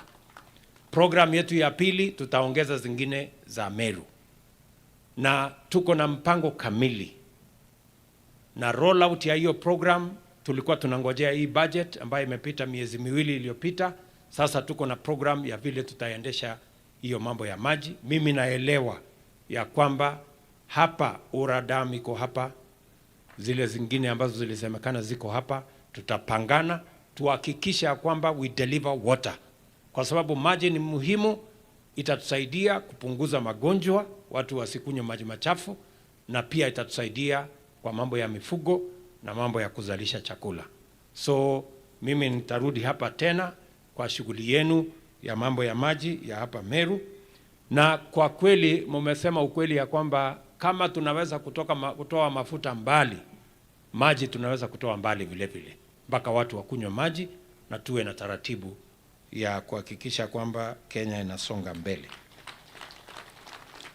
Vile niliwaeleza vile vile wakati ule, niliwaambia pale kwa CBC tulikuwa na matatizo.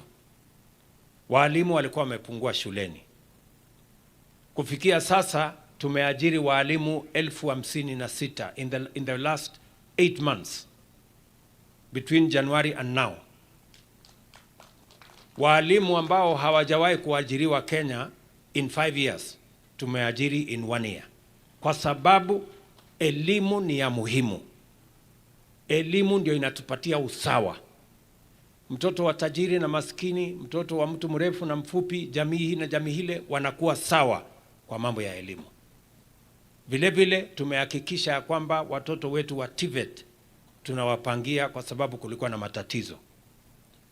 Watoto wetu wa university tulikuwa na matatizo makubwa pale university. Madeni ilikuwa imerundikana karibu bilioni 60. Sasa tumeanza kuitatua vizuri, tumepangia budget vizuri, na tumesema katika mpango wetu mpya, hasa katika masomo ya university, watoto wa kutoka jamii maskini tutawapatia 100% scholarship. Watasoma bila ya kulipa hata shilingi moja. Watoto wetu wa wale watu wengine wako na kazi na wako wadosi kidogo watachangia, lakini pia watapata scholarship 70%, 80% kulingana na uwezo wa wazazi wao. Lakini wale wazazi ambao hawana uwezo kabisa, karibu wanafunzi 45,000 tutawalipia pesa 100%. Tuhakikisha kwamba kila mtoto wa Kenya, bila ya kujali jamii wanakotoka ama uwezo wa wazazi wao, wanaenda shuleni, wanasoma university, ndio tuweke usawa katika taifa letu la Kenya. Vile vile tumekubaliana na counties zote za Kenya, ikiwemo county yenu ya Meru. kwa mambo ya matibabu, vile mlisikia gavana akieleza.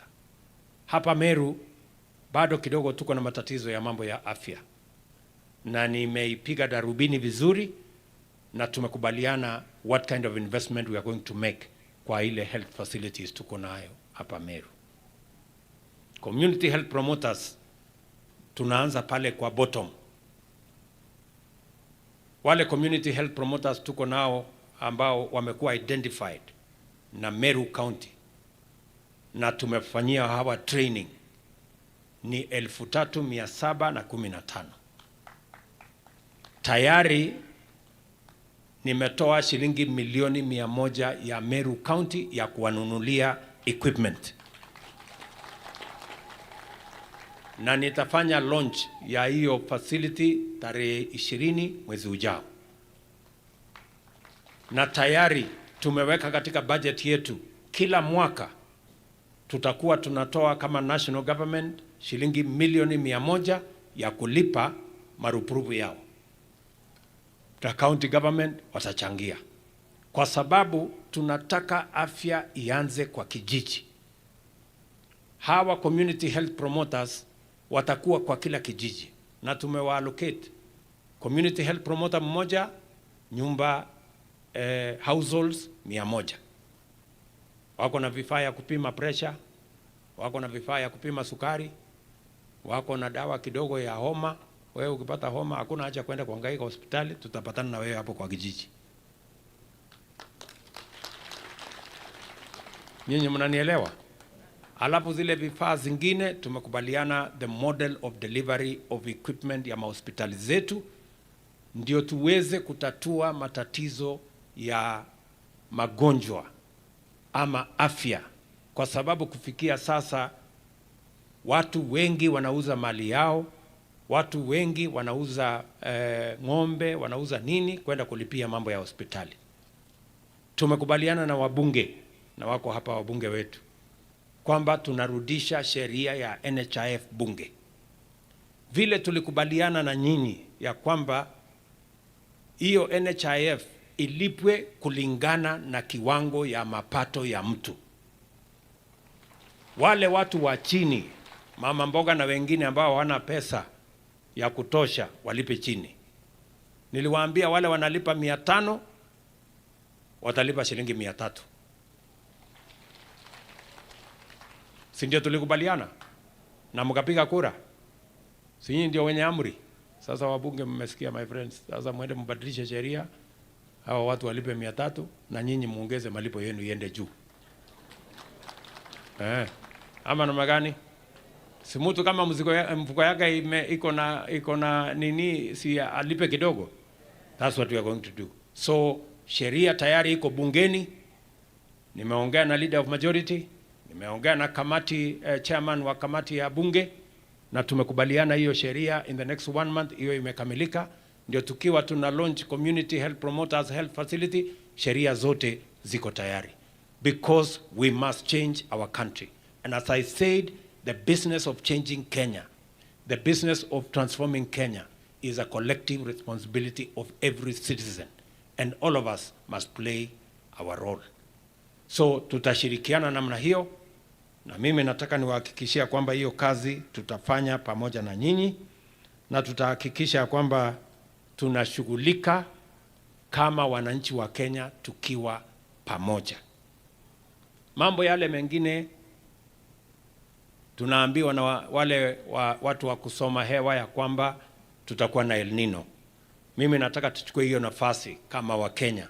Tumekubaliana ya kwamba tuko na changamoto kubwa ya kubadilika kwa hali ya hewa.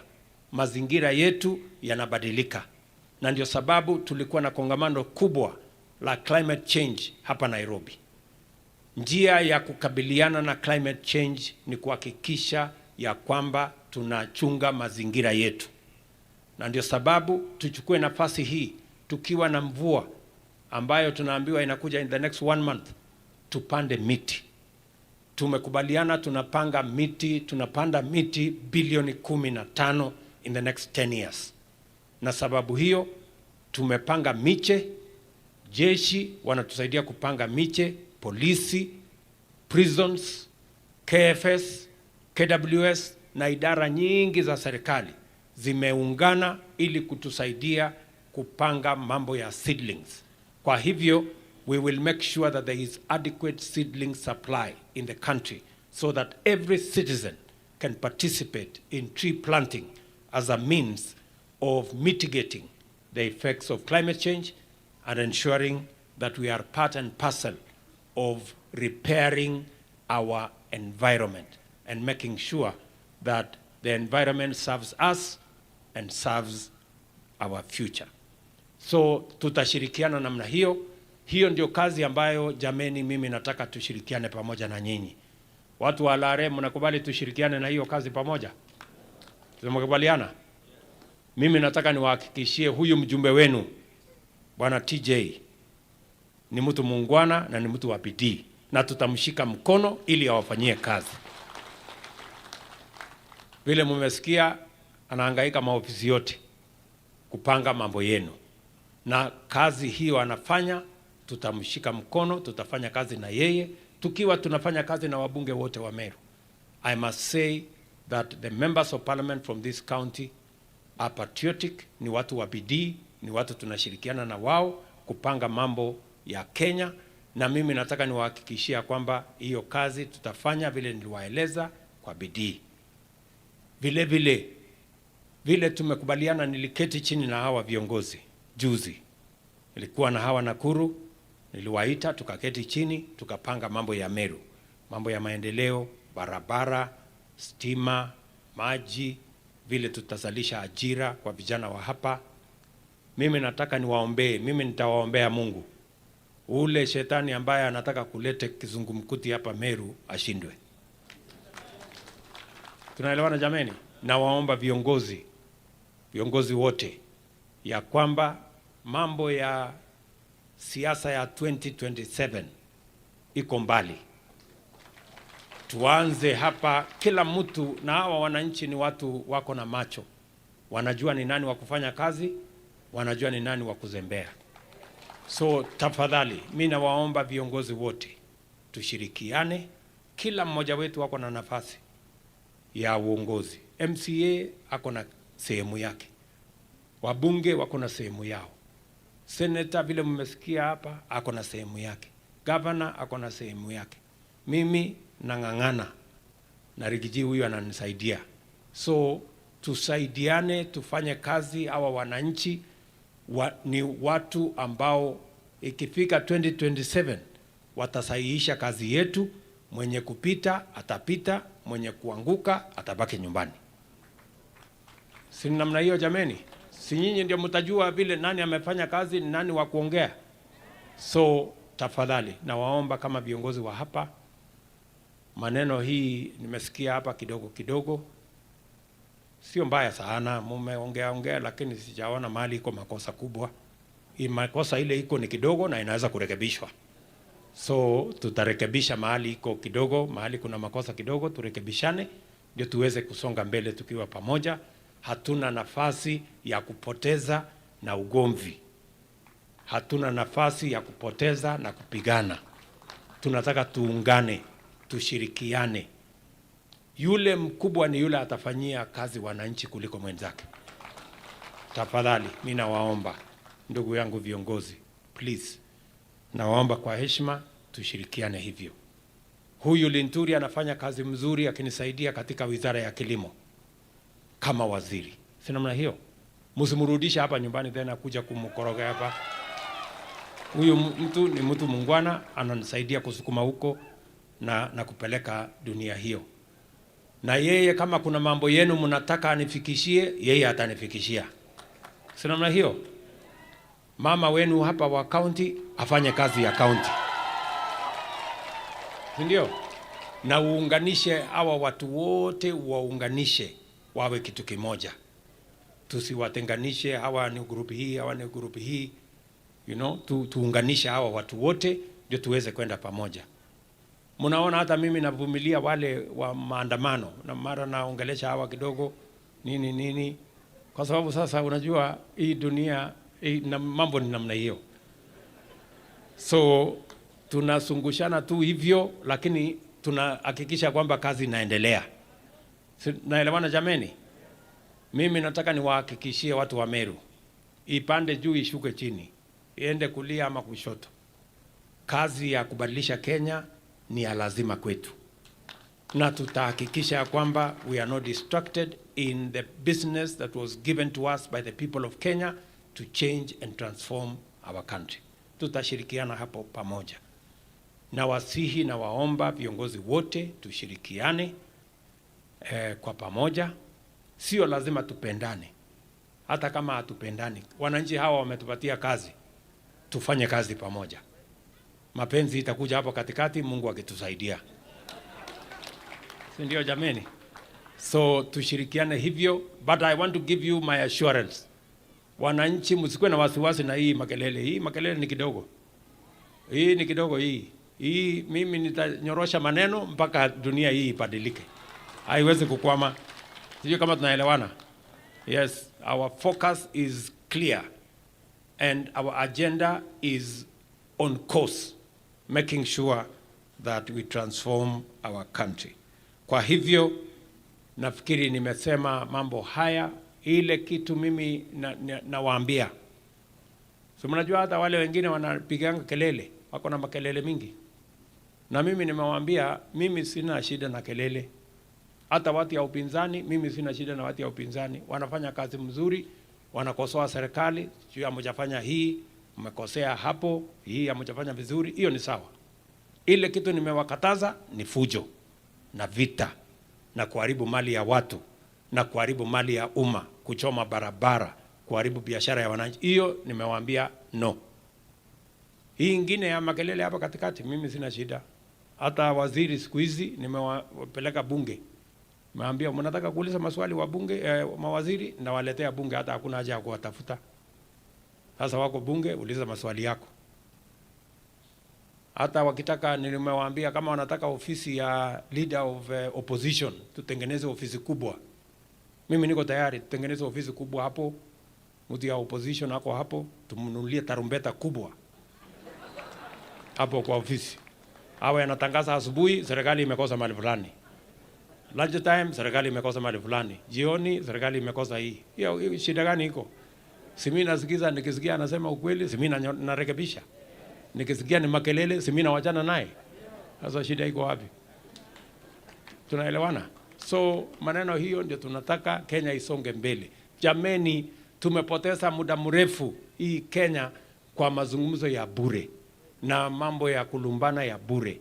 Ndio Kenya karibu inakwama. Tukaingia huko, tukaletewa mengine, sijui handshake, sijui BBI, rege, sijui nini, Kenya ikapotea. Hatutaki kupoteza wakati ingine tena. We have to use every minute to drive Kenya into the future. Tunaelewana jameni? Watu wa Meru tutashirikiana? Tutashirikiana? Tutashirikiana pamoja, twende mbele pamoja. Mnasema hawa viongozi tufanye kazi pamoja. Wale wanasema viongozi wote wafanye kazi pamoja. Very good. Hao wananchi wamesema tuwachane na maneno ya hapa na pale.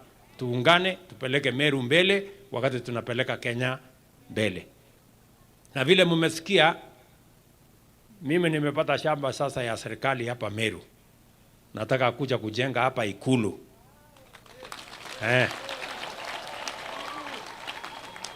Wale walikuwa wanalalamika ati mimi nimekuja Meru mara nyingi. Sasa sijui watafanya nini. Kwa sababu sasa nitakuja Meru kukaa. Si ndio? Sasa mimi najenga hapo, nataka nijenge hiyo Ikulu, mnipatie nafasi kidogo.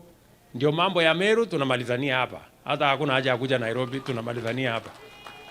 Na mimi nitakuja kuishi hapa karibu, ndio maneno hii kelele kidogo mimi nanyorosha haraka. Si ndio?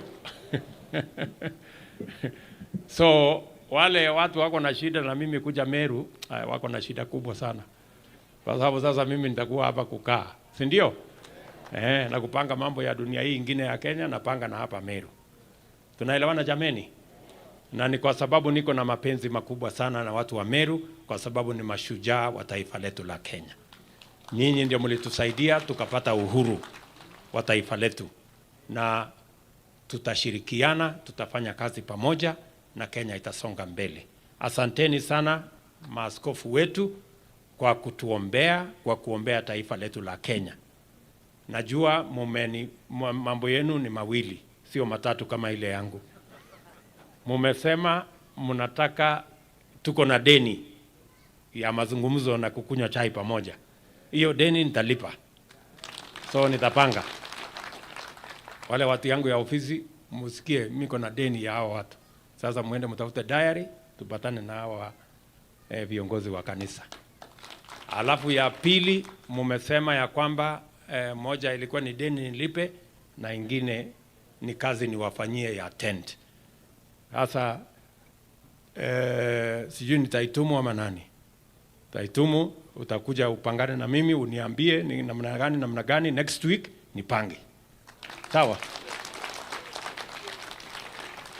Alafu pia nimesikia kuna watu waombezi, kina mama waombezi wameenda mlimani kutuombea.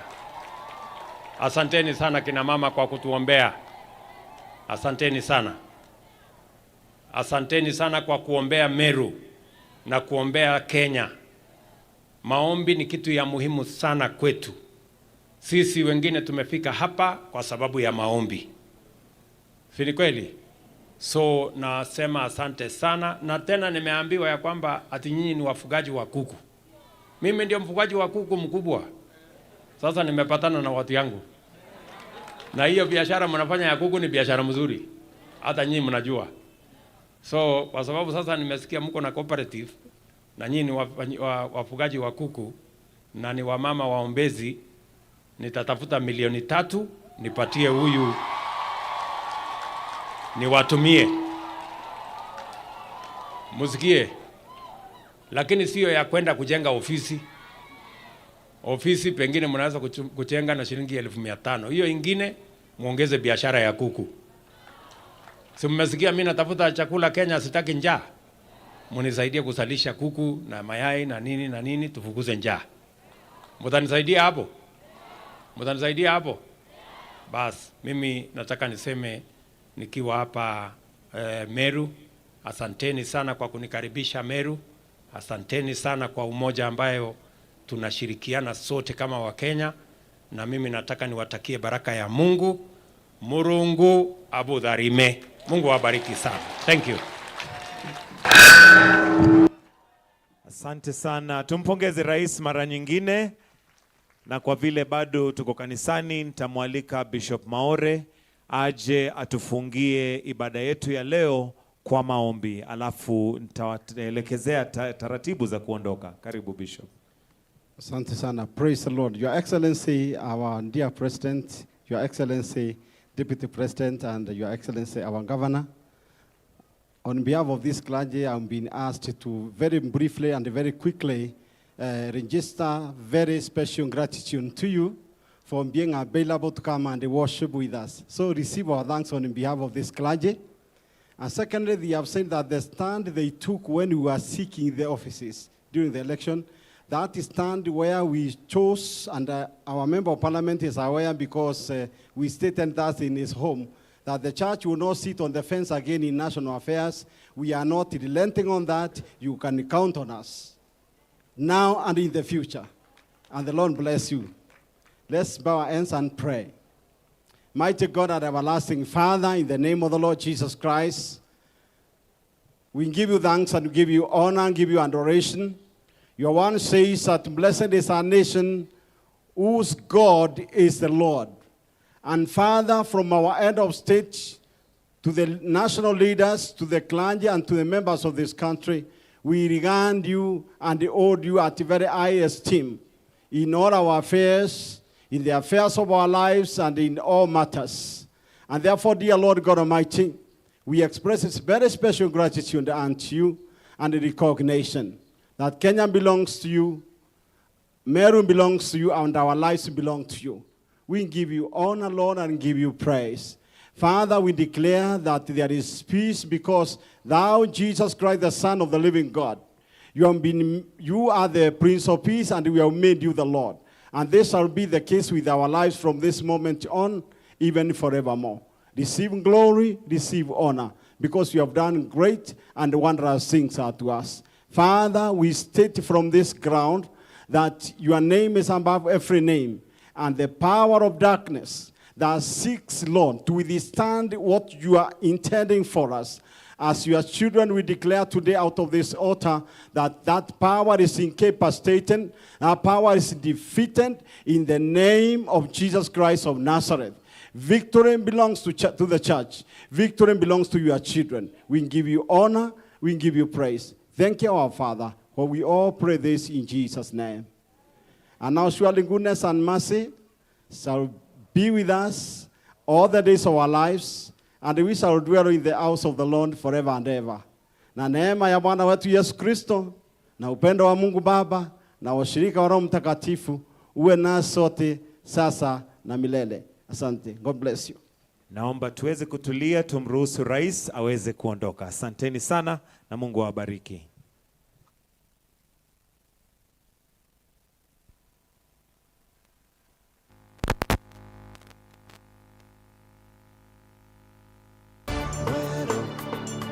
BEJITE.